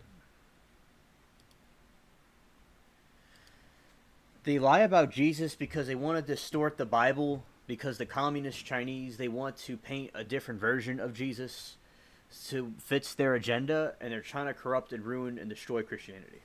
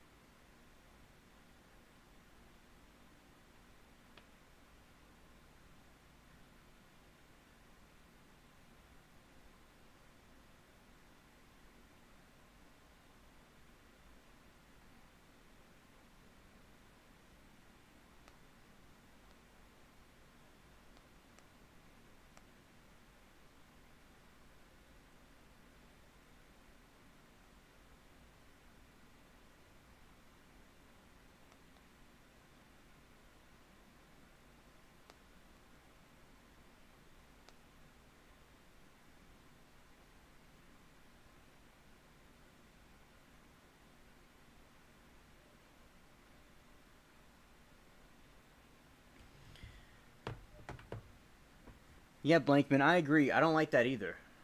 I don't like that either. And also, I'm about to react to this video about I did with the gardening, as I said.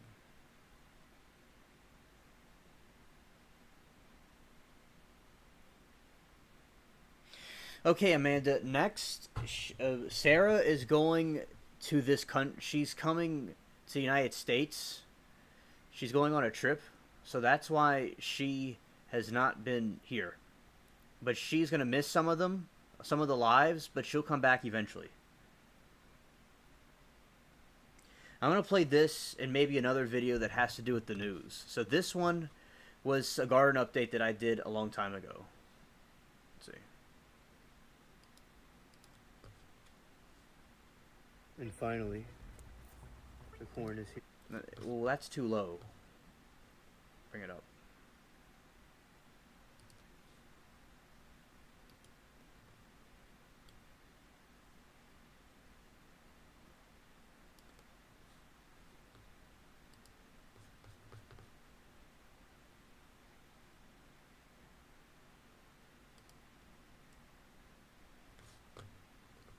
I know this was kind of we gotta turn up the volume, and I turned up the volume. All right.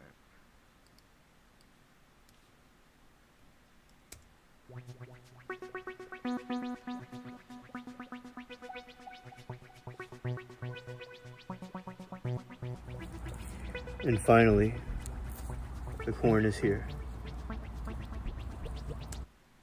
You see, like, the corn was much different. Like, this was earlier this year. This was 2 months ago. And you see, the corn was better than it was back, like, this other situation we had. The one that we recently saw. Because this is when it was faring out better. Because the weather was cooler and better. And the soil and everything went right. Thanks, Way of the Road. And I still have these things in the refrigerator right now. I have them in the freezer, not the freezer. I have them in the freezer.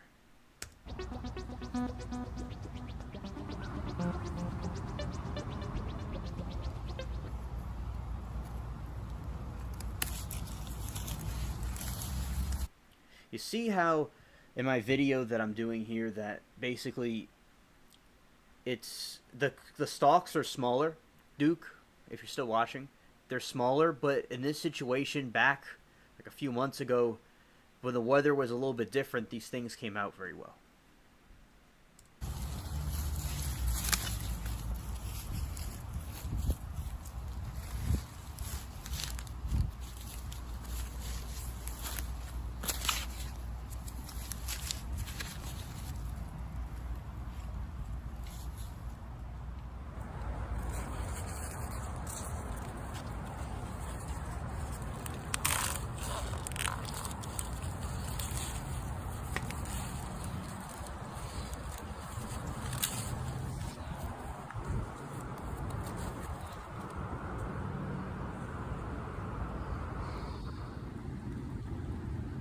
This is my corn that I harvested. Yeah, and yeah, this is the stuff that's still in the freezer. I'm going to do some stuff with it. And yeah, I like them. And I already tried some of these, and they're very good. Very good sweet corn. They're good sweet corn. It's sweet yellow corn. The way I preserve the peppers is I cut the tops off and I put them in here. I'm talking like I'm a smooth talker, like I'm whispering in a woman's ear somewhere, like I'm whispering to Amanda the hoe. Put them in the freezer.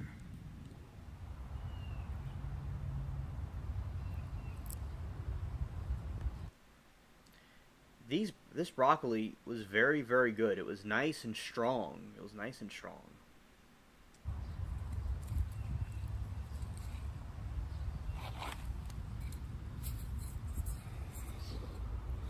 Nice and yummy. You see here, it's blooming, and that's fine. It's still edible, but I'm gonna let this one flower. And I'm gonna pick this one. And this one. Yeah, so yeah, that was some of the broccoli I had. And over here you can see, like, this is when it turns into a seed, and I collected the seeds off of it. And it was pretty cool watching it get bigger and bigger. And it bloats, because this was slightly when the weather was getting a little bit warmer. It was causing these plants to bloat a little bit earlier. Yeah, I'm smooth as alien skin. It's still edible, but I'm going to let this one flower. And I'm going to pick this one. And this one.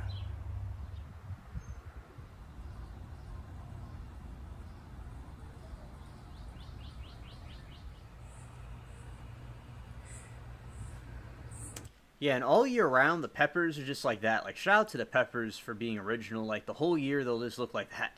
But yeah, the peppers do fine. The peppers do fine. That's a good question, Amanda. I'll go look at that up in a moment. This is looking great. I'm going to make some powder out of this.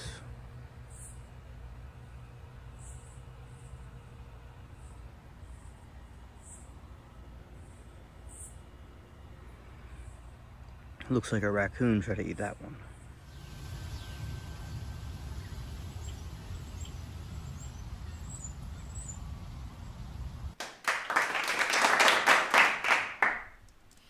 I forgot about that.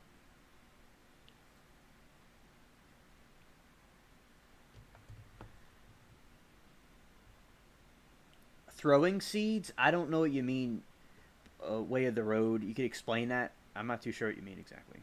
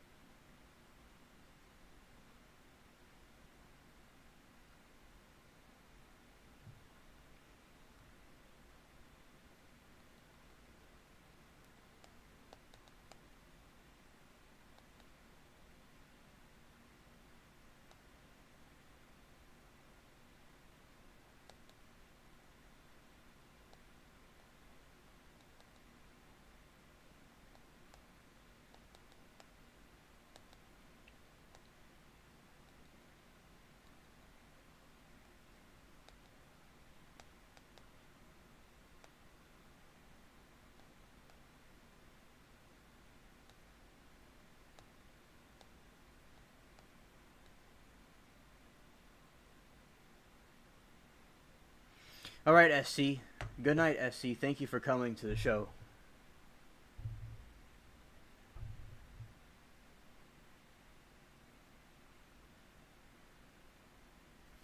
Blankman, I didn't know that there's a clapping noise. I forgot I put that there. Oh, okay. I don't know.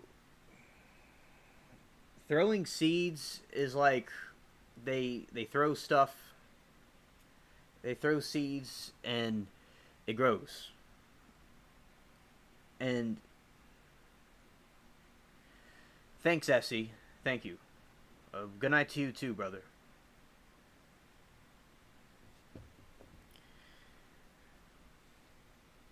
Also, Amanda, about the peppers, that's a good question, and I talked about this a little bit earlier. So basically, what happened was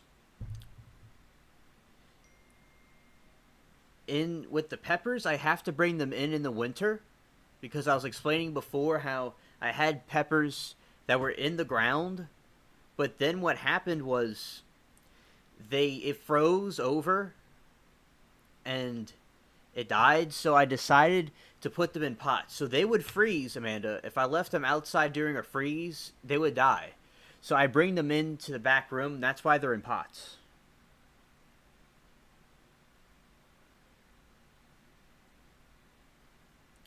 Yeah, way of the road. I explained it in the most retarded way you could explain it. No offense to anybody that's challenged, but so I'm not trying to invoke people, but yeah, it's just it's yeah. I was like I was explaining it in a retarded way.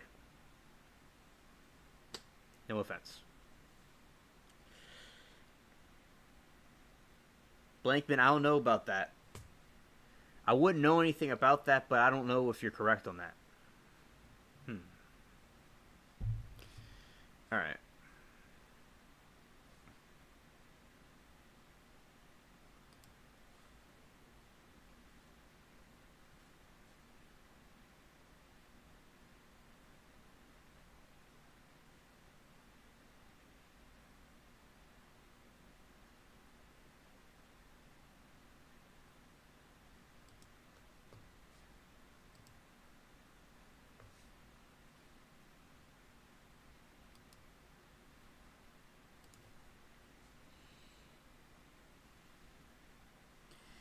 And oh, I'm sure it is hard. I'm sure it is. It was a joke what I was saying.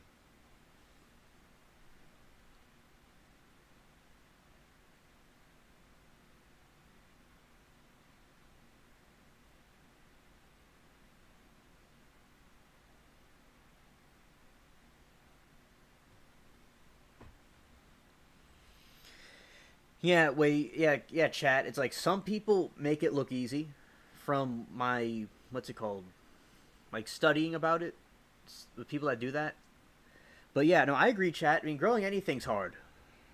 I agree. I was just saying a joke. I'm sure it's very difficult.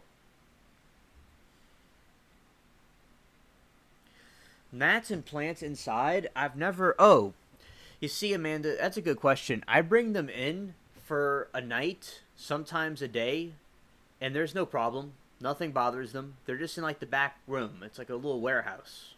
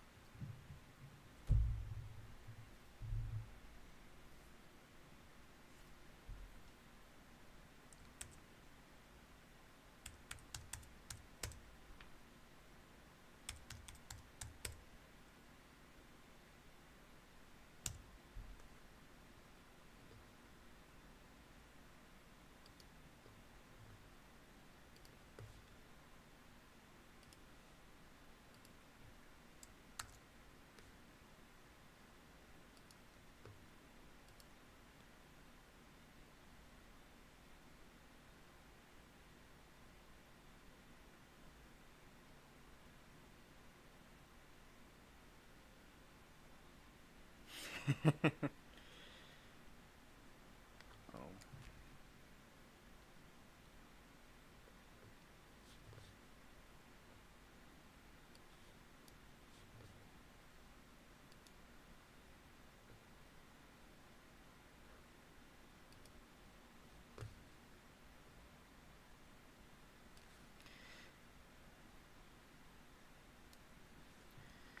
Yeah, and basically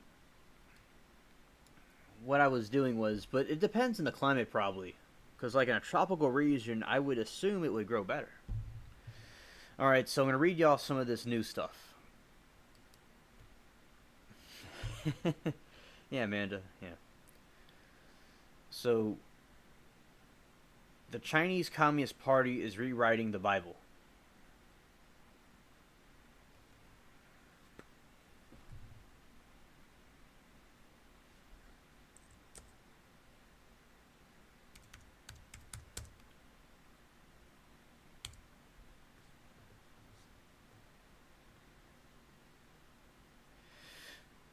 Oh, Way of the Road is just a little code between her and I. It's like an inside.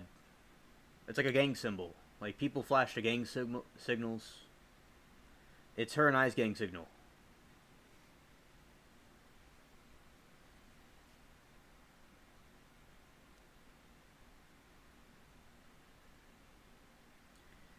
And yeah, I have a lot of my area is black because it became black later. I have a lot of black friends. Shout out to the black people, cool people. All right. So as I was saying, the Chinese Communist Party is rewriting the Bible.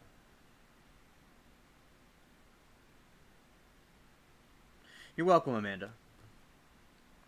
As part of the push since religion, the Chinese Communist Party has embarked on a 10-year project to rewrite the Bible and other religious texts.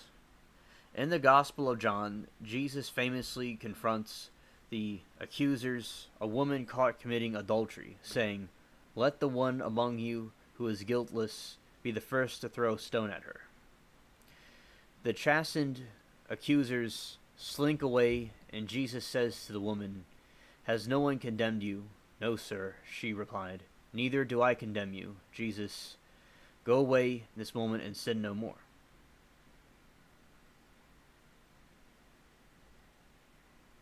Trump's black. Yeah, so that's them. Unless you're a CCP official, then it's a story of distant challenging the authorities of the state. A possible sneak preview of what a Bible with the socialist characteristics might look like appeared in a Chinese university textbook. 2020. The rewritten Gospel of John expert ends not with mercy, but with Jesus himself stoning the adulterous woman to death. So the Chinese Communist Bible says that Jesus is stoning the woman to death. That's not true. He spared her. The Bible says that, do not add or take away from the book.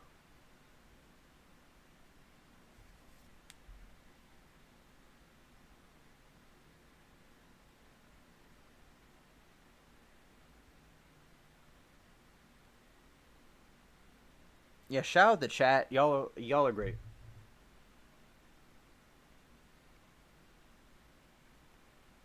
Across Henan province, local CCP officials forced Protestant churches to replace the Ten Commandments with Xi Ping quotes, "Thou shalt not, thou shalt have no other gods before me," became diktats like, resolutely guard against the infiltration of the Western ideology.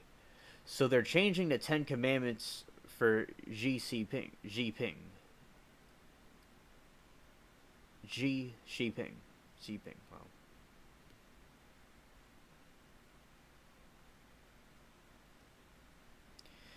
The 10-year project to rewrite the Bible, Quran, and other sacred texts is part of the Xi Jinping quest to make the faithful serve the party rather than God. At the 19th Party Congress, Chairman Xi declared, "We will insist on the synchronization of Chinese religions and provide active guidance for religion and socialism to coexist."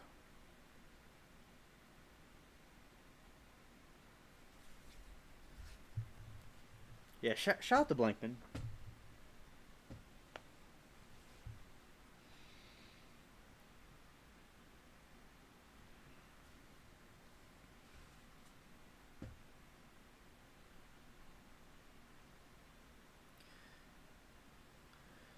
Let me translate. Xi Jinping has no problem with the first commandment just so long as he and the CCP are playing the role of God. Oh, I think I clicked something by mistake. Alright. Okay, so anyway. I didn't click anything. Okay, anyway. So, playing the role of God. You might expect the Vatican leader of the great Christian congregation in the world to be encased in defiant. Unfortunately, you'd be wrong. So Xi Jinping is trying to make himself God, and the Chinese Communist Party is God. Isn't this ridiculous, chat? Blankman's hilarious. Blankman is a warrior of Christ. He's a crusader. He's helped defending the chat from the infidels. And let's see what else they're saying.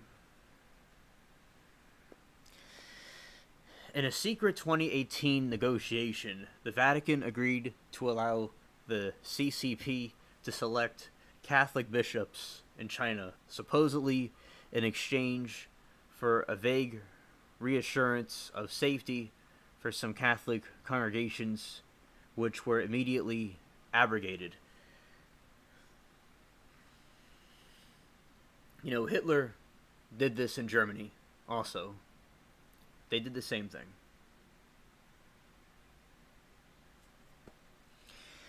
And also, pretty much, we gotta see here that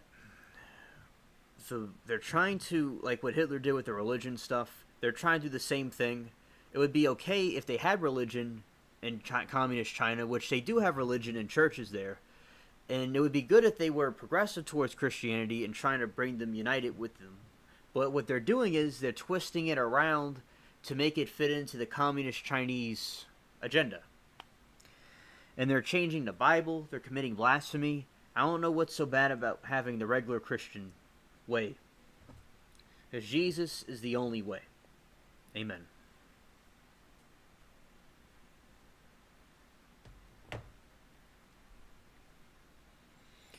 And, you know, Jesus says, "I'm the way, the truth, and the life, and no one comes to the Father except through him." Amen. Amen.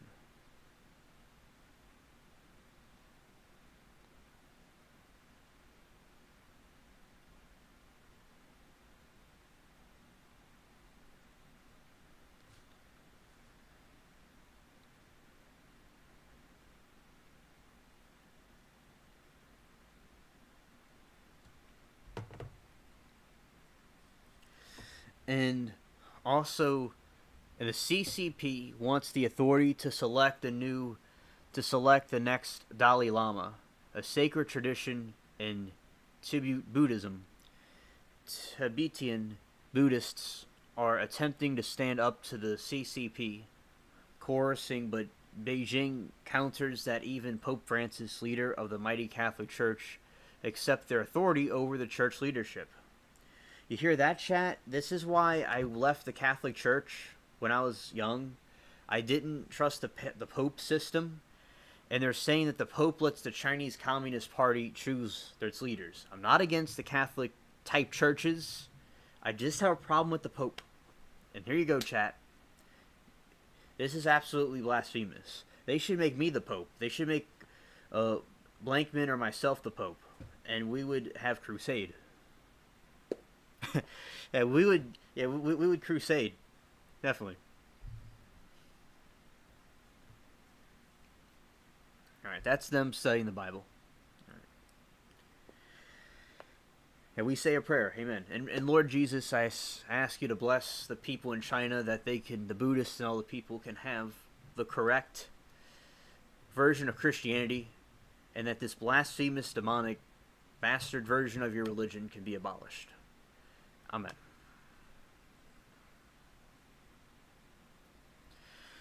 Religion's power is tantalizing to the CCP. What better demonstration of party supremacy than bringing global religions to heel? The PRC Constitution states that citizens enjoy freedom of religious belief, but of course the CCP's definition of freedom bears a much closer resemblance to what we'd call oppression. The United Front Work Department managers religious affairs in China because religion is a tool to be coerced, to co-opted and corrupted, to advance party goals, and one harnessed control people's minds. Only 5 faiths are officially recognized. Less established faiths are even more intense persecution.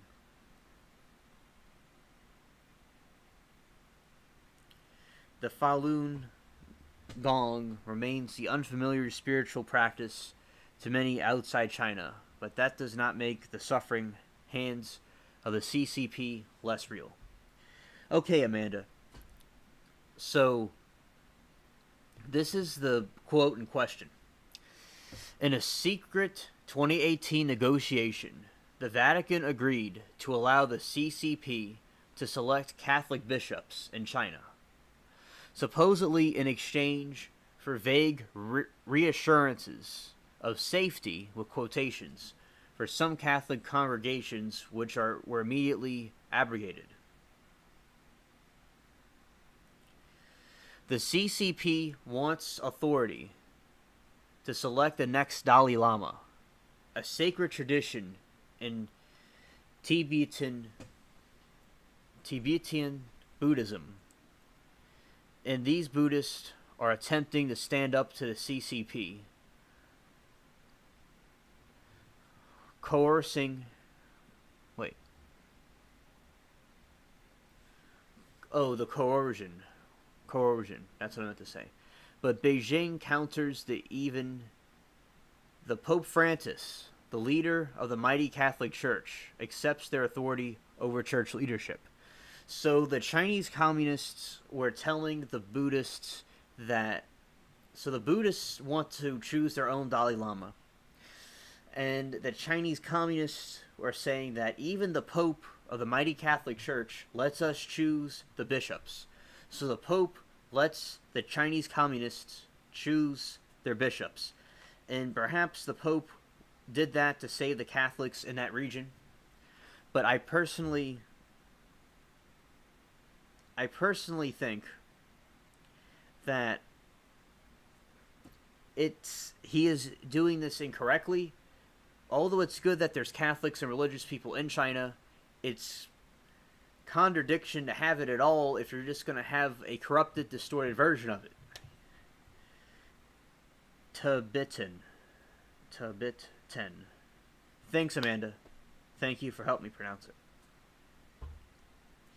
Exactly, Blankman. That's why I'm against the Pope's authority to do these things. Like, I'm not against the Catholic type churches. I think they're great.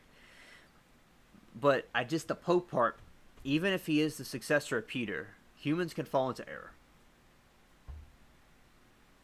Yeah, the CCP destroyed all the Buddhist stuff and drove them out of the Tibetan, drove the Taoists up into the mountains and imprisoned Muslims. Exactly, way of the road, and this is disgusting what they're doing to the religions over there.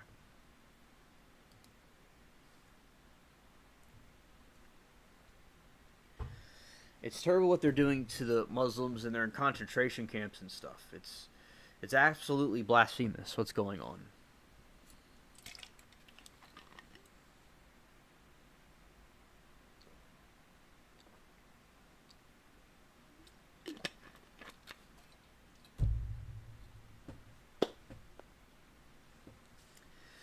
And that's in Way of the Road. You and I both know about Taoism and Buddhism, and it's terrible what they're doing to these religions there.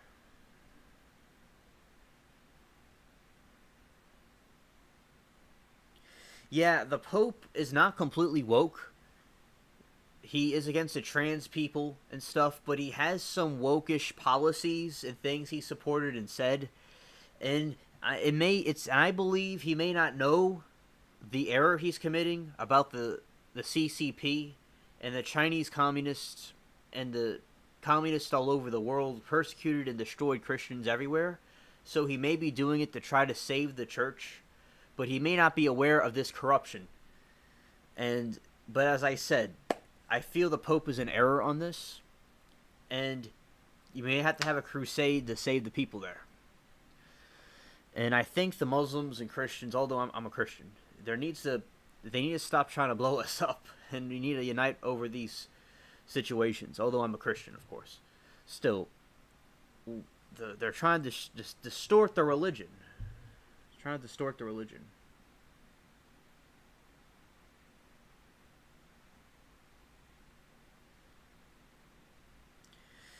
Okay, with Confucianism, I know about Confucianism. I studied about him too. He has good quotes. And they use him as a tool also. They're allowing Christianity and these other religions, but they're distorting the Bible and they're distorting the Catholic Church and Confucianism. I don't think Confucius would support the Chinese communists because they were from the Chinese empires where they had kings and queens and stuff in China. So I think that basically the situation is that they use Confucianism as a pawn, in my opinion, but I could be wrong. Yeah, hey Patrick and SpongeBob. Yeah, you like SpongeBob. Right. And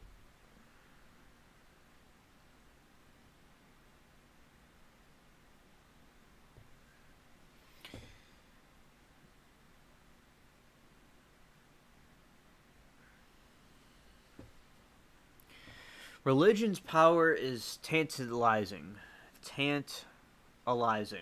to the CCP. What better demonstration of party supremacy than bring global religions to heel? The PRC Constitution states that citizens enjoy freedom of religion, belief, but of course the CCP's definition of freedom bears a much closer resemblance to what we call oppression.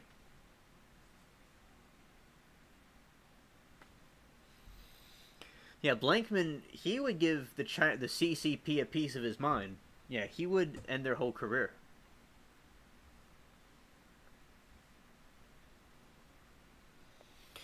The United Front Work Department manages religious affairs in China because religion is a tool to be coerced, co-opted, and corrupted to advance party goals and, once harnessed, control people's minds. So they're also trying to control the people's minds. It's absolutely blasphemy what they're doing to these religions.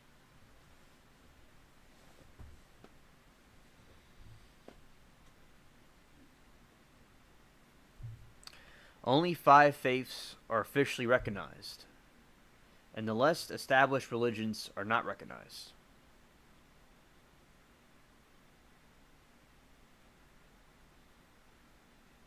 And the Falun Gong religion is still suffering, even if they're less known by the CCP.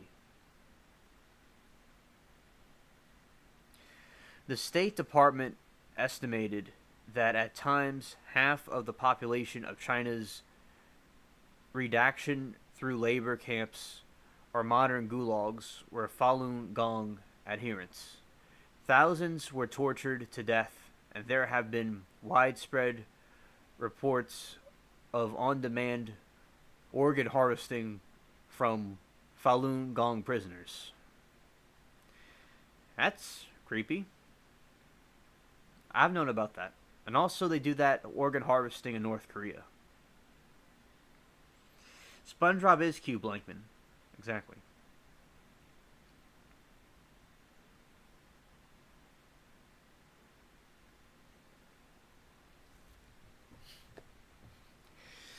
But it is in Tibet, in Xinjiang, that we see CCP's unsanitized, brutal attitude towards religion, while other faiths are persecuted throughout China. Buddhists, and Muslims in far west of the country are facing quite simply the attempted annihilation of their faith, in some cases, their population. The CCP is committing genocide, the crime above all crimes. In Xinjiang, while some of the world's religious leaders, like Pope Francis, barely murmur a word of opposition. And maybe the Pope doesn't know any better. Maybe he was misinformed. But I would hope if he knew what's going on, he would condemn it. I like how this situation is uniting all religions.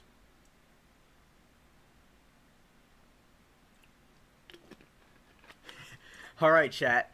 We're going to have a little bit of a preview here. Let's figure out what this is.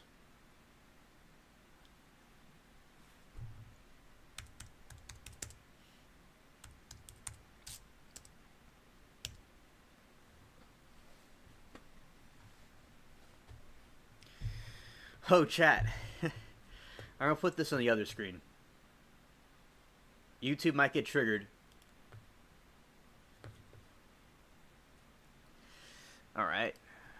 This is going to be interesting for chat.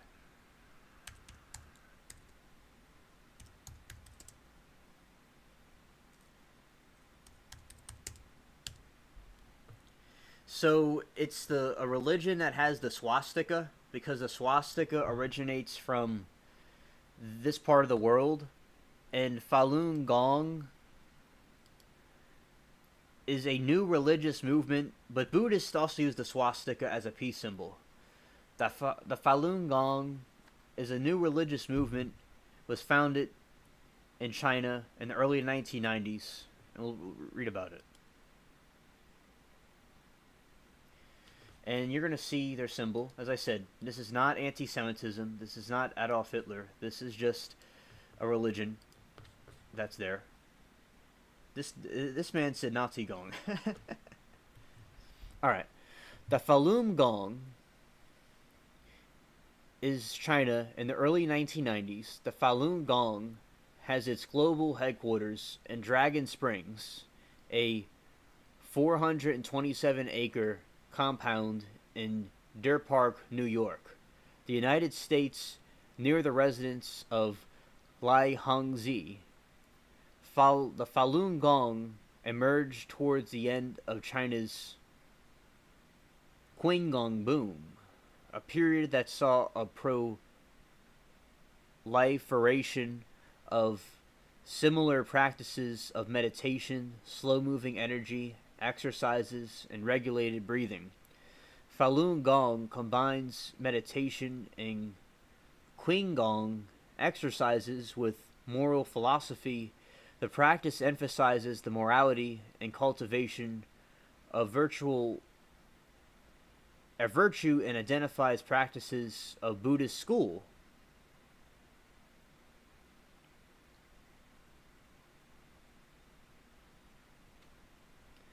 Though its teachings, shout out to Way of the Road, through its teaching, also incorporate elements drawn from Taoism. Facts. Yeah, shout out to Way of the Road. Yeah, they were driven up in the mountains, and they've been suffering because of the CCP.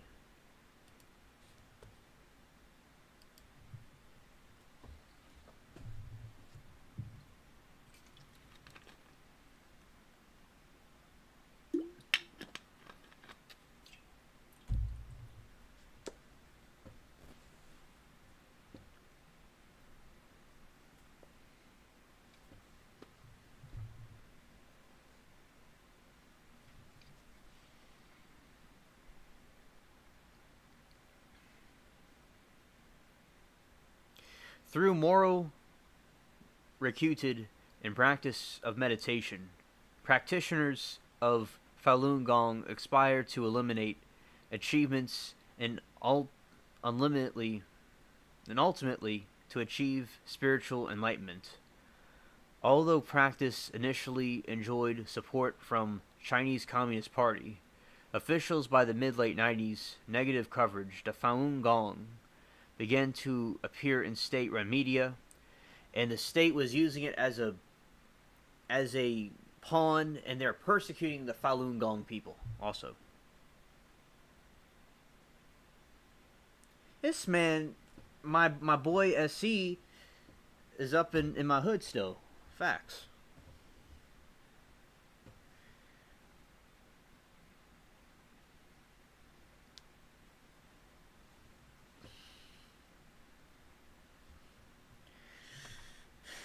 Yeah, this is hilarious.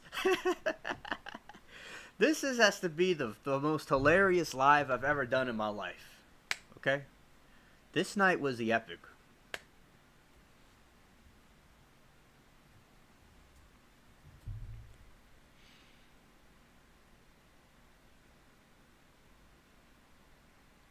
So this is some of them, the Falun Gong people. Meditation. I like meditation and Taoism and Buddhism and stuff. Like, I'm a Christian, but they have some interesting quotes and practices. Lei Zu. Shout out to all the people.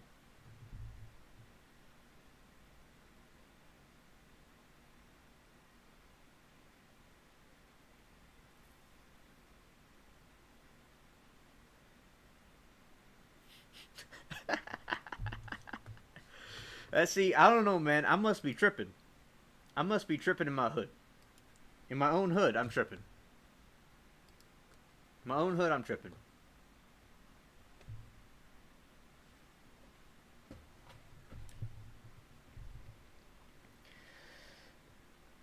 Falun Gong inspires to enable the practitioner to ascend spiritually through moral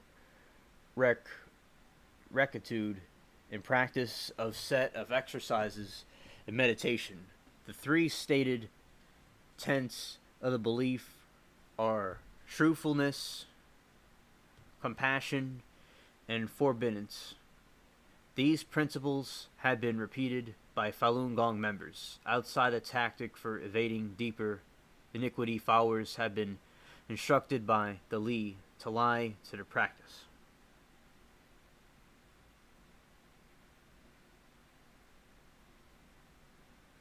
Oh, oh my goodness gracious. I am joked out at myself. I gotta play the applause real quick, so chat, brace yourselves. I'll give you 1 second. 1, 2, 3, 4. Alright.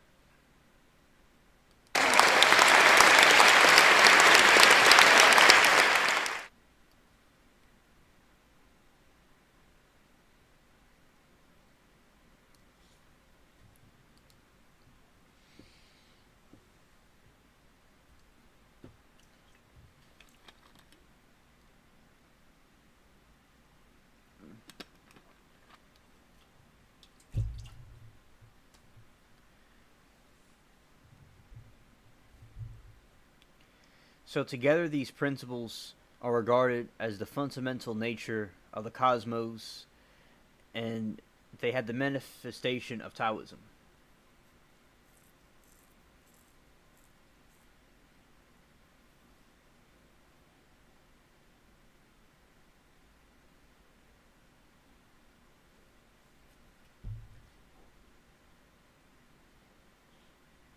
So they do a lot of yoga, and they do a lot of Buddhist stuff. All right. Yeah, this is the Chinese communists.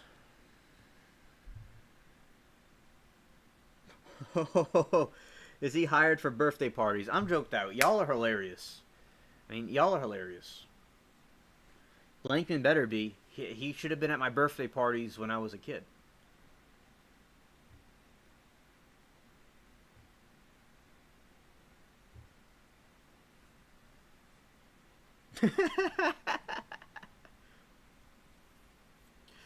Go to sleep, little alien.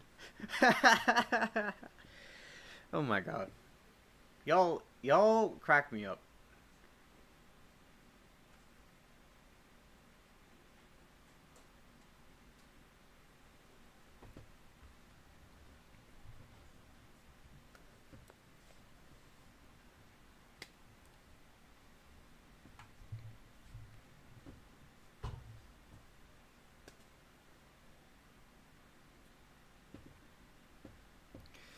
One Uyghur woman related Freedom House that now the rule is I go to your house and read some Quran, pray together, and the government finds out, you go to jail.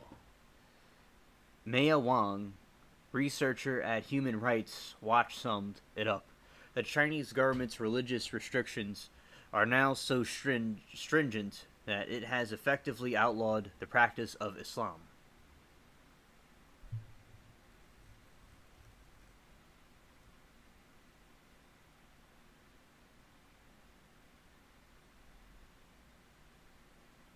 Thanks, Blankman.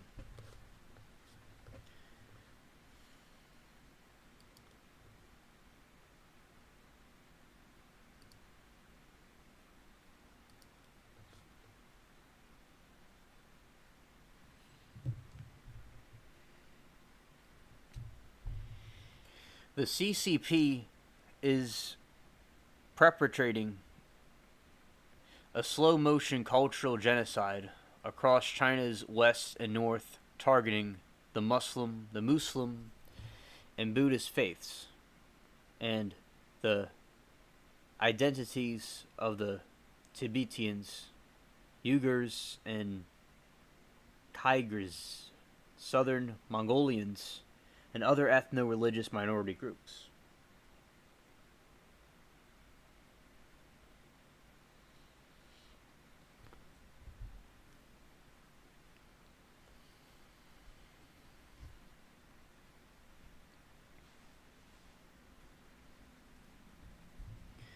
Buddhist statues are bulldozed, monasteries are gutted, mosques are destroyed, children are forcibly separated from their families and packed off to colonial boarding schools where the religion and native languages are often forbidden.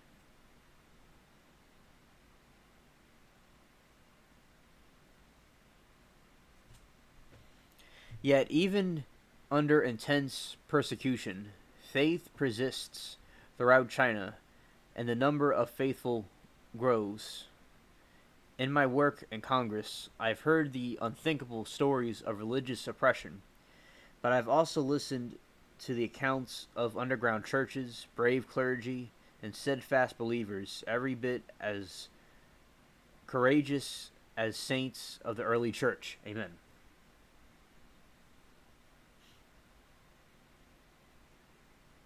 Identities.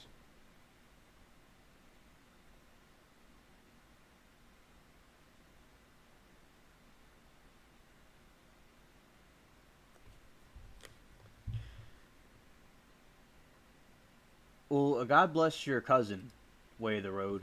Amen. That's good that he's helping these religious groups. Amen. Religion's power is tantalizing to the CCP. What better demonstration of the party supremacy than bringing global religions to heel?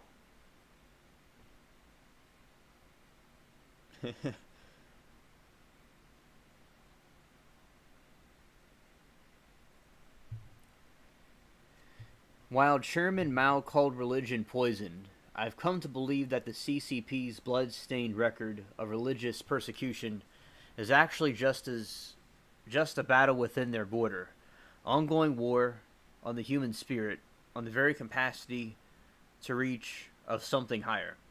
So we have people like that don't like religion and call us losers and our God and stuff and what we believe.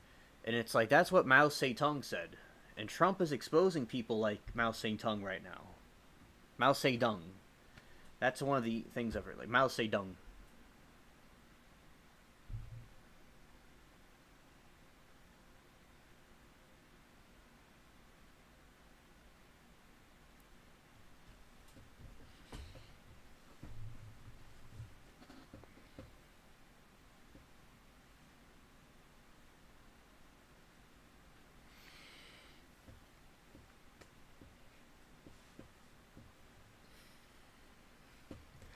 The CCP, which wishes there to be nothing higher than their authority, and views love anything besides their Marxist-Leninist regime, with vicious jealousy. An interview with The Guardian, the pastor of one of the Chinese churches stated, "In this war, Jingling and Shadagai, in Beijing and Chengdu, the rulers have chosen an enemy that can never be imprisoned, the soul of a man." The pastor ended with assessment that we must make come true. The PRC rulers are doomed to lose.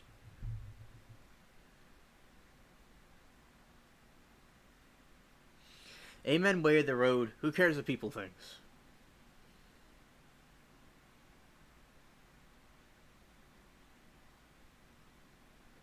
Well, SC Wolverines, happy late birthday, and I'm glad that you went to your favorite barbecue restaurant.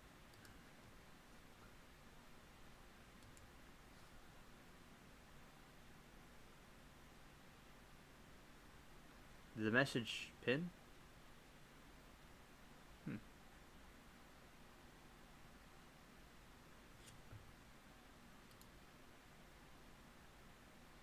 Hmm.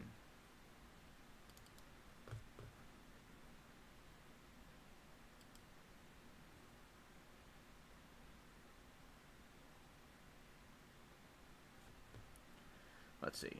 What's going on here? Well, okay, it worked. I don't know why that was delayed. That's goofy.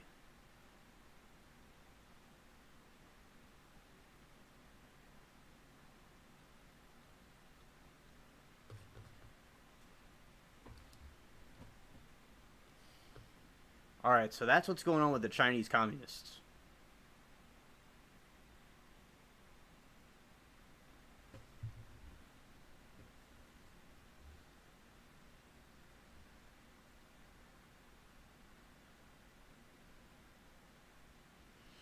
My dude Blankman's tired.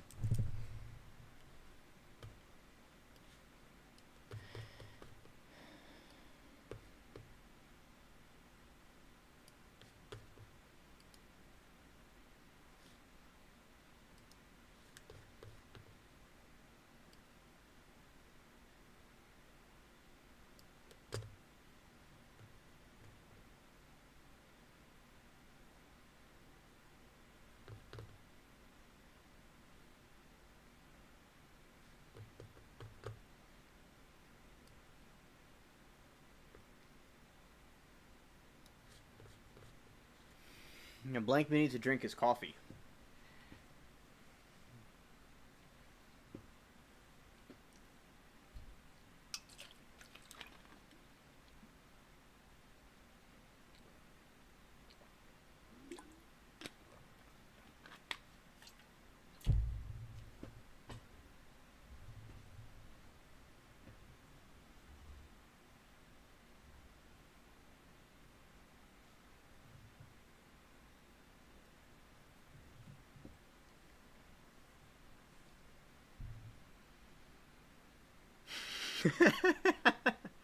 This man said he can't open his eyes.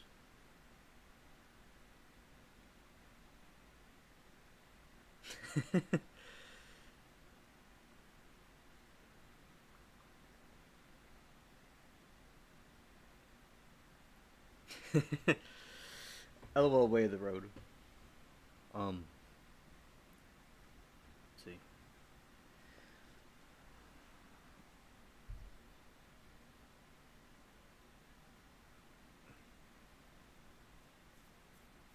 Yeah, he's reading something that I didn't. I just caught what Way of the Road was saying. I see what.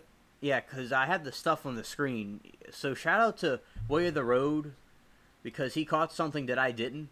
Because I was just being a dumbass for a second. So just joking, just joking. And so basically, yeah. So this group, the Hai Long Z, taught that homosexuality makes one unworthy of being human, creates bad karma, and is compromisable organized crime. He taught that it's disgusting homosexuality shows the dirty, abnormal psychological on the gay who has lost the ability to reasoning. Homosexuality is filthy, deviant, and state of mind. So that's what these people think about them. Interesting.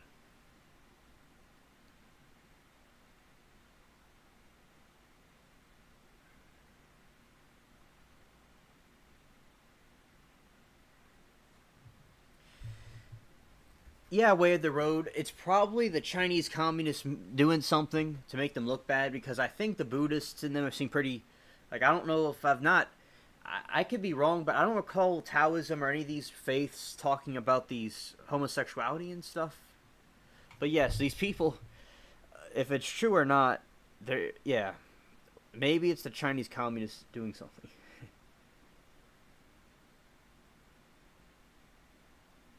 Oh, yeah, Amanda, we're all going to go out to Korean barbecue and with SC and Blankman and everybody else, and we'll all like be eating together. It'll be yeah, facts.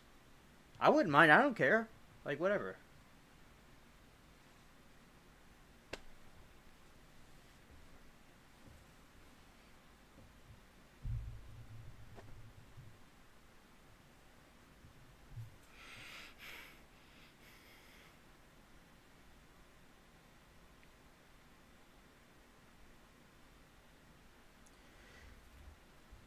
Exactly, Way of the Road. Yeah, because yeah, I was right.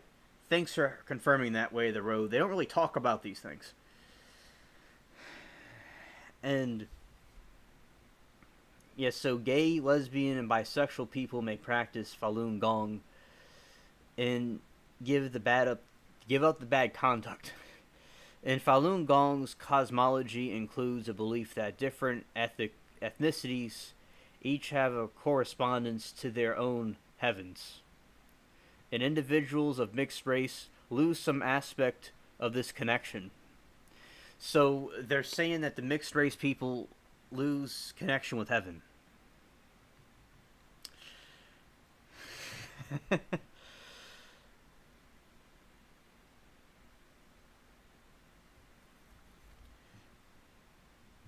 Amanda, in chat, would y'all like the Japanese restaurants in New Orleans? Y'all like that?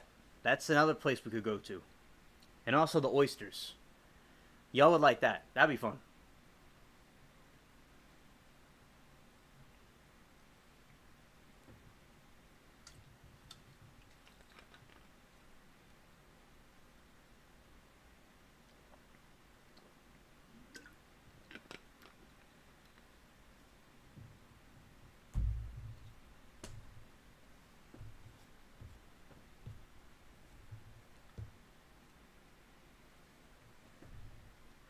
Homos say what? Grilled peanut butter and jelly sandwich. Yeah, that's pretty cool. That sounds good.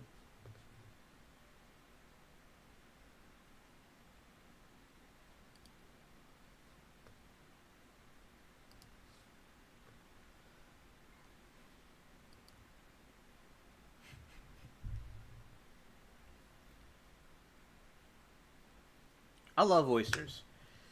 Yeah.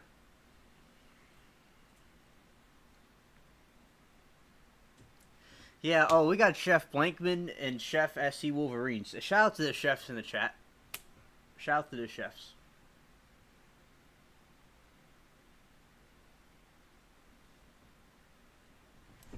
Ow.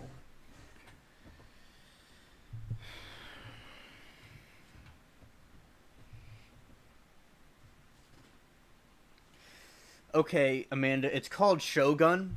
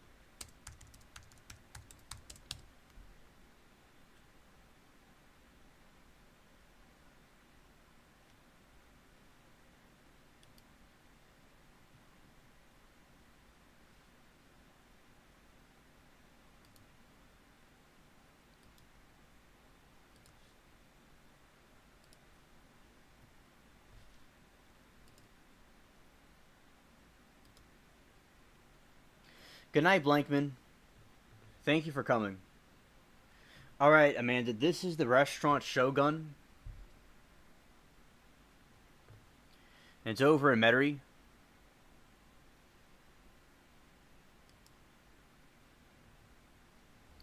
Yeah, so this is the place.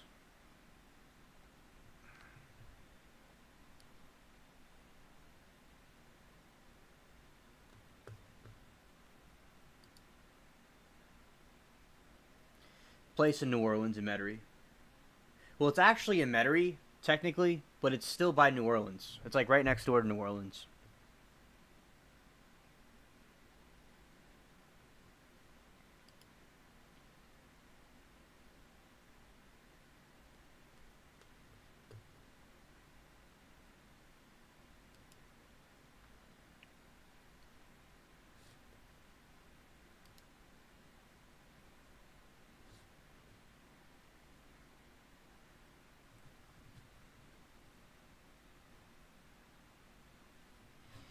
Yeah. Good night, Blankman.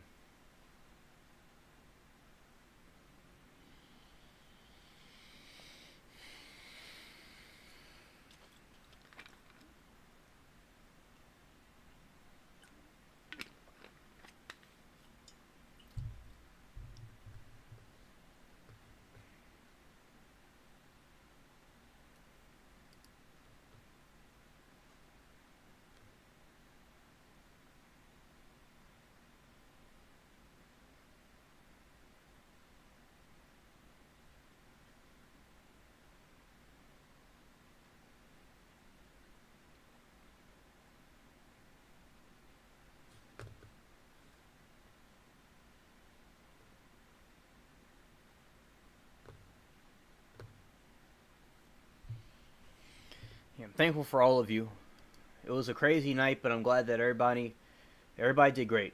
And I'm kind of blocking the food on the screen. Um,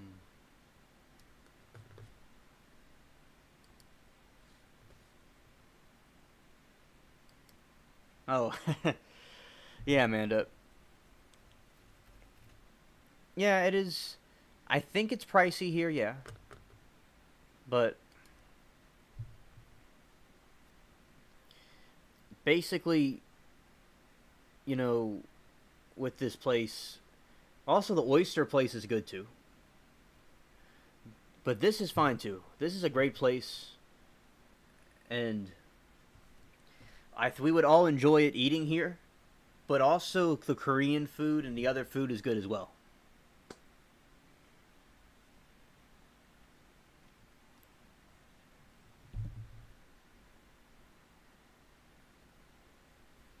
Because they fill up your plate. I no Amanda. I've been to these things, and I had I was full. Like it makes you full. Like you could order a lot this food and it fills you up. I had it; it was very good. Well, at least for me.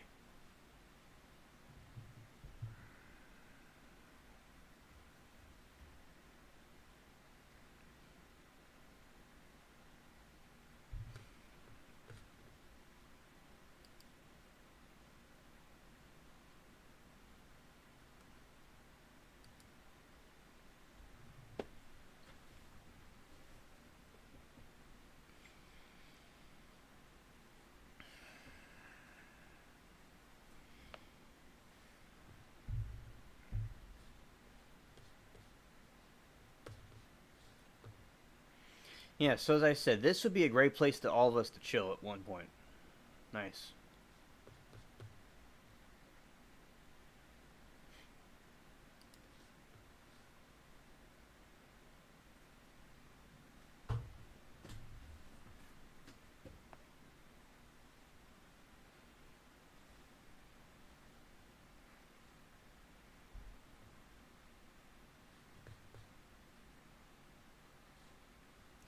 Let's say the oysters.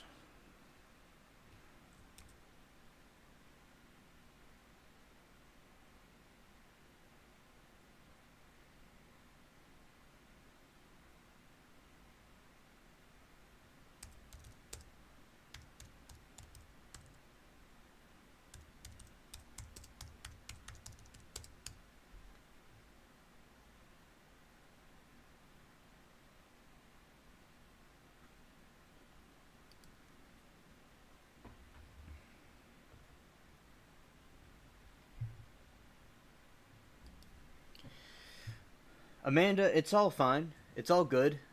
There's we. I'm not mad, and I think that and it's okay. I think that it needed to be discussed. It needed to be done, and you always be safe in the spaceship. And also, and from what you and I have talked about and things, I know I'm aware of what the situation is going on, and I think it was a righteous thing to help you out and sort the thing out because I'm not, we're not putting up with some other people. But you're fine, Amanda, and I'm glad that you're here and I was able to help out and you like my personality.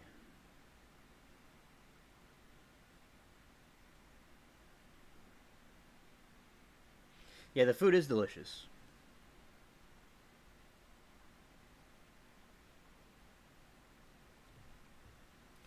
Yeah, but I'll show you these oysters. You haven't seen these oysters yet.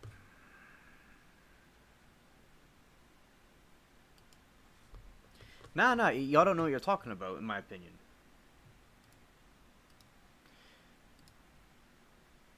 And Blankman, he was a good.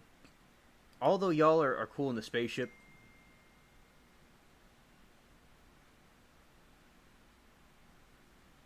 I'm going to like. Let's see. Whatever. Let's do this. Let's do this.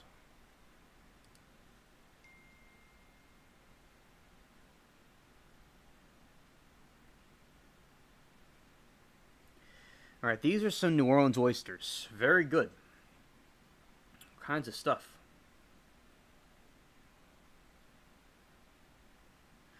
Yeah, and Duke. Yeah, Duke was good. He did a good job. I liked what he did, and also Way of the Road and Blankman. See, Blankman, he wasn't. I knew him from other chats, and people were chilling, and like Blankman did excellent in this really creepy situation. He was a good co-pilot along with the other co-pilots in the chat.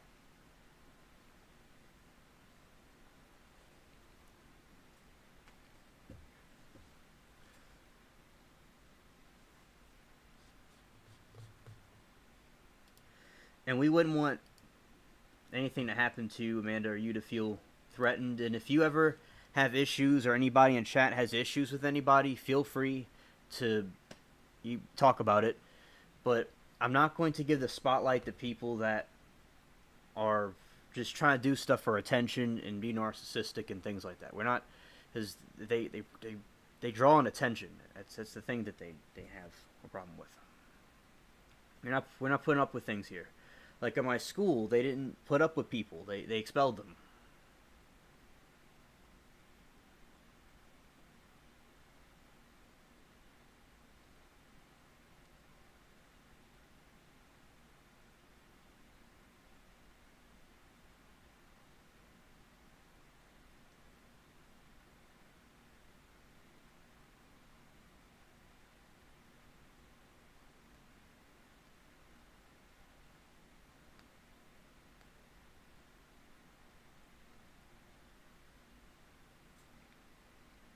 Yeah, thank you. Now, chat, what do you all think of these oysters? They're very good. Very good oysters.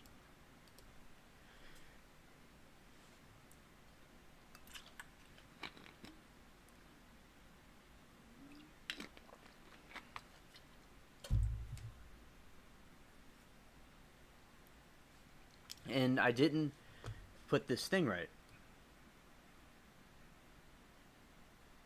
There we go. And one moment here.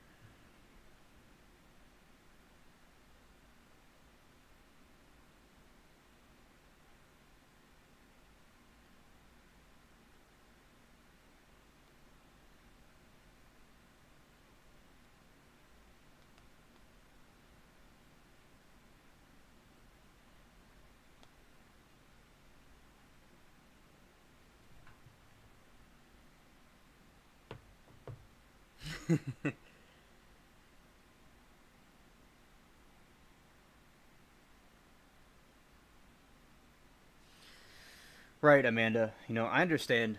And Essie, I understand. And basically,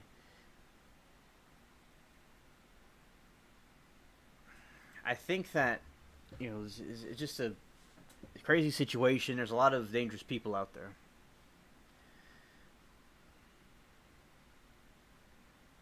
Yeah, Way of the Road. I remember I was telling my friend about some of the stuff that the dude was saying, and like the phone malfunctioned, his phone malfunctioned, and I'm like, the FBI is gonna come up in here, but they may need to. And it's like, yeah, it was a very serious situation. Way of the Road, yeah. And you all, chat, you all handled yourselves very, very well. You all did excellent, because that was a very dark situation. And also, on my oysters, Amanda, that's a good question. I've had char grilled oysters. I had char grilled oysters. I know that's not the question you asked me. And I had other oysters and fried oysters. I've had fried oysters before. That's very good with sauce and stuff.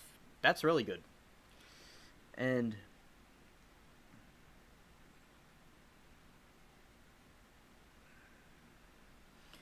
and also, basically, what happened was I like hot sauce on it.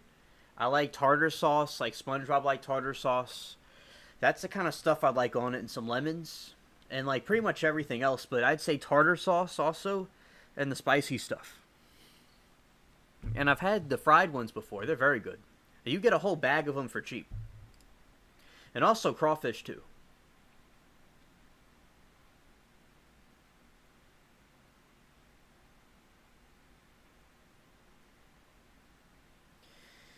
Yeah, and he was like, said he was triggered at Essie. He was really, really triggered at him. Just over some joke. It's crazy. Way of the Road, thank you for coming. And the stream will end soon anyway. So you're not going to really miss much. But we're going to go for a little bit longer, though. We're going to go on longer. But thank you, Way of the Road, for coming through and helping us and being here in this dark situation.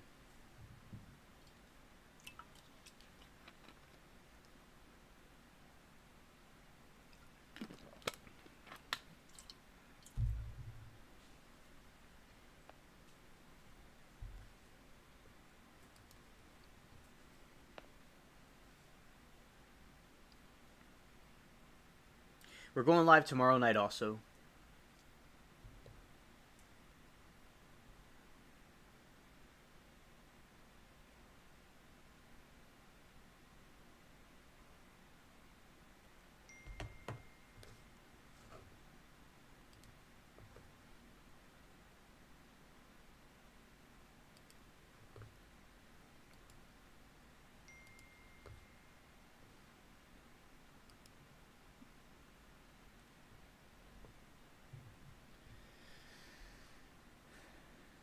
All right, in one moment here, but chat. So that's some of the stuff in New Orleans they make, isn't it pretty good? Have y'all, chat? I have a question. Have y'all had parlines?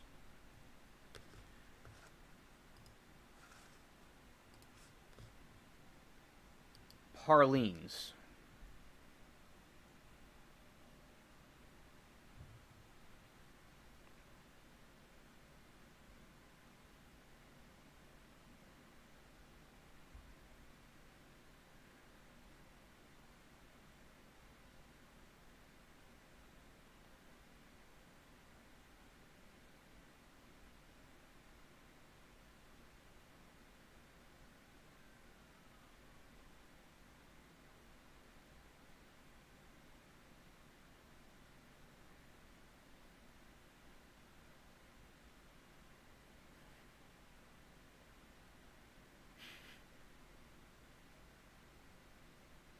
He doesn't know what it is.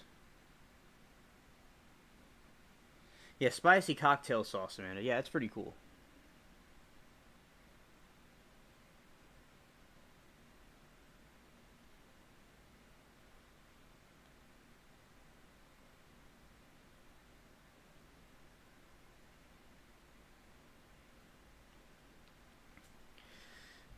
Rocky Mountain oysters? No, but no, y'all gonna know about some parlines. Because the black neighbors, they're very good cooks. They make gumbo. They make all kinds of great things. I love their food. And there was basically the parlines. You're gonna see what that is.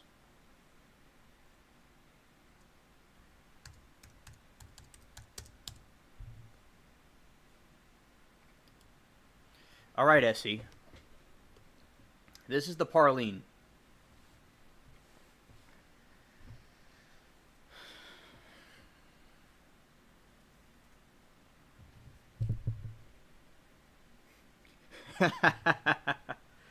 Goat balls. That's funny.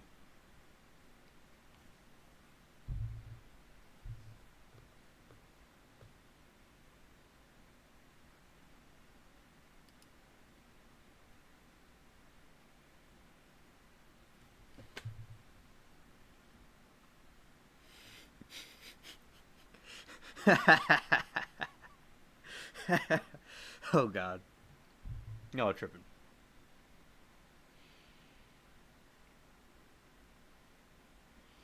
Hello, Sandra.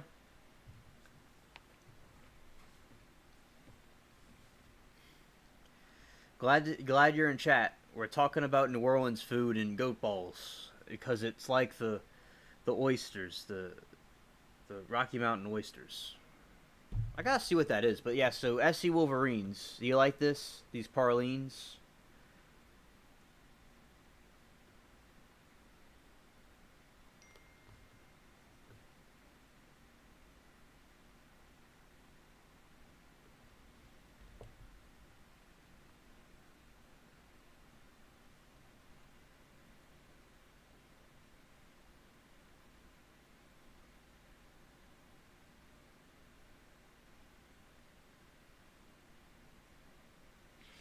Yeah, cause Peach told me about that SE, and for a minute there, I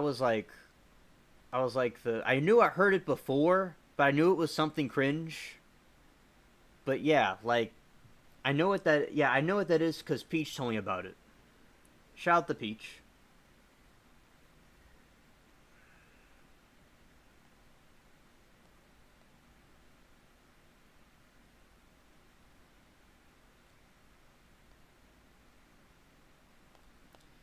And also, Peach wanted me to tell Amanda hello and that she'll be on the next live.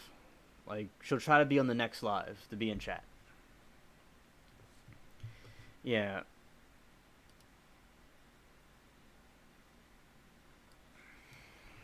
I'm gonna really look this up.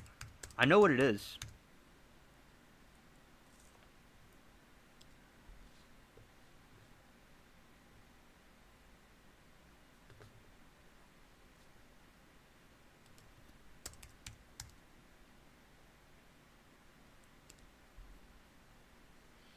Oh, yeah. Oh, nice.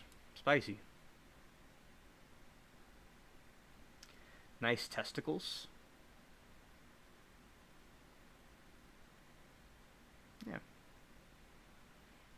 Man, these things look like aliens.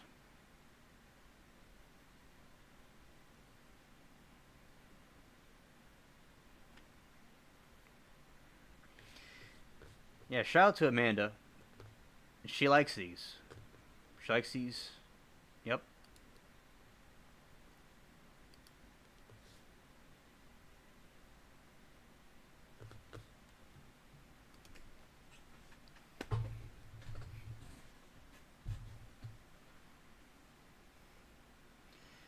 Yeah, she likes the bull balls.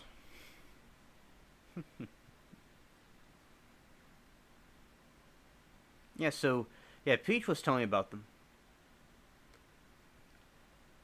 and Amanda, I might be jealous. All right. Yeah, because I know what that is. Yeah. So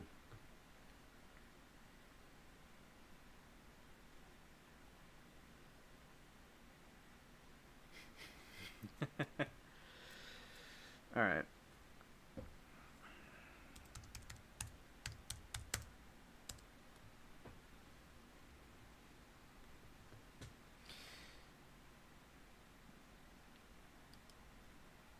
Yeah, Sandra, I was kidding a moment ago. Like that was a joke, but I wasn't talking about the food or not. But I do think like it sounds interesting. It does sound interesting. But yeah, shout out to Amanda.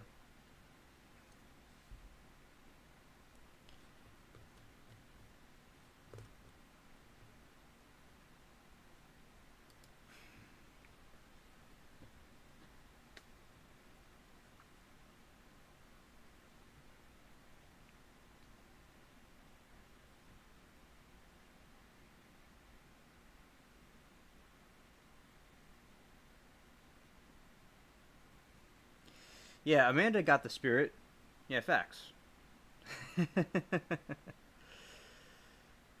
Anyway, all jokes aside, I yeah, this is the crawfish we have here, and that's the corn. Se, there's corn.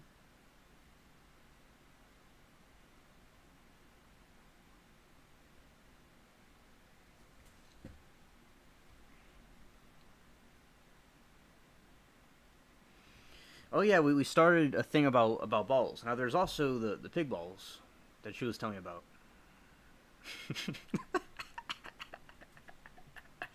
Chat, man, this is the craziest night ever.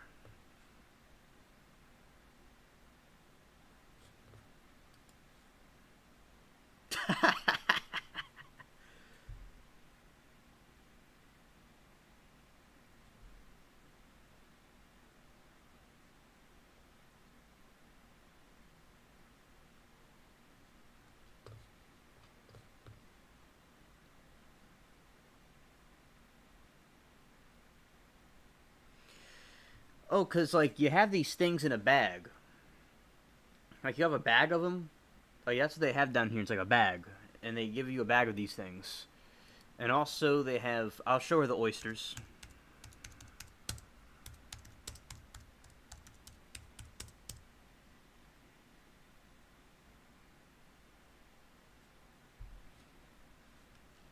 Yeah, Sandra. Yeah, Sandra. What do y'all think of this? What's Sandra think of this?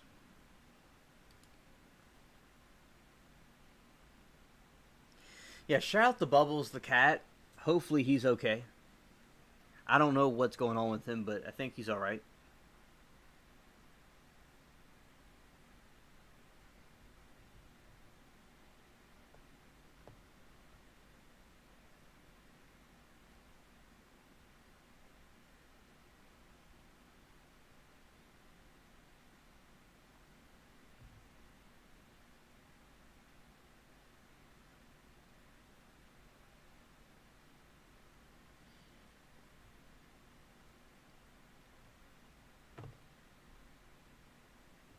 Okay. Now, what kind of food do you like, Sandra? I'm just curious.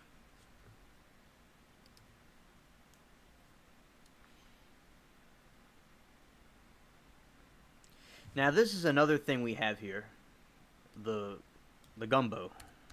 Well, let's go to the po' boys. There's something called a po' boy.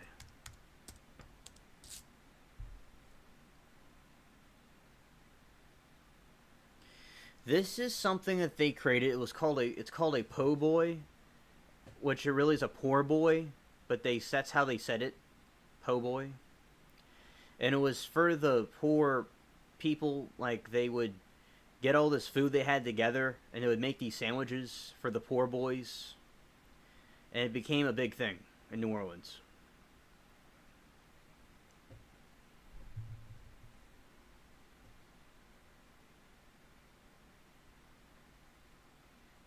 Amanda, that sounds facts. That sounds cool. Yes, sounds good. I agree.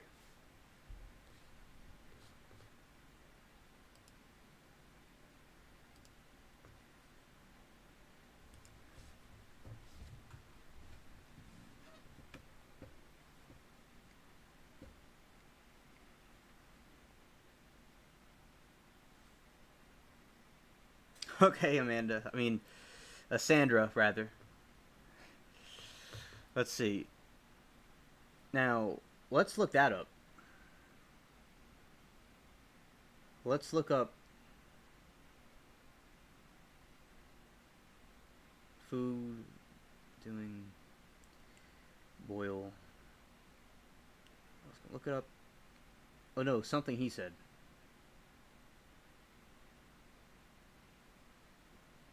Steak shake. What's that one?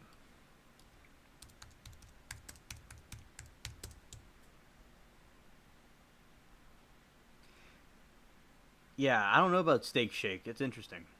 If I'm totally missing this and it's something else, y'all gotta help me out here.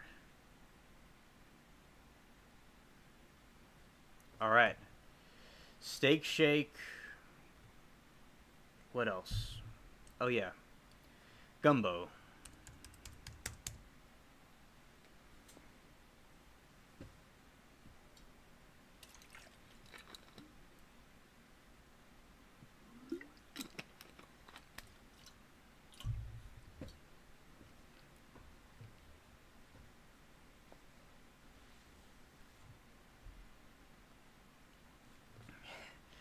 Yeah, so this is gumbo. And remember, this food is like Caribbean food. It's like some of it's kind of like African food, and like the Mediterranean stuff in New Orleans like mixed together because it has to do with this place, the Indians, the Native Americans, rather, how you want to call them. It's a combination of all these different cultures coming together.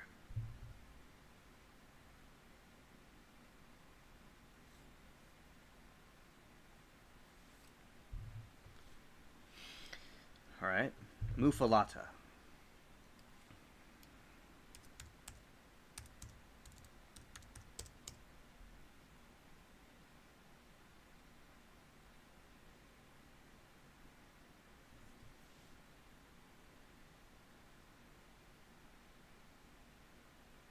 All right, Amanda, I get it. I didn't know what that was about because yeah, I took it out of context. All right, thanks, Amanda.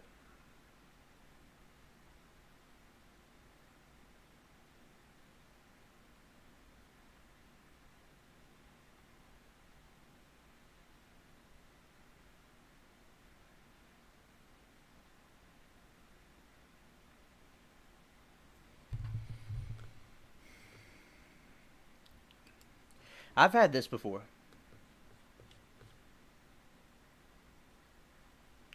Yeah, you like this? Yeah, that is a good sandwich. Yeah.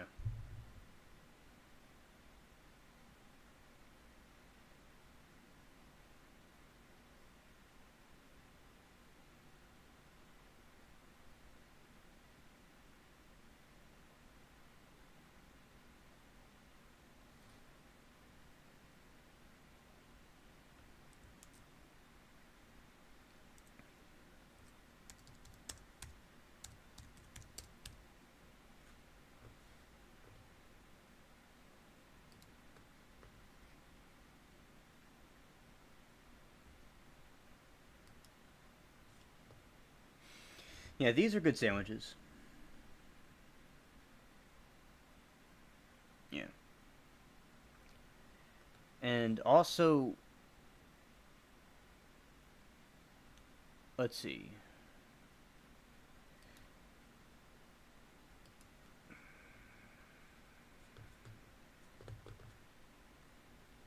Yeah, this sandwich originates from New Orleans.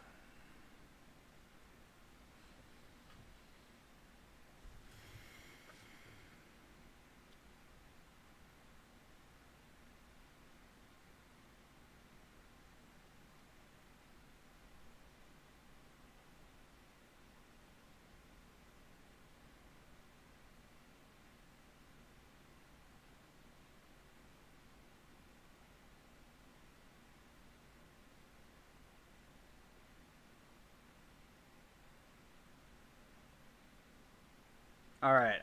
All right, Amanda. I get the thing with the what he's talking about now. I look back. Okay. Yeah, these sandwiches are very good. I've had them before, many times. Hello, Latina. I got your message from earlier, and I would look forward to joining you on your channel when you go live. I'd be glad to go live with you on a future stream.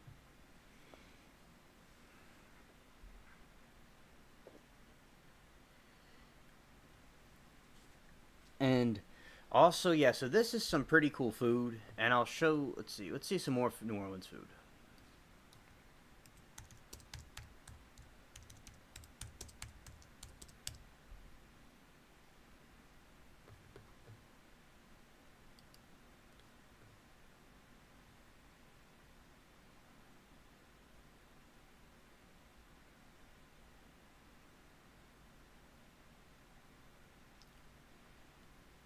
And also they have red beans and rice is something that's eaten, it's ate, we eat red beans and rice on Mondays here. That's what we eat here. I'm like, that's the big thing on Monday.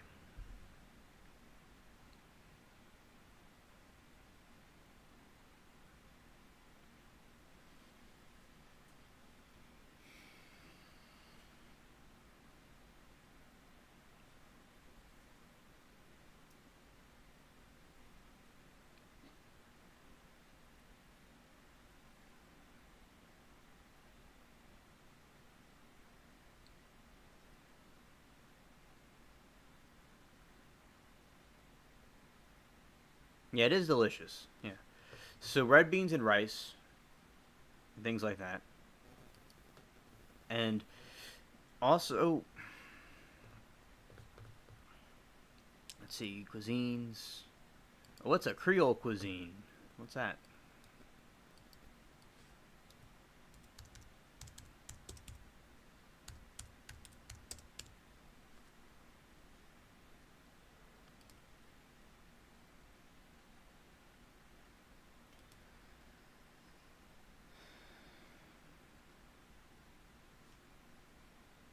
Yeah, it's kind of like the same thing that y'all saw before. It's like a mixture of all the things that scares Sandra. Yeah. But now I will see some Italian food. My family likes making Italian food because they're from there. Some of them were from there.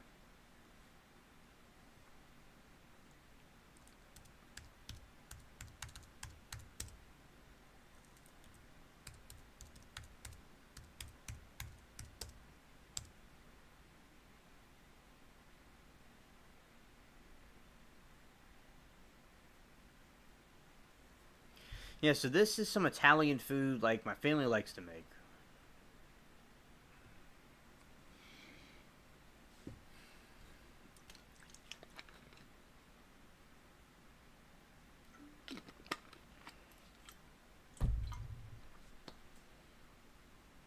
Have I ever tried unicorn?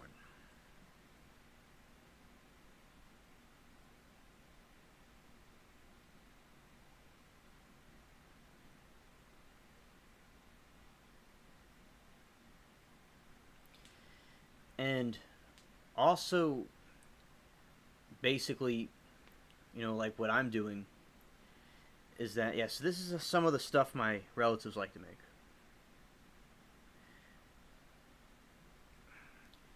But basically, yeah, unicorn. I may have tried unicorn one time, and it was a very exotic flavor.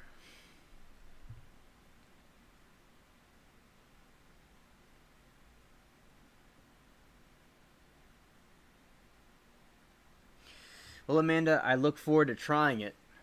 And basically, with this, so my family is very European, and like they took the traditions here, and a lot of them like make this kind of stuff. And also, like the neighbors, like they're the ones that like help with the Creole stuff, like the scary food you saw before. And my family makes this kind of stuff too. My grandma makes really good spaghetti, but she's kind of old and doesn't do it anymore. But yeah, so we have that.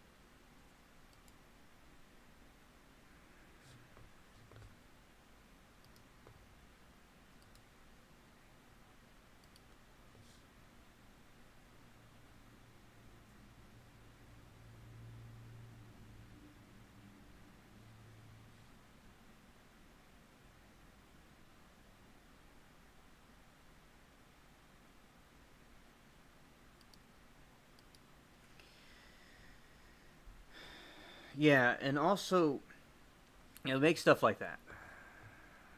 Yeah,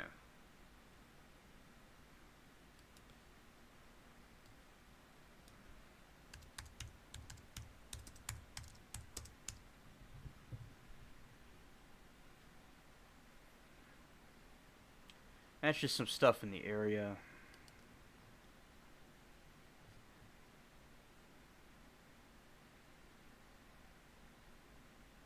Yeah, so the Italians like they make stuff like that, and also like this.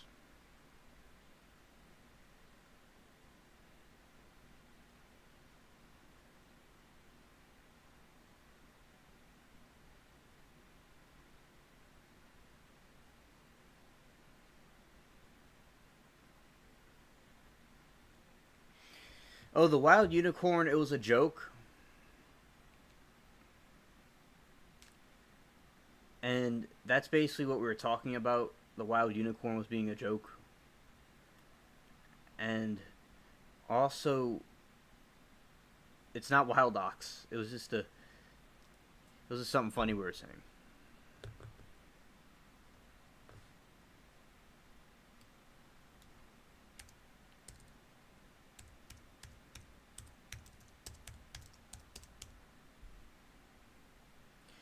Yes, Amanda. Both sides of my family are part Italian. My mom's side and my dad's side both have some Italian. Like some of them were in England, and some of them were they came down here. Yeah, I am. Yeah, partially. Yes.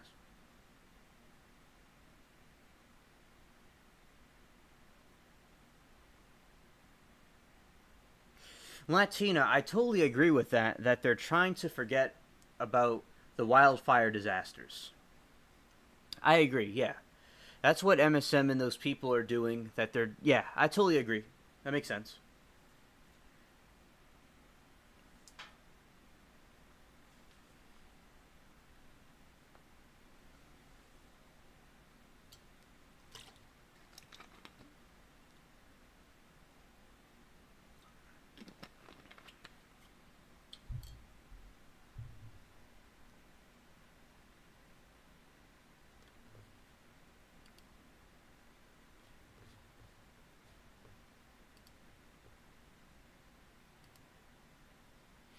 I'm related to all the European countries.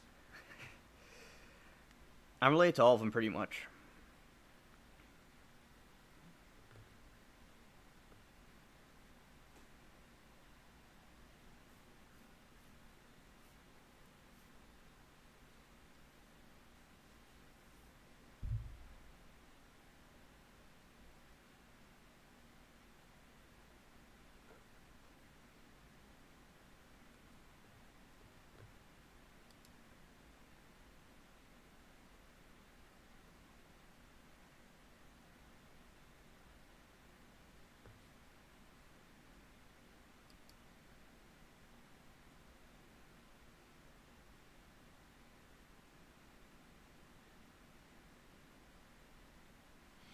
This is some Japanese food. It's pretty cool.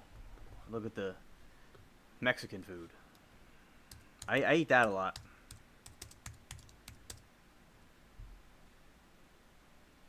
Yeah, tacos and different things. I like the soups and stuff. I just ate some guacamole for dinner.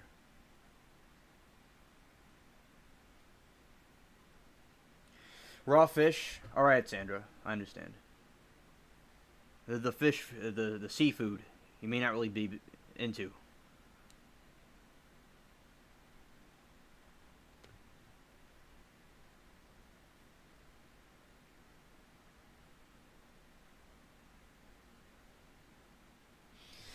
Yeah, Amanda. Yeah, that's cool.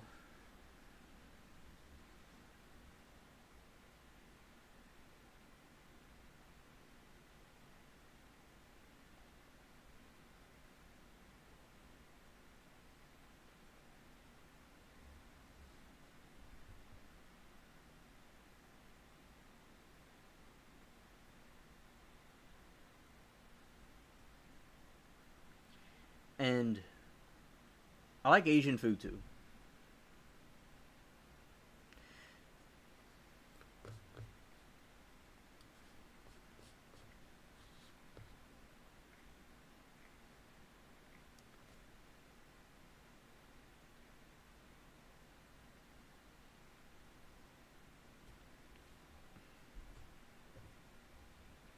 Yeah, she makes bomb tacos. Yeah, that's awesome. Yeah, it makes good food. That's good.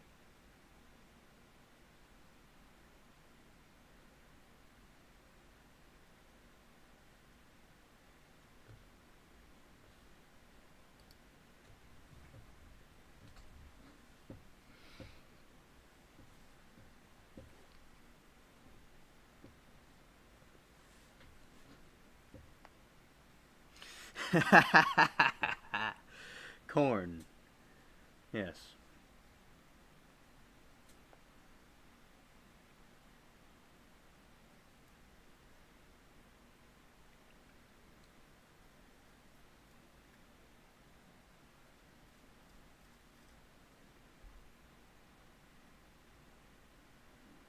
Yeah.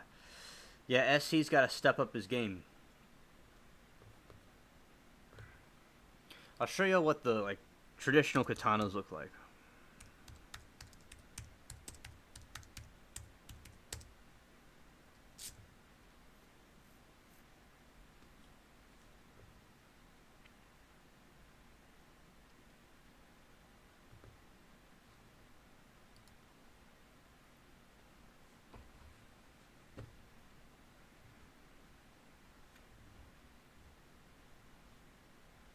Yeah, these katanas are cool because the Japanese katanas, like, you have, like, if I have a Damascus one, but if you have, like, these traditional ones, like, Japan won't consider it a weapon, but if it's, like, a Damascus blade, the Japanese would consider it a weapon.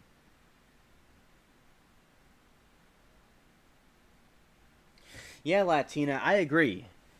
And perhaps they feel it's a delicacy or something, and that's why they make it more expensive, but I do agree. That is kind of strange, you know, from our point of view.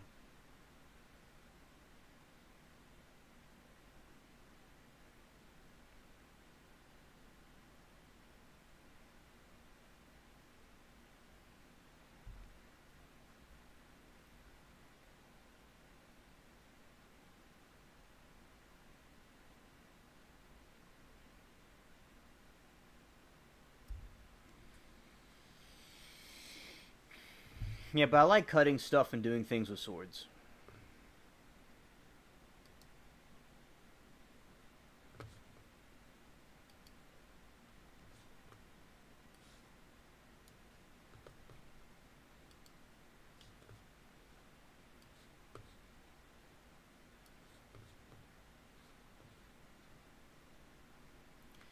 Yeah, so that's basically that. And also, I like tea.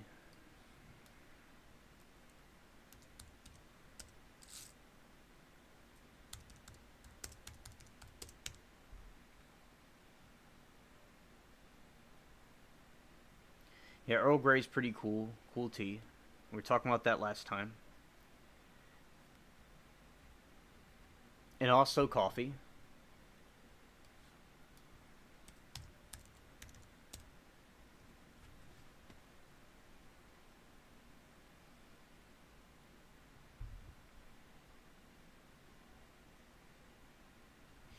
Yeah, Latina, I agree.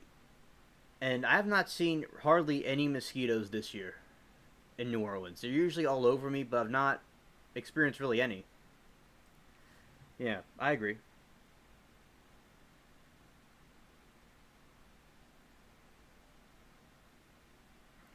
All right, SC, thank you for coming.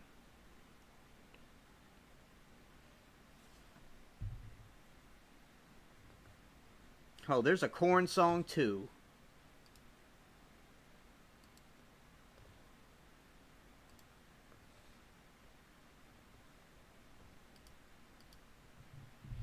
The coffee people need to sponsor me.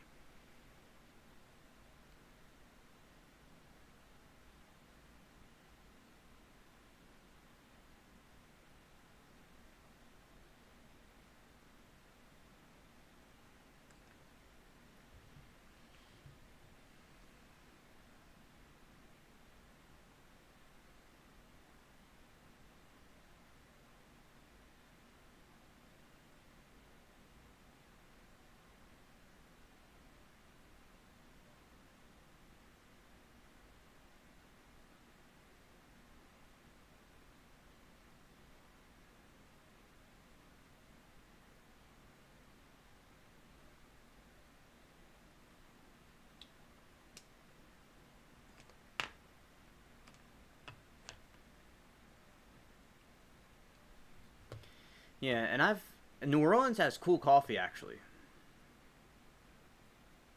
Okay, coffee. Let's see.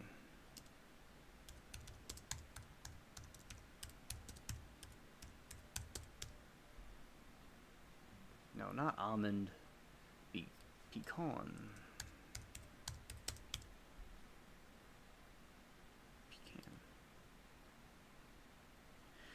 Yeah, so New Orleans has this coffee, and it's called Southern Pecan,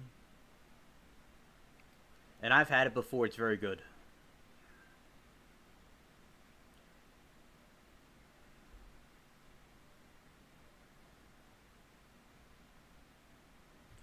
All right, SC, thank you for stopping by.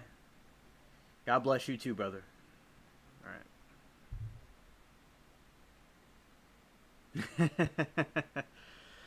Yeah, Amanda. Yeah.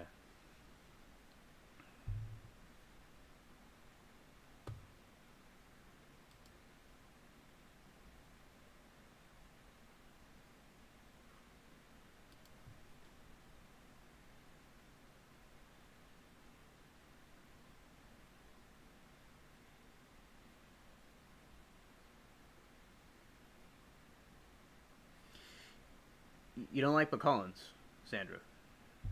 I like pecans. Oh, there's an alcoholic drink. It's called. Yeah, there's a Parleen drink.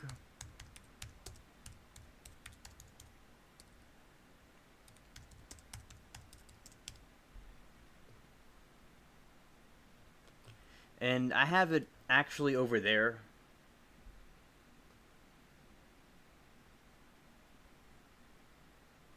Yeah, this is a Parleen. I have this across from me, and it's pecan liquor. It's a pretty good drink. I haven't drinking anything in a long time, of course, but this was something I've had before. And yeah, the pecan coffee is tasty.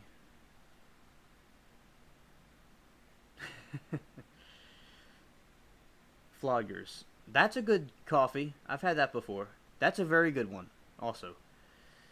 And, I would feel the same way, but it really is like a really an experience of explosion. It really is like an enhancement, like with the pecan. It's a nice extra flavor with it. It's really an enlightening thing when you try these, like the pecan ones. But that's fine. People don't want to try it because I think it's good.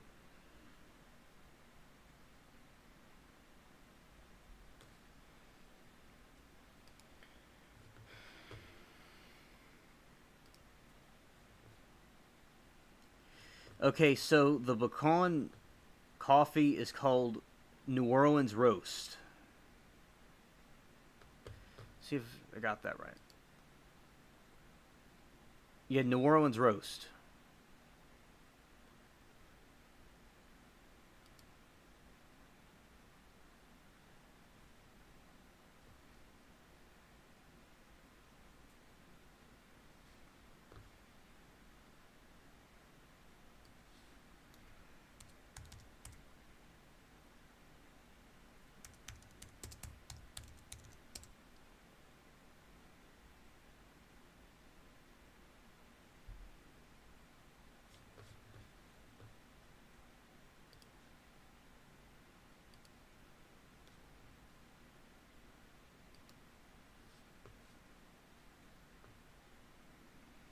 Yeah, Flodgers is good.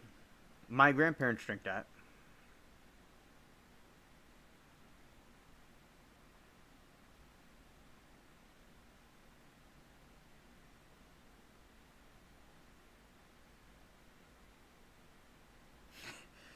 Yes, it is eccentric. It sure is.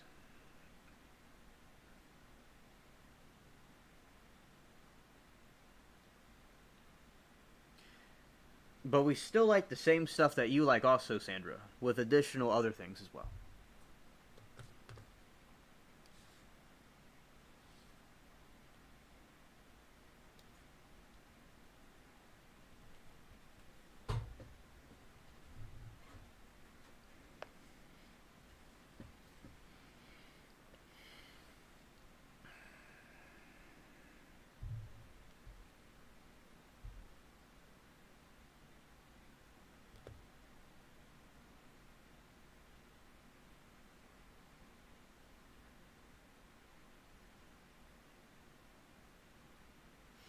That's understood, Latina. And I haven't drinking coffee in a long time, and I understand the things about tea. And the thing with tea is like it doesn't it has a lot of health benefits. And the tea like the green tea, it's good at preventing cancer and cleaning things out your system. It's very good. Tea can be very healthy, and it doesn't have caffeine crashes like the coffee does. People have caught caffeine crashes, like it has a mild amount of it. But yeah, so green tea is nice, and the other teas are good. But that's nice if you like that too. I like lemonade. That's something that I also agree on.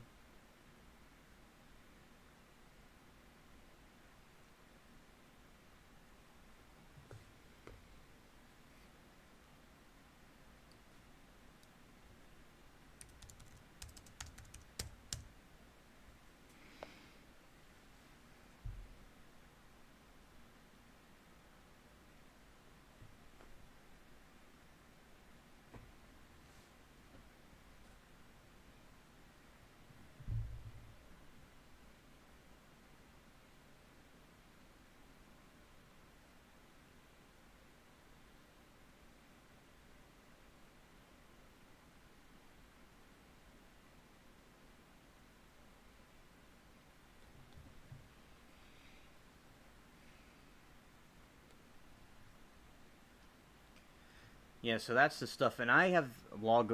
I did blogging about tea.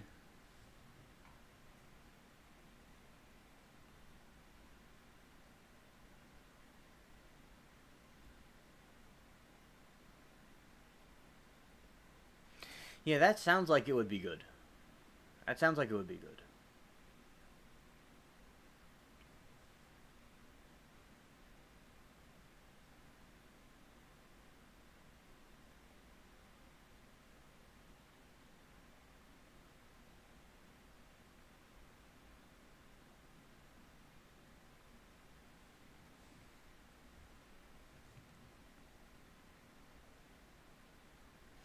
And Latina, if she didn't look at it yet, she'll look at it later.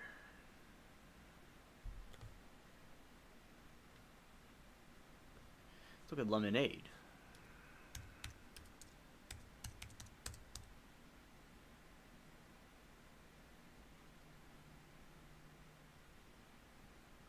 I didn't know that, Latina. Thanks for telling me.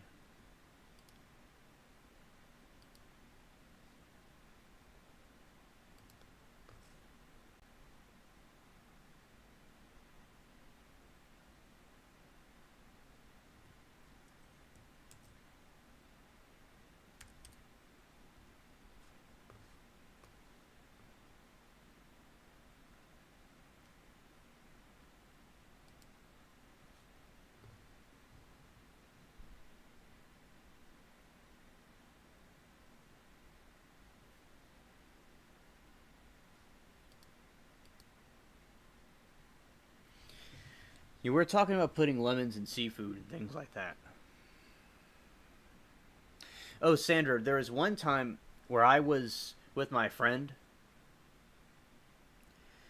and his mom, they just went fishing for crabs, and they were putting the crabs out, and one of them got out of the bucket and it was running around the back porch.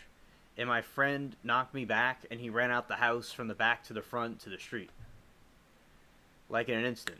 Like it was like lightning. You blink and he's gone. And it was walking around.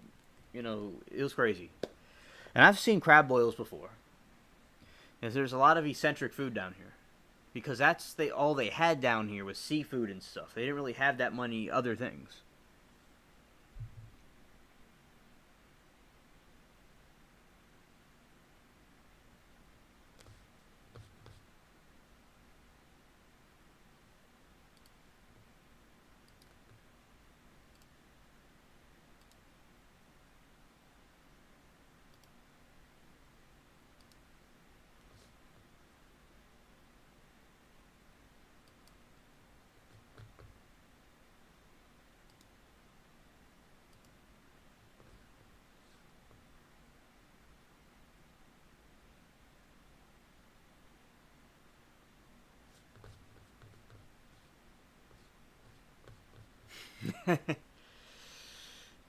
Marijuana tea.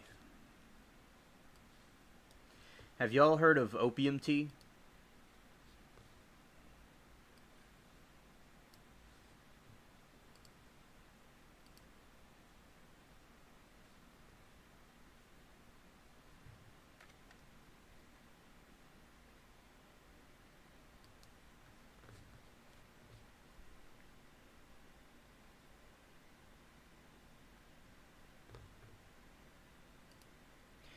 Yeah, there's also something called like the opium. They had opium tea also from the poppy plants.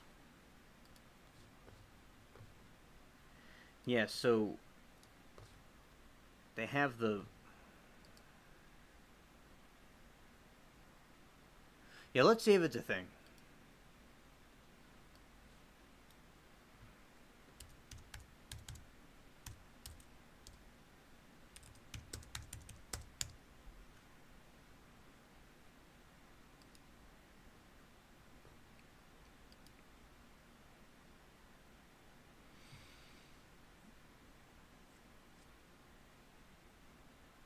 It says marijuana tea can help boost appetite and provide relief from nausea too.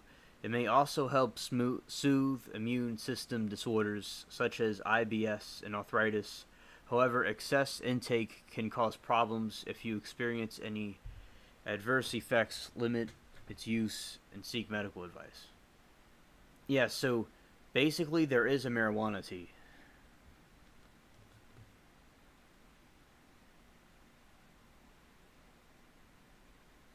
Oh, Sandra, that's interesting.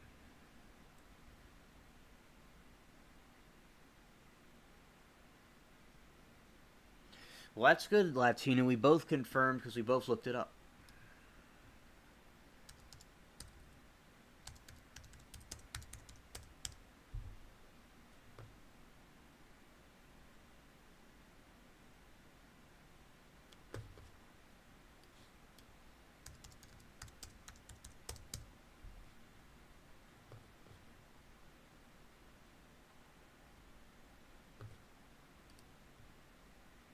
Yeah, the popium tea or the opium tea is a narcotic, and it has different sensations and intakes, and it's like a tea, but they use the poppy plant. So I'll show you what that is. Like everyone, like they talk about opium and stuff.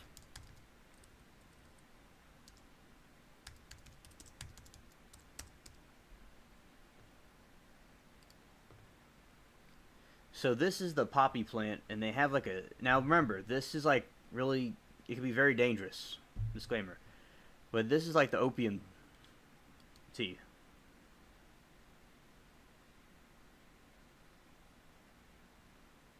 Well, that's good, Amanda, that you did that. Congratulations.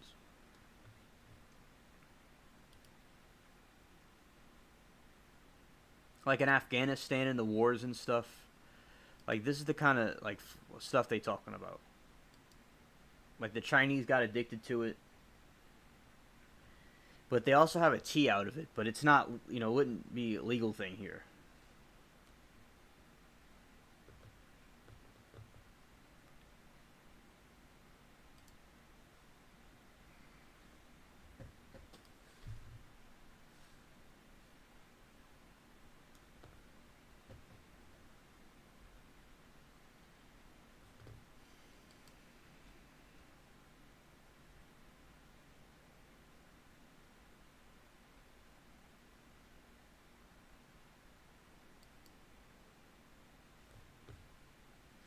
Yeah, it's grown also in Mexico. Yeah, that makes sense.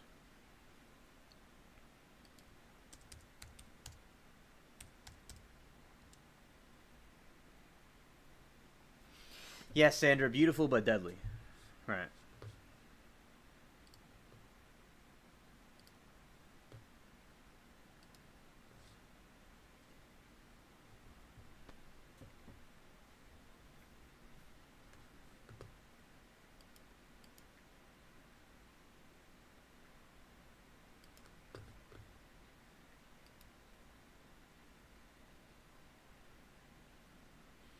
Yeah, that's the in Mexico they have it. Yeah, beautiful but deadly. Right.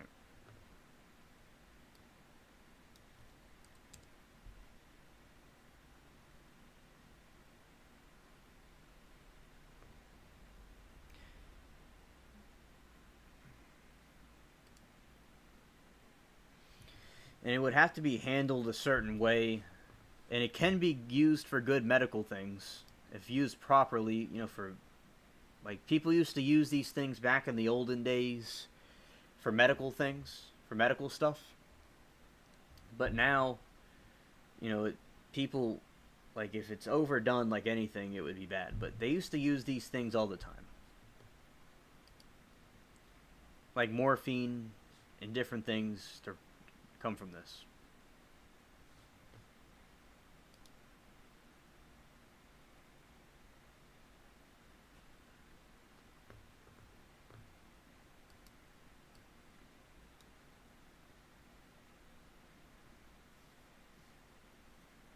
I'll show you one that I've grown before.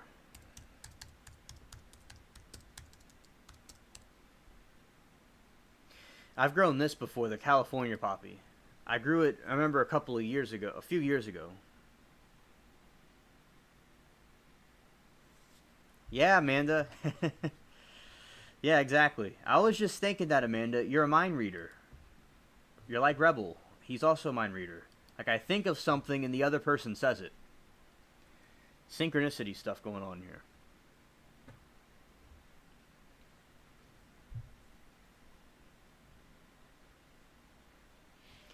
Yeah, and also, so this is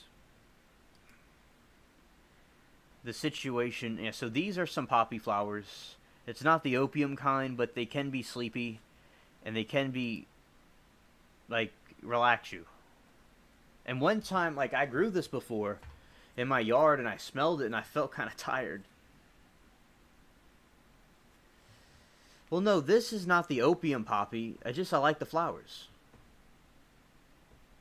but it's like a calming herb.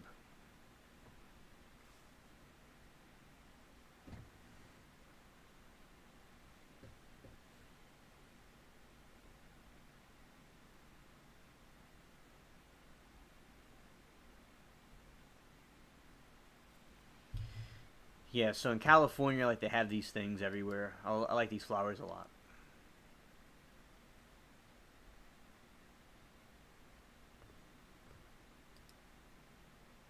And also, catnip is a medical thing too.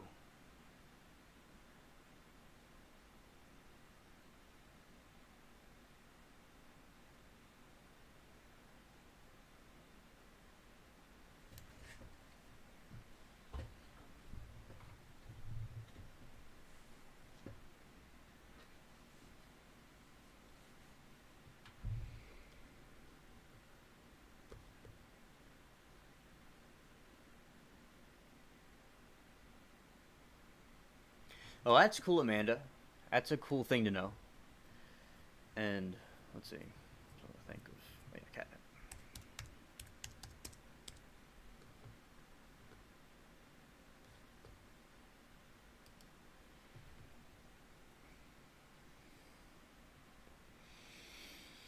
Yeah, this was a medical herb used by the colonies, also the American ones. I could look that up to check myself. But yeah, this was a catnip was a medical herb.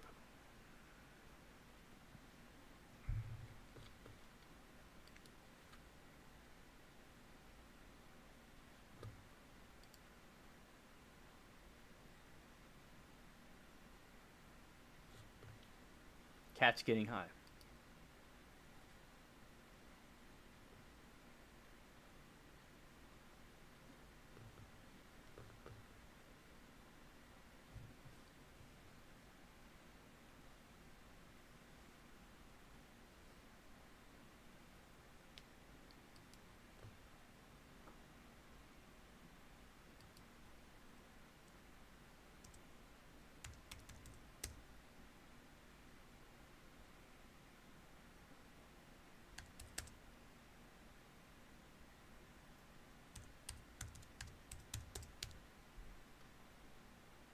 The leaves and young shoots were added to sauces and stews for flavor, which somewhat resembled the mix of mint.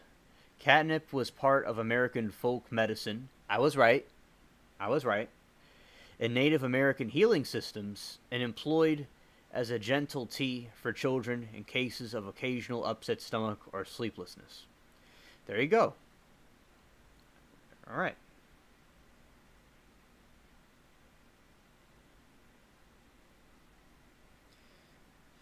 Yeah, I mean, with the synchronicity, it means that you're doing the right thing. Like you're on the right path.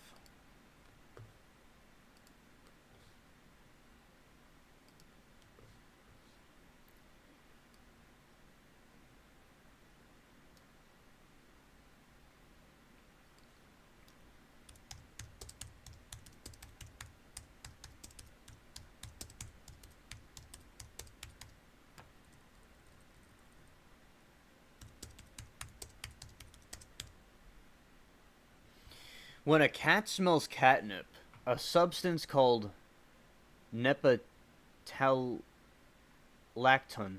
nepetalactin interacts with certain cells in their upper airway.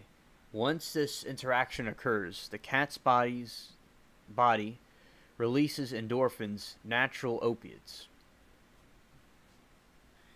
This theory is supported by the fact that cats who receive the opiate antidote naloxone are not affected by catnip.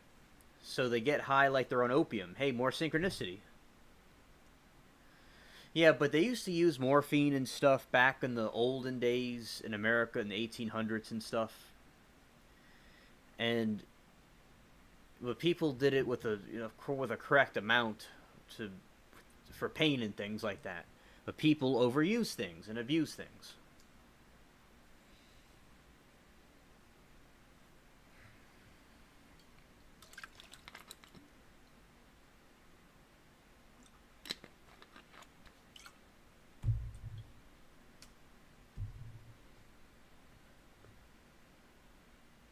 Yeah, man, that's a good question. Very good question.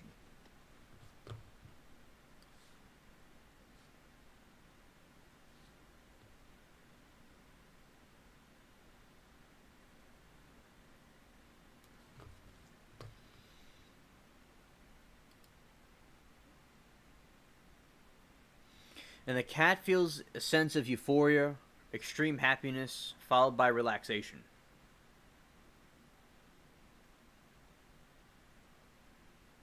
Yeah, Bubbles loves catnip.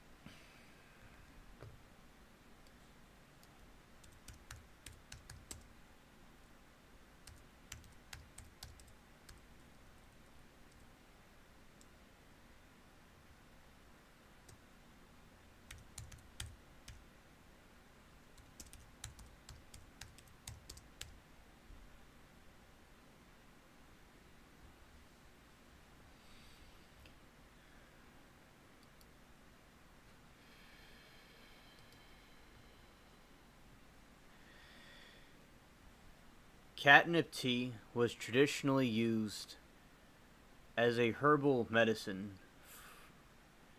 for restlessness, nervousness, and nervous disorders, coughs, asthma, gas, and diarrhea.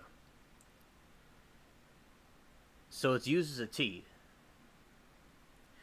Bubbles was we got okay. So Bubbles, the white cat, he came and his siblings were outside and they got separated for some reason because their mother was irresponsible, and they got separated.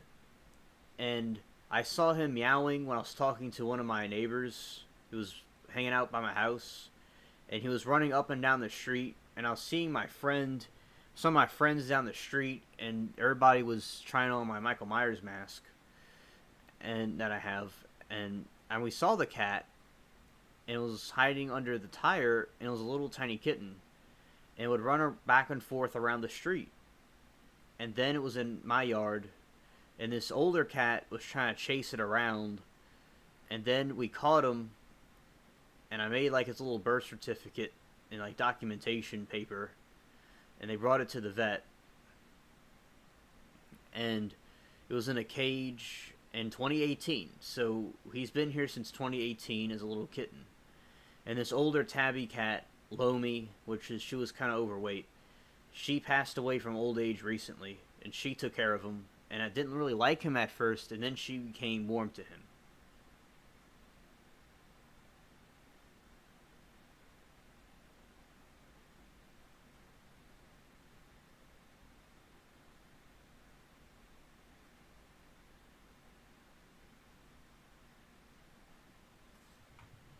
So that's his story.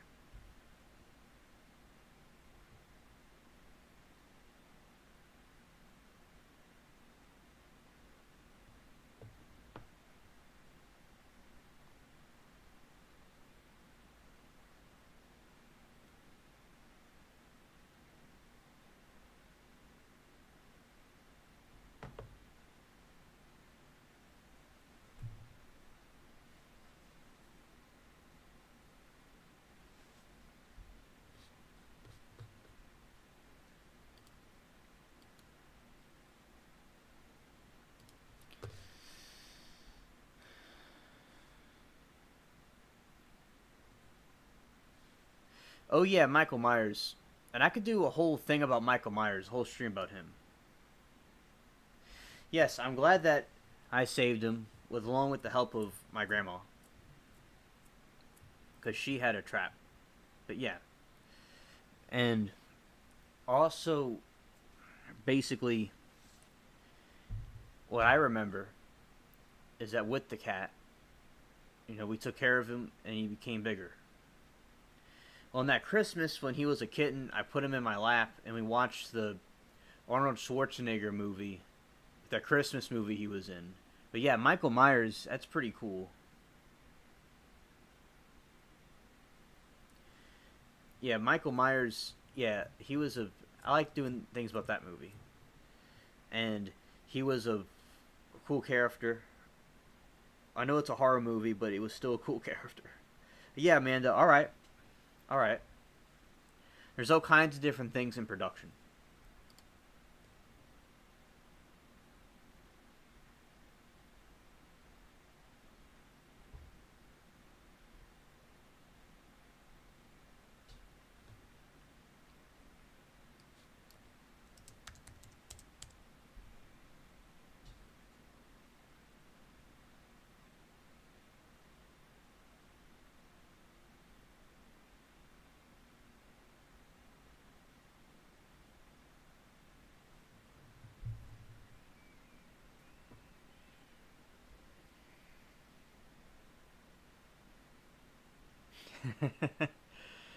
Hey, there you go, Sandra. I don't know.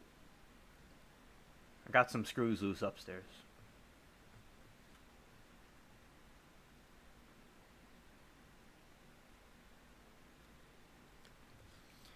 Alright, let's say,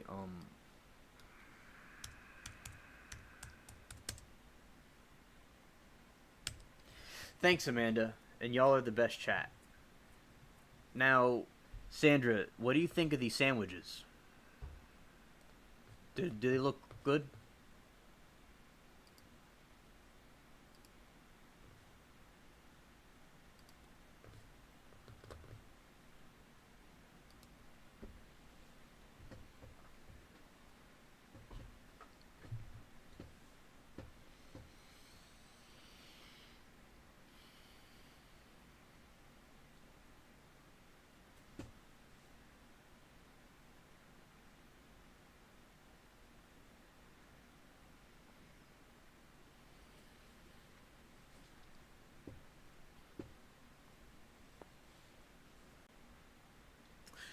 Yeah, yeah. I'm glad you like that. Yeah, these are some cool sandwiches. All right. I eat sandwiches every lunch. I love the ham sandwich and the other kind of sandwiches I have.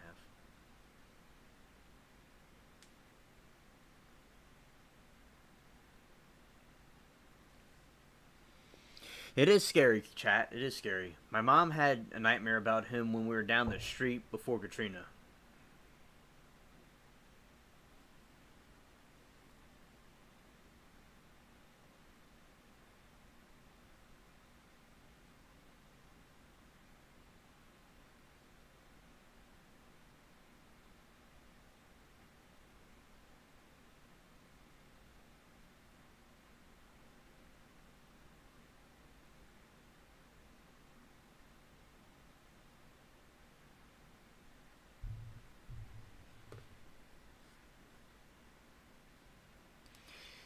I get those sandwiches every lunch.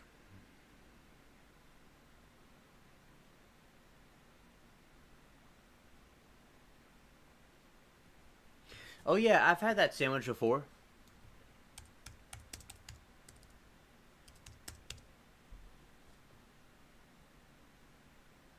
Yeah, I've had that at the Vietnamese restaurant.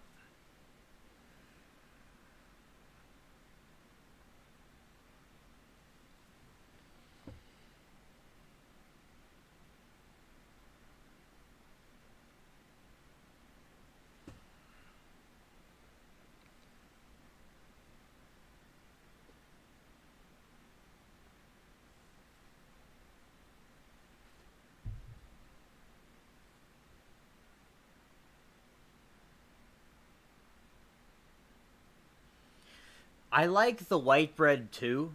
The darker bread is apparently more healthy, but I also like the white bread. I love the white bread.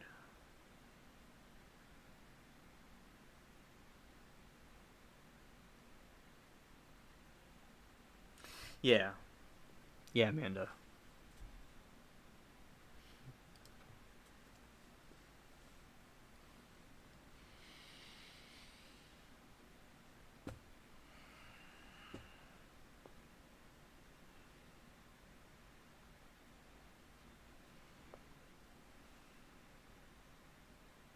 Yeah, it is yummy.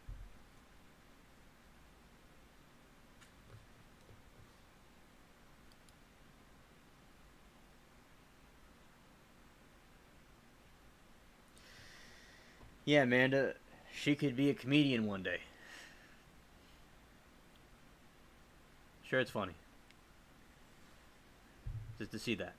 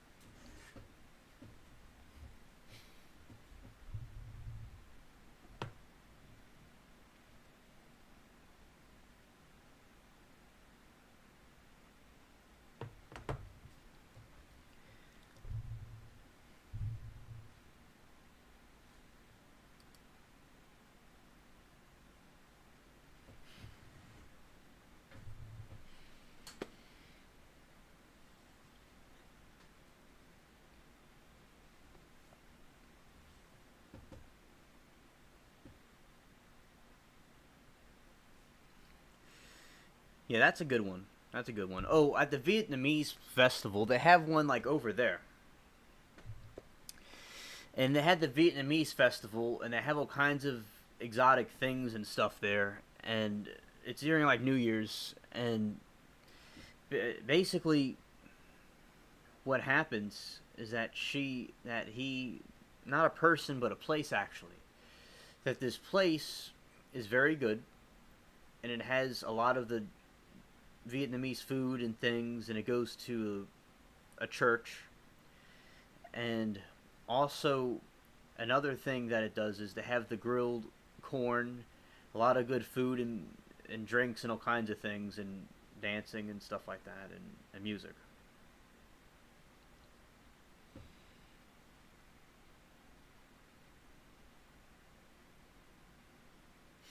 All right, Sandra, you just like more of a simple sandwich.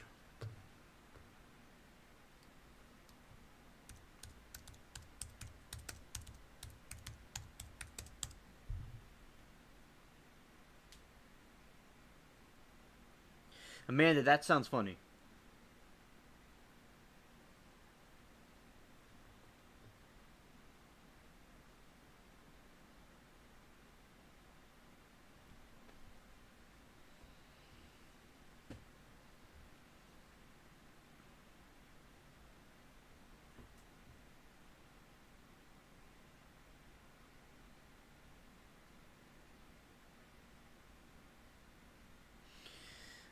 Um, Christy, Jason. So to answer your question, let's see.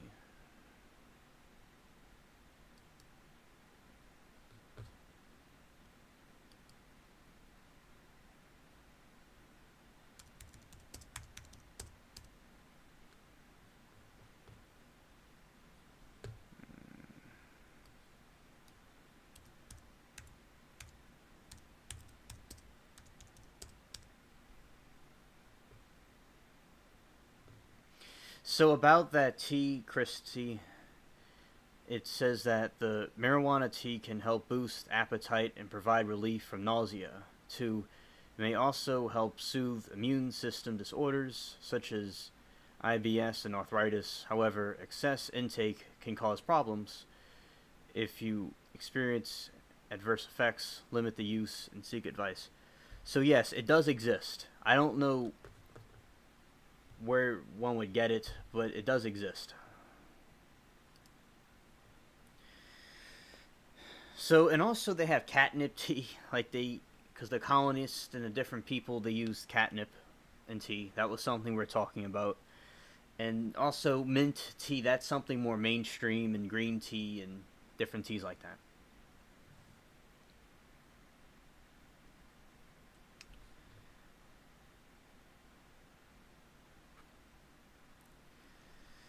And also, basically, you have these sandwiches that are pretty cool.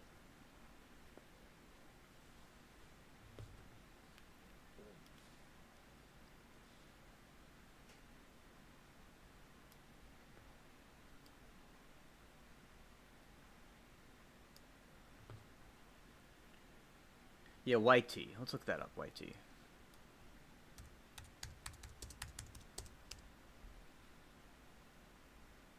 Yeah, that's nice. That's nice.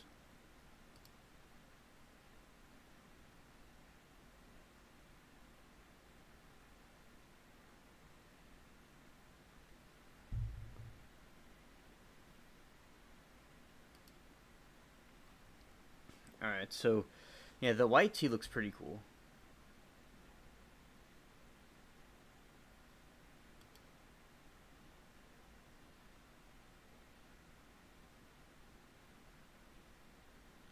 Yeah, and I'm curious about this other kind of tea that someone in chat was talking about.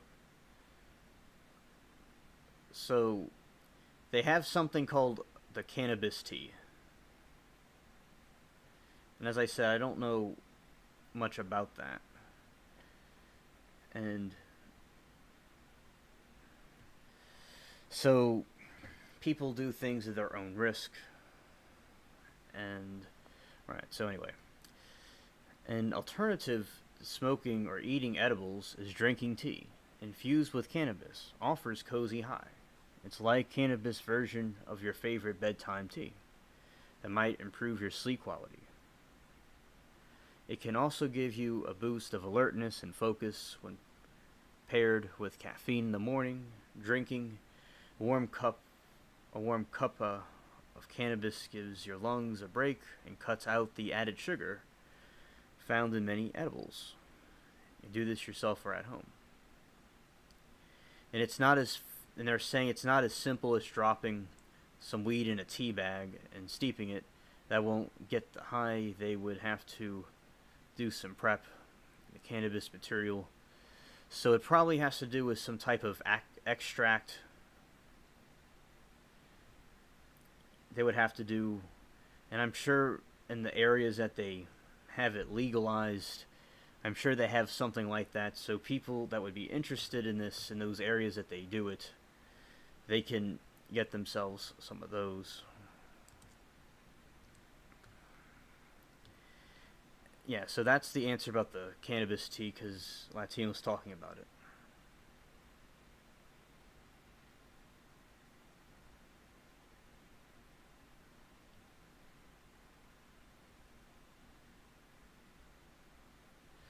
Yeah, so that's how people could do that.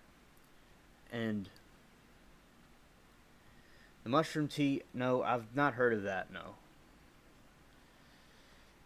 And that's something interesting. Now, personally, that's not, I wouldn't do the mushrooms personally, but yeah, I've not heard of a mushroom tea, what you're referring to, no. It's just like leaves and herbs and things like that.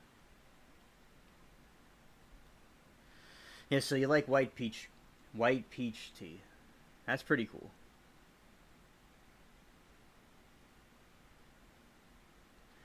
Yeah, so that's what I was thinking. Sandra likes the southern food, like just regular food. She doesn't like the eccentric food like we like. Yeah, brown beans, cornbread, and southern food. Yeah, brown beans is good.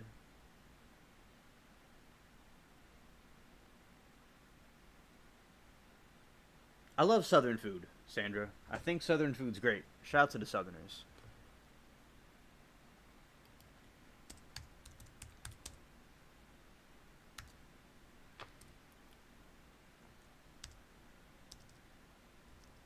Yeah, of course, it's gonna not let me press the button.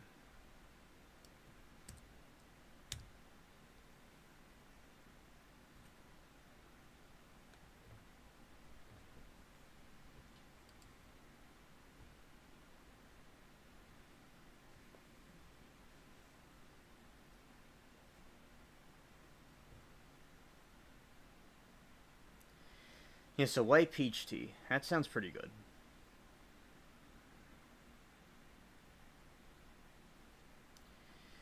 And people that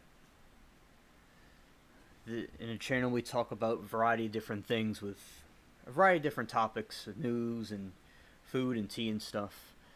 And it's pretty cool. It's a cool channel. We talk about a variety of different things. And I'm thankful for everybody that's here and joining in and chatting. I like the questions. Very, very interesting live stream we've had tonight and today.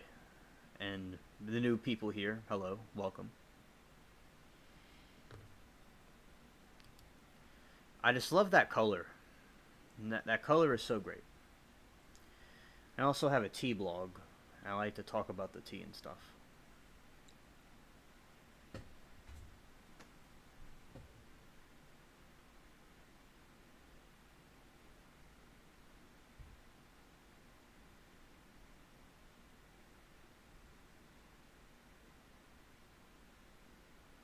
All right, Amanda, thanks.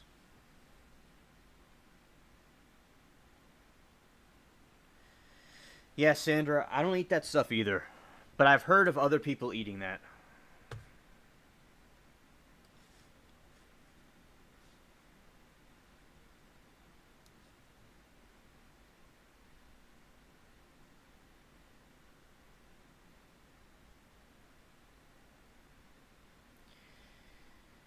And people can subscribe if they like the channel. And like, share. And I like the lemon tea. Yeah, peach tea's pretty good. And more specifically, the white tea.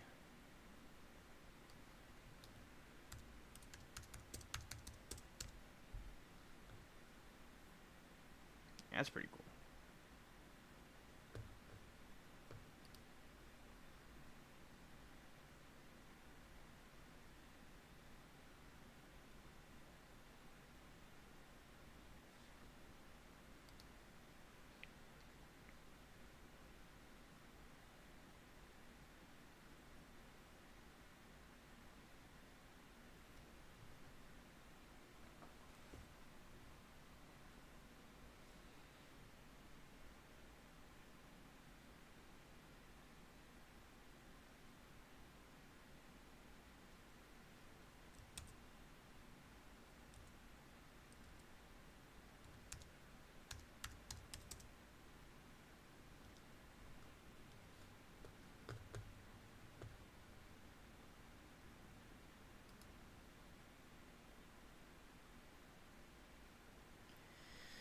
Well, so basically with the channel, we talk about alien theories and things of the news, current events, religious stuff, and tea and food and pretty much everything, about that, and herbal things like natural herbs and stuff. Because I think that's a good thing people to have is like herbal things. Because sometimes I think medicines are good, but sometimes I think herbal traditional things are good too.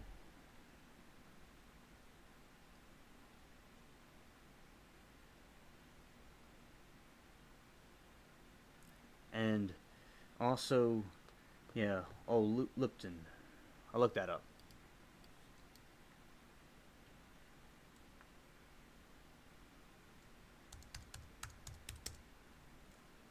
Yeah, Lipton tea. Yeah, I've had this before. That's pretty good. I like that. Yeah, I've had that before. And also, I like Earl Grey, and I like the different teas from the UK and things like that. Yeah, man, the biologics.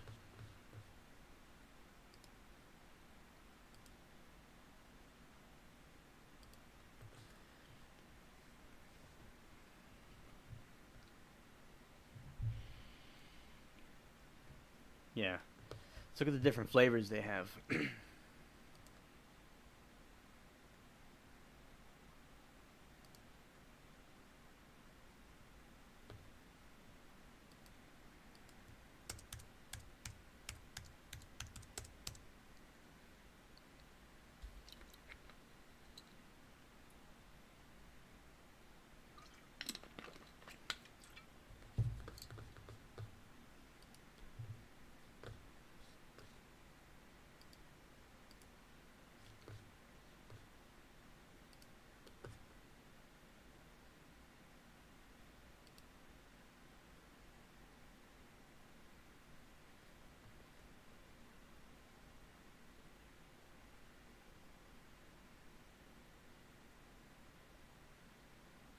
Well, Amanda, thank you. And you're welcome. You're welcome. So the Lipton tea uses chamomile. That's a tea that I have, and it's good for different things. And it's good for helping people sleep. I remember one of my friends down the street, he was kind of having some, issues and with like stress and stuff, and that helped him out. And the brand has dedicated the procedure to curate the process, good quality, and different types of grades to create various blends. Lipton tea offers 20 different tea types, including exquisite iced tea, black tea, and matcha mixes, fruity infusions, and green teas.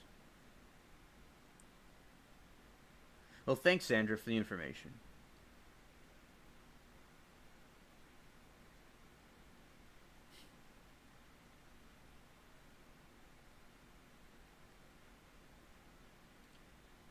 Yeah, I knew how to pronounce that, but the way it's spelled, it threw me off for a second. Chamomile. I know. It just the way it's spelled. So goofy how they spell these things. Yeah, this is one I like.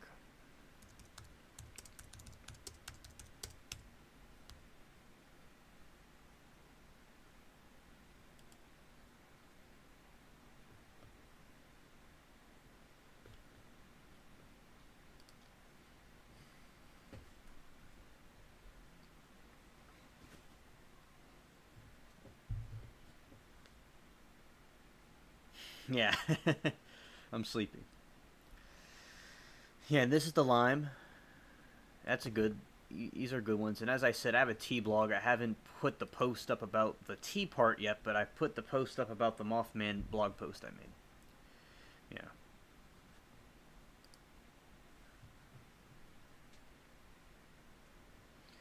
All right. Yeah, that's pretty good. And also, Irish breakfast tea is good.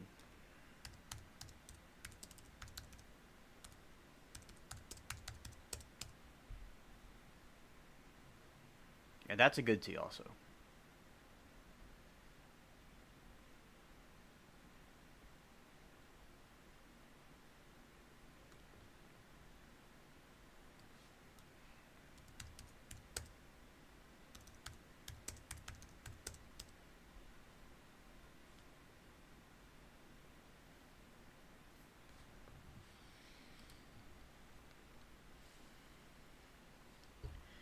Oh, that's cool, Christy.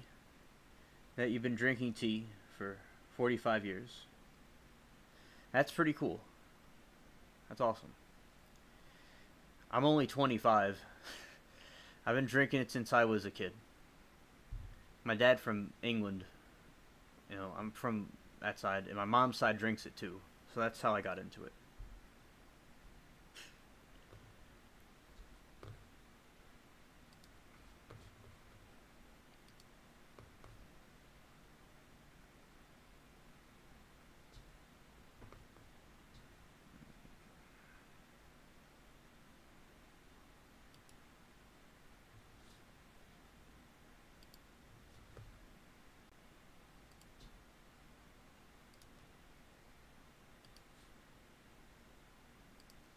All right, so I'm going to tell y'all some things about green tea. This is from a website that I have. All right, so how green tea benefits you. The story of green tea when the Chinese Emperor Shennong was drinking hot water with leaves, he discovered a new refreshing drink in 2737 BC. This drink has many health benefits that I will discuss. This tea is as popular as black tea. It's very good. And I wrote this article. In 800 AD, Lu Yu lived in the era of the Tang Dynasty, raised and adopted by a monk who grew tea, created literature about the importance and his findings of green tea. The writings are called the Classics of Tea. Green tea was drunk by the upper castes of China in the 14th century. It became extensible to all people in China. European explorers. In the 19th century, this delicious drink was brought to Europe like black tea. Tea became one of the national teas drunk in Great Britain. This tea is quite historic as it was the tea that the colonists dumped in the Boston Harbor. They would ship the tea in shape of bullets, so it got to the nickname of bullet tea. Bullets were different in those days, like in Pirates of the Caribbean. The bullets were round shaped, and the tea tax was in 1776. Like that's when the 1767. I read that right. That's when the thing was introduced. The tea tax. And I'm gonna fact check myself, make sure I got that right.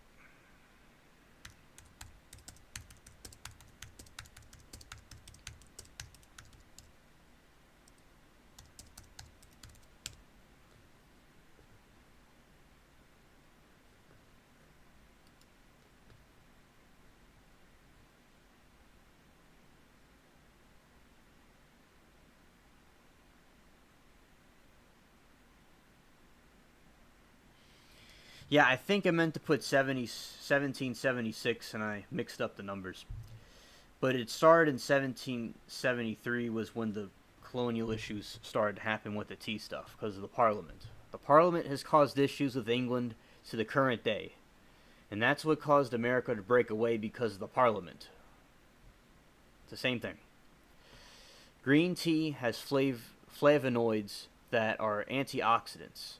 These chemicals help prevent cancers, like black tea and other teas in general. It helps our bodies not rust like metal. Green tea helps prevent cavities in teeth and kills bad bacteria in your mouth. Green tea has half the amount of caffeine like the other teas, so no coffee crashes. It has stimulants called L-theanine, that do not cause fatigue and helps with concentration. Green tea is also good for heart health.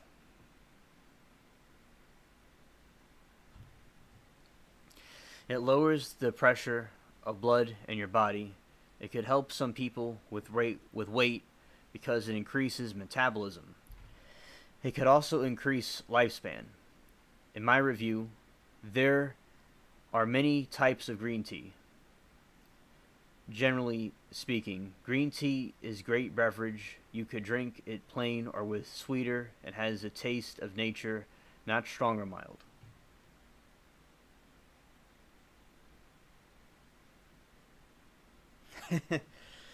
That's nice, Christy. Glad to have you here. I'm a big tea enthusiast, and right? God brings in the right people. I'm glad that you're here, and yeah, I love tea. It's great. And it's nice to meet the like-minded people. We just talk about a variety of different things, and tea's one of them. And yeah, this is a website that I have, and I have all kinds of different things on it. Let's see. August. Alright, this is another blog post that I made. And they're hurricane survival tactics and tea to drink before it. This blog will explain the hurricane survival tactics and tea that helps stress Hurricane Ida. Recently, Hurricane Ida, this was back when Hurricane Ida came, made landfall in Louisiana and caused mayhem across the U.S. As a tea drinker, I always like to drink tea before a stressful situation and for basic health. It became a category 4 hurricane, and it was some ways worse than Hurricane Katrina before landfall. In the evening, I was selecting which tea I was going to drink. In the evening, and let's see, drink tea in the evening. My choice was classic. Before I get to which tea I chose, here is some tips on hurricanes and natural disasters.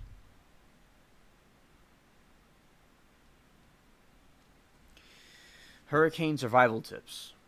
Evacuate if you can, know your plan, and map destinations. Have water and food for many days, emergency supplies. Have your smartphone charged before the hurricane 90 to 100%.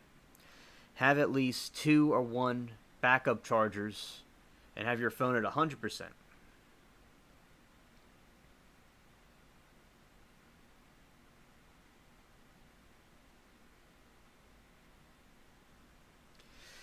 And if you have to go outdoors, it's not recommended. Wear a heavy helmet, because I have a helmet that I wear. And have cash and a card, but physical cash is good in a hurricane situation. And don't have a generator indoors or around indoors because of carbon monoxide poisoning. So I chose green tea. Green tea, getting back to which tea I drink, has Chinese green tea. It is very good and natural taste. I would recommend it if you're into earthy green tea. Many thousands of flavors exist. Why did I choose green tea? It is very soothing and helps with oral health and reduces anxiety before natural disasters. All teas do is reduce anxiety in various degrees.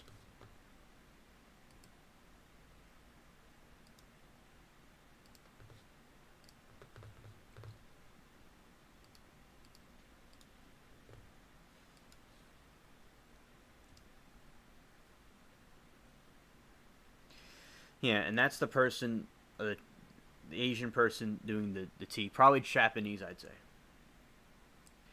Green tea quote: "All theory, dear friends, gray but golden tea, tree of life springs evergreen." Someone named Gothe said that about green tea. Green tea helps oral health. Scientists believe it can help prevent cancer, possibly. Relaxing drink before hurricane. What is your favorite tea? I would like to know what teas you drink. As a tea enthusiast, I would like to know which ones you like. Write them in the comments of the blog post I had. And this is something interesting. So, this is an apothecary from long ago. And it's good to have tea again after power outages. When I had a power outage, I was studying about how the tea was a medicine. It would be introduced as a type of a soup, by apothecaries. It later became a beverage. Chamomile tea is a flower that is used, for example. It's like a tranquilizer. It helps pain. It induces sleep. Tea was used, but then to solve health issues back then before modern medicines, in my opinion, the traditions are good for a reason. Yeah, traditions are traditions for a good reason. All right. Yeah, so this is some of the like stuff I post, and I'll put a post on my YouTube channel about, because I already made a post about the Mothman blog post I made. So some more stuff about the channel.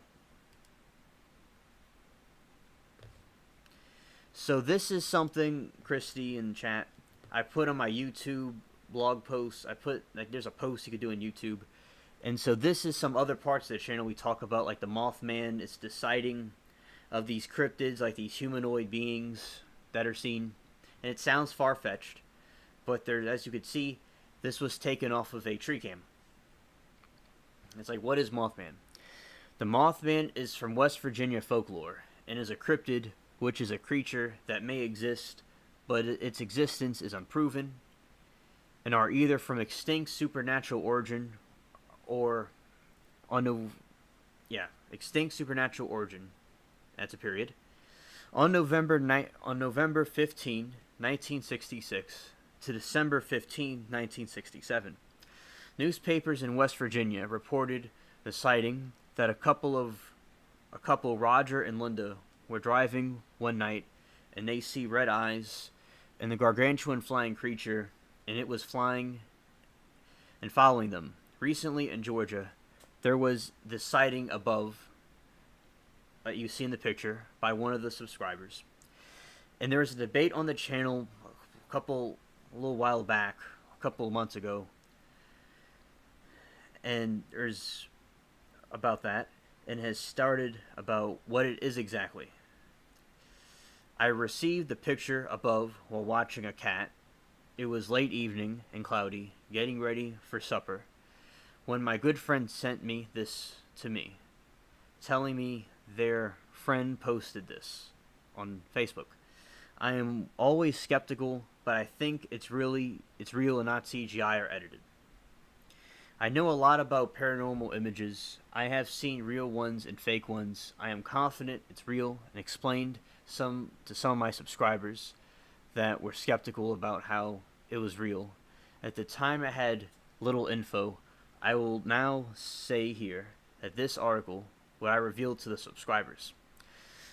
The photo above is from a hunting tree cam in the deep woods, 20 feet up, in a tree late at night, and other hunters saw it and were paralyzed in fear. The creature was over 10 feet tall and had glowing eyes. Multiple tree cams picked up on it, and my opinion is that this is a new sighting of Mothman. So that's like an example of a tree cam. It's not the real tree cam. Oh, that's cool, Amanda, that she's from there.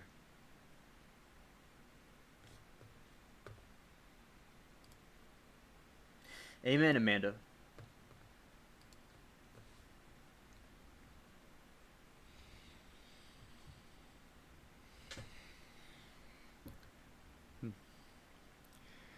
Mothman can fly. So the Mothman has wings and can fly around.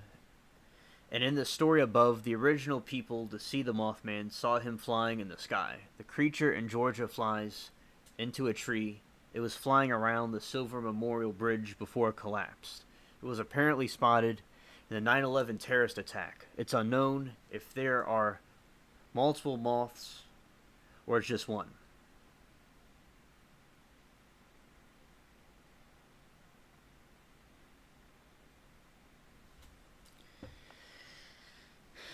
It has a strong resemblance to fallen angel and the offspring of the fallen angels that humans call the Nephilim. The Mothman is known to be like the Grim Reaper type figure and appears when something catastrophic happens. Yes, Christy, you're more of a scientist than a lot of the scientists we have today.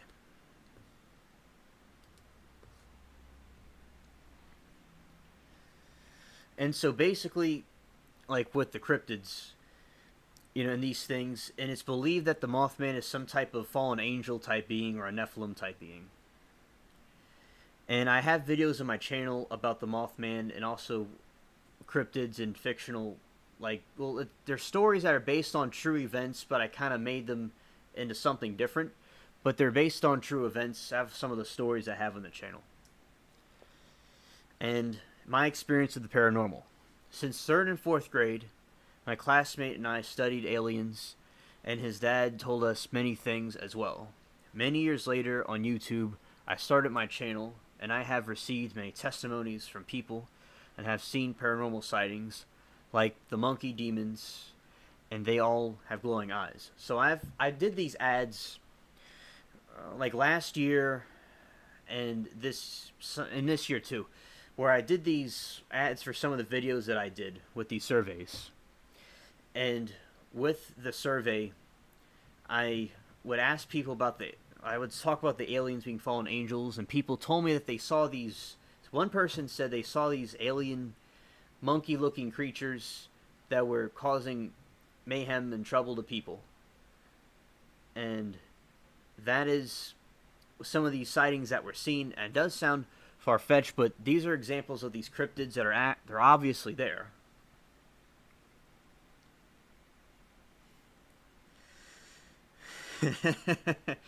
No, he's not, Amanda. No. Christy is. Because she confirmed the aliens. The cryptids, rather. Which is the same thing to me.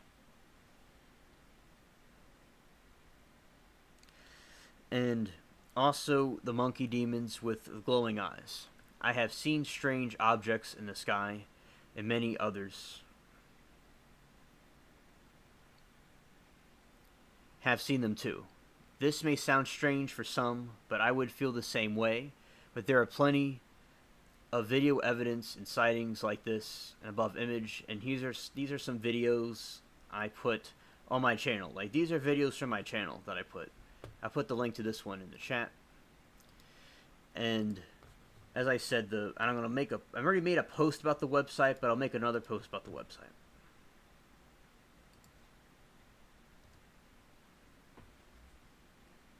Yeah, so like these are like that. This alien is a gray alien that the Russian government was hiding and talking about, and you had these other occurrences that happened with these sightings all over the world. Right. Watch a moment of it.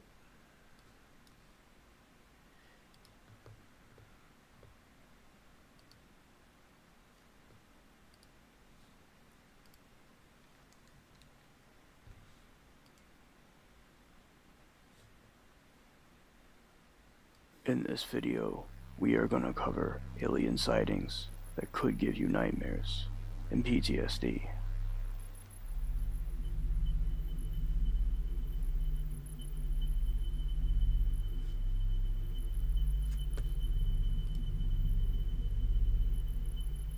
Number 1. KGB alien footage. We could see here the KGB is studying and investigating this little strange alien that they called Skinny Bob. And you could see him moving his arms and his body around. And they're trying to study it and interrogate him, but I doubt they speak the same language. And Yeah, so this is the gray aliens, and these things are like these demonic alien creatures that, like, say the theory is that the fallen angels now appear as these rather than gods, they appear as these aliens, or also the aliens are these other beings from other planets, and they are not really in our best interest. And Christy, very interesting. I actually have done streams recently about the Jersey Devil. Yeah, I've heard about that, and we've done videos, and like I've done lives, and I read articles about that thing. Yeah, that thing is creepy, and other cryptids. You came to the right place. Yes, this thing has clothes on, of some kind. It seems. Yes. also, this footage was top secret, and I have seen it on the internet since I was very young, and it has no sound. Now I will replay it for you, so you can fully grasp all of its motions and movements of this peculiar, nefarious little fella.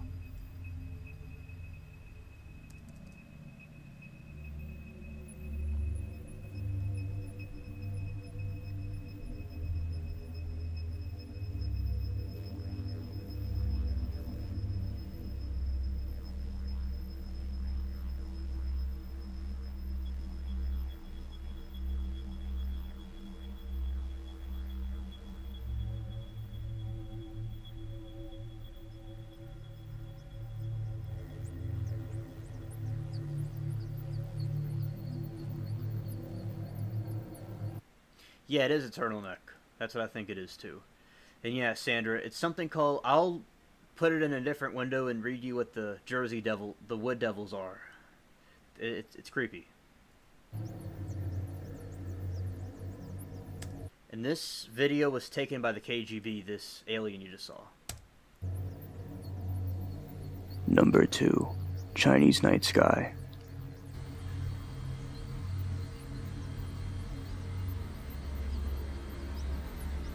是不是有 UFO 啊？是什么东西啊？这个是？ I certainly would be very perplexed if I saw this in the sky at night or in the evening, and I certainly think that it's weird you see 2, 3, then 4. I really think it would be important to get to the bottom of all this nonsense. Number 3. Aliens on the sea. Look, nothing in the sky at all. Then all of a sudden, bam! What is that? Anybody tell me what that is? We're in the middle of the ocean. On a ferry. Nothing around. Look. Nothing around. No land, no nothing. People just trying to enjoy a sunset on the ocean while on a ferry, and they see dozens of these freaky things just floating in the sky, just staring at them. And I know from studying about aliens from when I was young that they like secluded areas, like country areas or the ocean, where there's not many people, but we have seen, as you could see in these videos, many people that are now seeing them in the cities. But you can see that this is an example of what these freaky things like to do. Yeah, Christy, it is something different. Yeah, the Wood Devils. Yeah, thanks for bringing that up.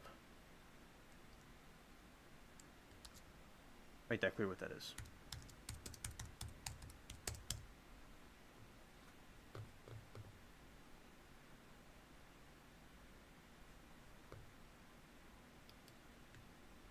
the wood devil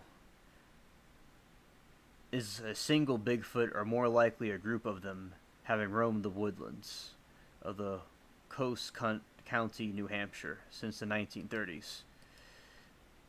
These skinny and Sasquatch-like creatures are described as being tall, around 7 to 9 feet tall, and shaggy tan gray hair. Yeah, Christy, we were talking about this in another stream, not the wood devils. I never knew about this term. But so basically, we're talking about the things in South America that had stuff like this.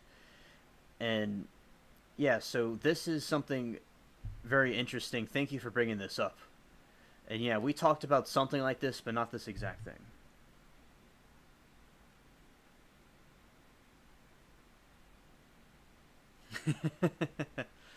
Yes, Christy. Yeah, that's a depiction of the wood devil, the wood devils.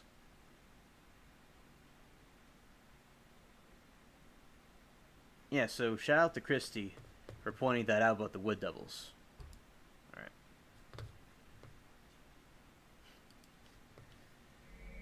Number 4. Aliens in cities.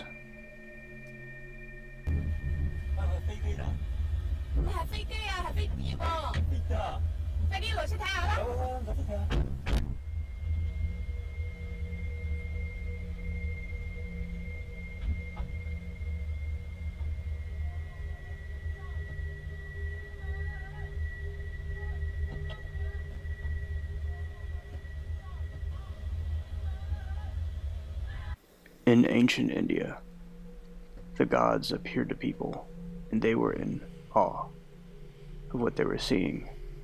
And these aliens definitely parallel, and I feel are in conjunction to those events. They just have taken a different form because the aliens are interdimensional. And see how people are freaked out and scared. Like in the Bible, the angels say, "Don't be afraid." But all these angels do is make people more afraid. Number 5.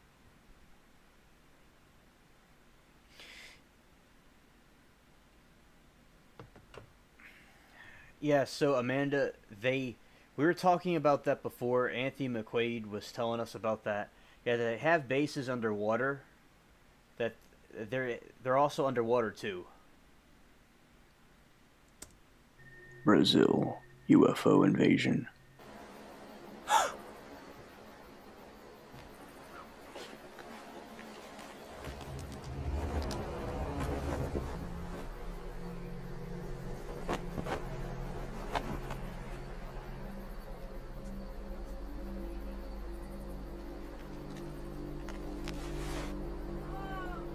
In my opinion, I personally feel this is CGI.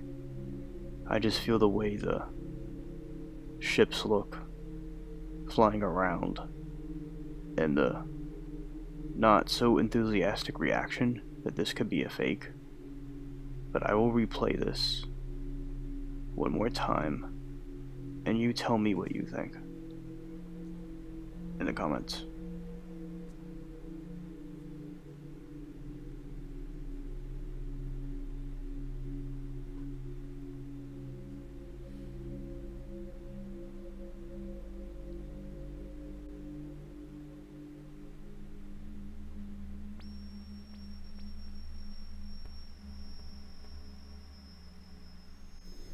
Number 6. Evening visitors.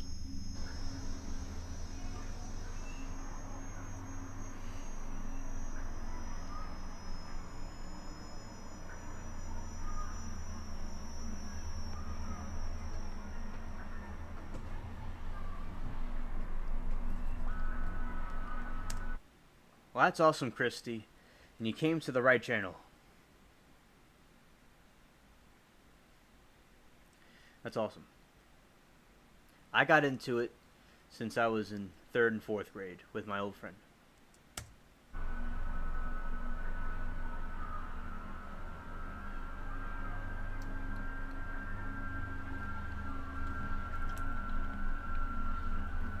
This is what I was talking about. How these phenomenons, these UFOs, are appearing in the cities now. You see some lights blinking in the sky, 1 and 2. And there will be some more quite interesting things of that in this video. And if anybody speaks these foreign languages, post what they're saying in the comments section below. Number 7. Russian ice alien. In this video, 2 Russian gentlemen are hanging out in the snow, and they're just having an interesting conversation, and then they come across something marvelous. Вот его там нашли, короче, ну, смотри. Пойдем Где смотреть. нашли? Ну, вон, видишь. Сейчас сюда проходим, смотри. Вон у нас, сука, безобразие лежит. Сейчас, погоди, погоди. Да вот, ебать, часа 2 назад, хули, ебаный, собака хули унюхала, сука. И все, мы хули думаем, что за нахуй лежит? Смотри, да я хуй знаю, погоди, сука. Вообще, ебать, что за нахуй-то это? Ну, понятно, что дохлый. Да хлеб, короче, лежит. Полнейший дохлеть.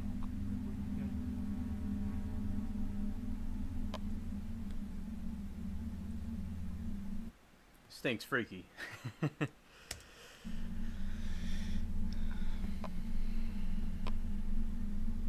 Ноги хули нету, ебаный, что? Вообще как это ебать тень. Непонятная. It's Russian. It's the Cyrillic Russian language.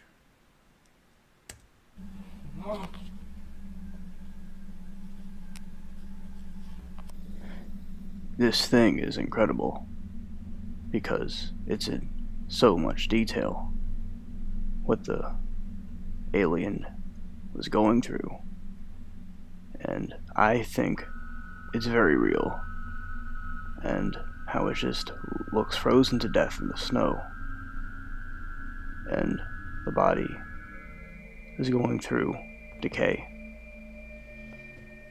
and rigor mortis. To me, I don't think it's a prop. It's definitely something real, but you all could tell me in the comments if you think it is or it isn't. Number 8, UFO Party.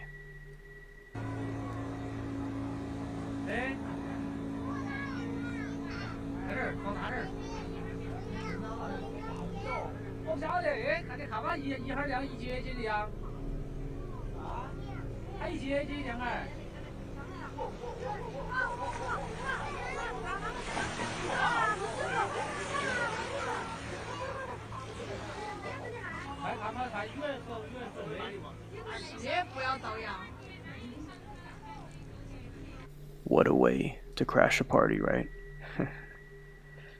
This, I feel, is from the same UFO sighting as the previous video before this in this list, and you could see the UFOs blinking on and off in the distance, and I think it's quite enchanting in a terrifying way that this is happening and the people are so freaked out and creeped out by these things. And you'll see some more in this list like that. And I cannot understand what they're saying. If you do, put what they're saying in the comments below. But all I can understand is UFO. Number 9, Chinese UFO pandemonium. This couple is looking at this strange aura moving across the abyssal sky, and just look at the reaction these people have. 哇塞！我天，这什么东西啊？不会吧？我操，这什么呀？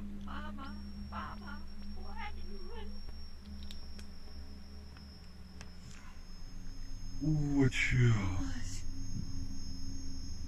我天！ And they are just terrified and stargazed at this crazy thing. I mean, the fear is genuine, and these people don't know what this is or what's going on, it seems. And I just really think that I certainly would be very uncomfortable if I saw that moving around the sky.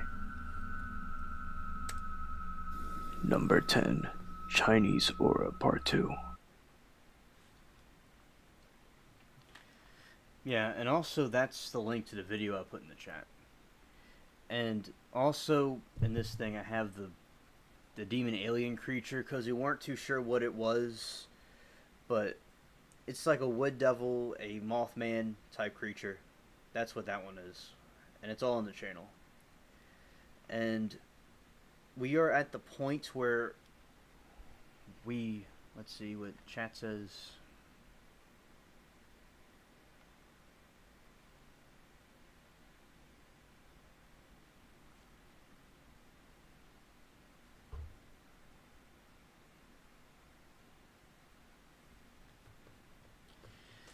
The conference? I've not heard of that. See what that's about.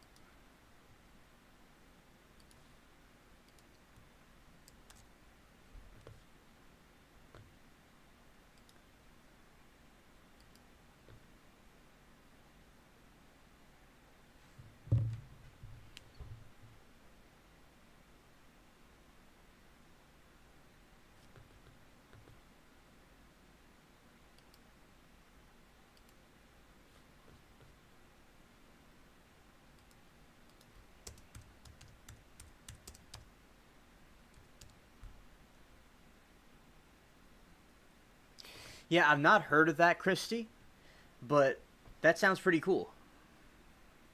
That sounds pretty cool.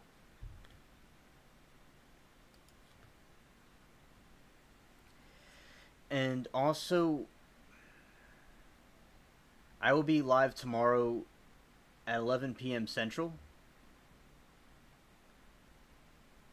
And again, we'll talk about the same, similar topics. And also, we're getting close. We're getting to the point where I'm going to close the show. And Christy, thank you for coming. I invite you to subscribe. And we'll look forward to having you on more streams.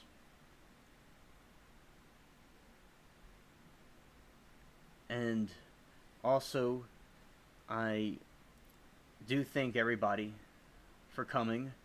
And we had a very strange, hectic night earlier, but thankfully chat was very good, and we all handled the situation that happened earlier very well. I'm glad that all of you came here, and yeah, I think that basically it'd be interested to hear what people happen in their experiences. I do agree, Amanda. And I put the links in the chat for these things that I put up.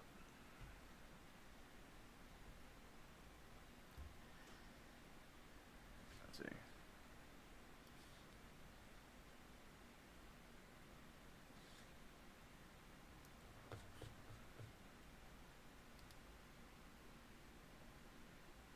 Yeah, alright, Christy. Alright, Amanda. And Sandra, that's in there somewhere. And everybody else that's watching. Alright. Probably this screen. Alright. And had a good crowd tonight. Had a good crowd. And tomorrow's going to be really cool. And as I said, thank you all for coming. Thank you all for coming. Have a nice, blessed day. It's day right now, night, wherever you are. And Sandra's going to have some nightmares. Alright, everybody. Peace.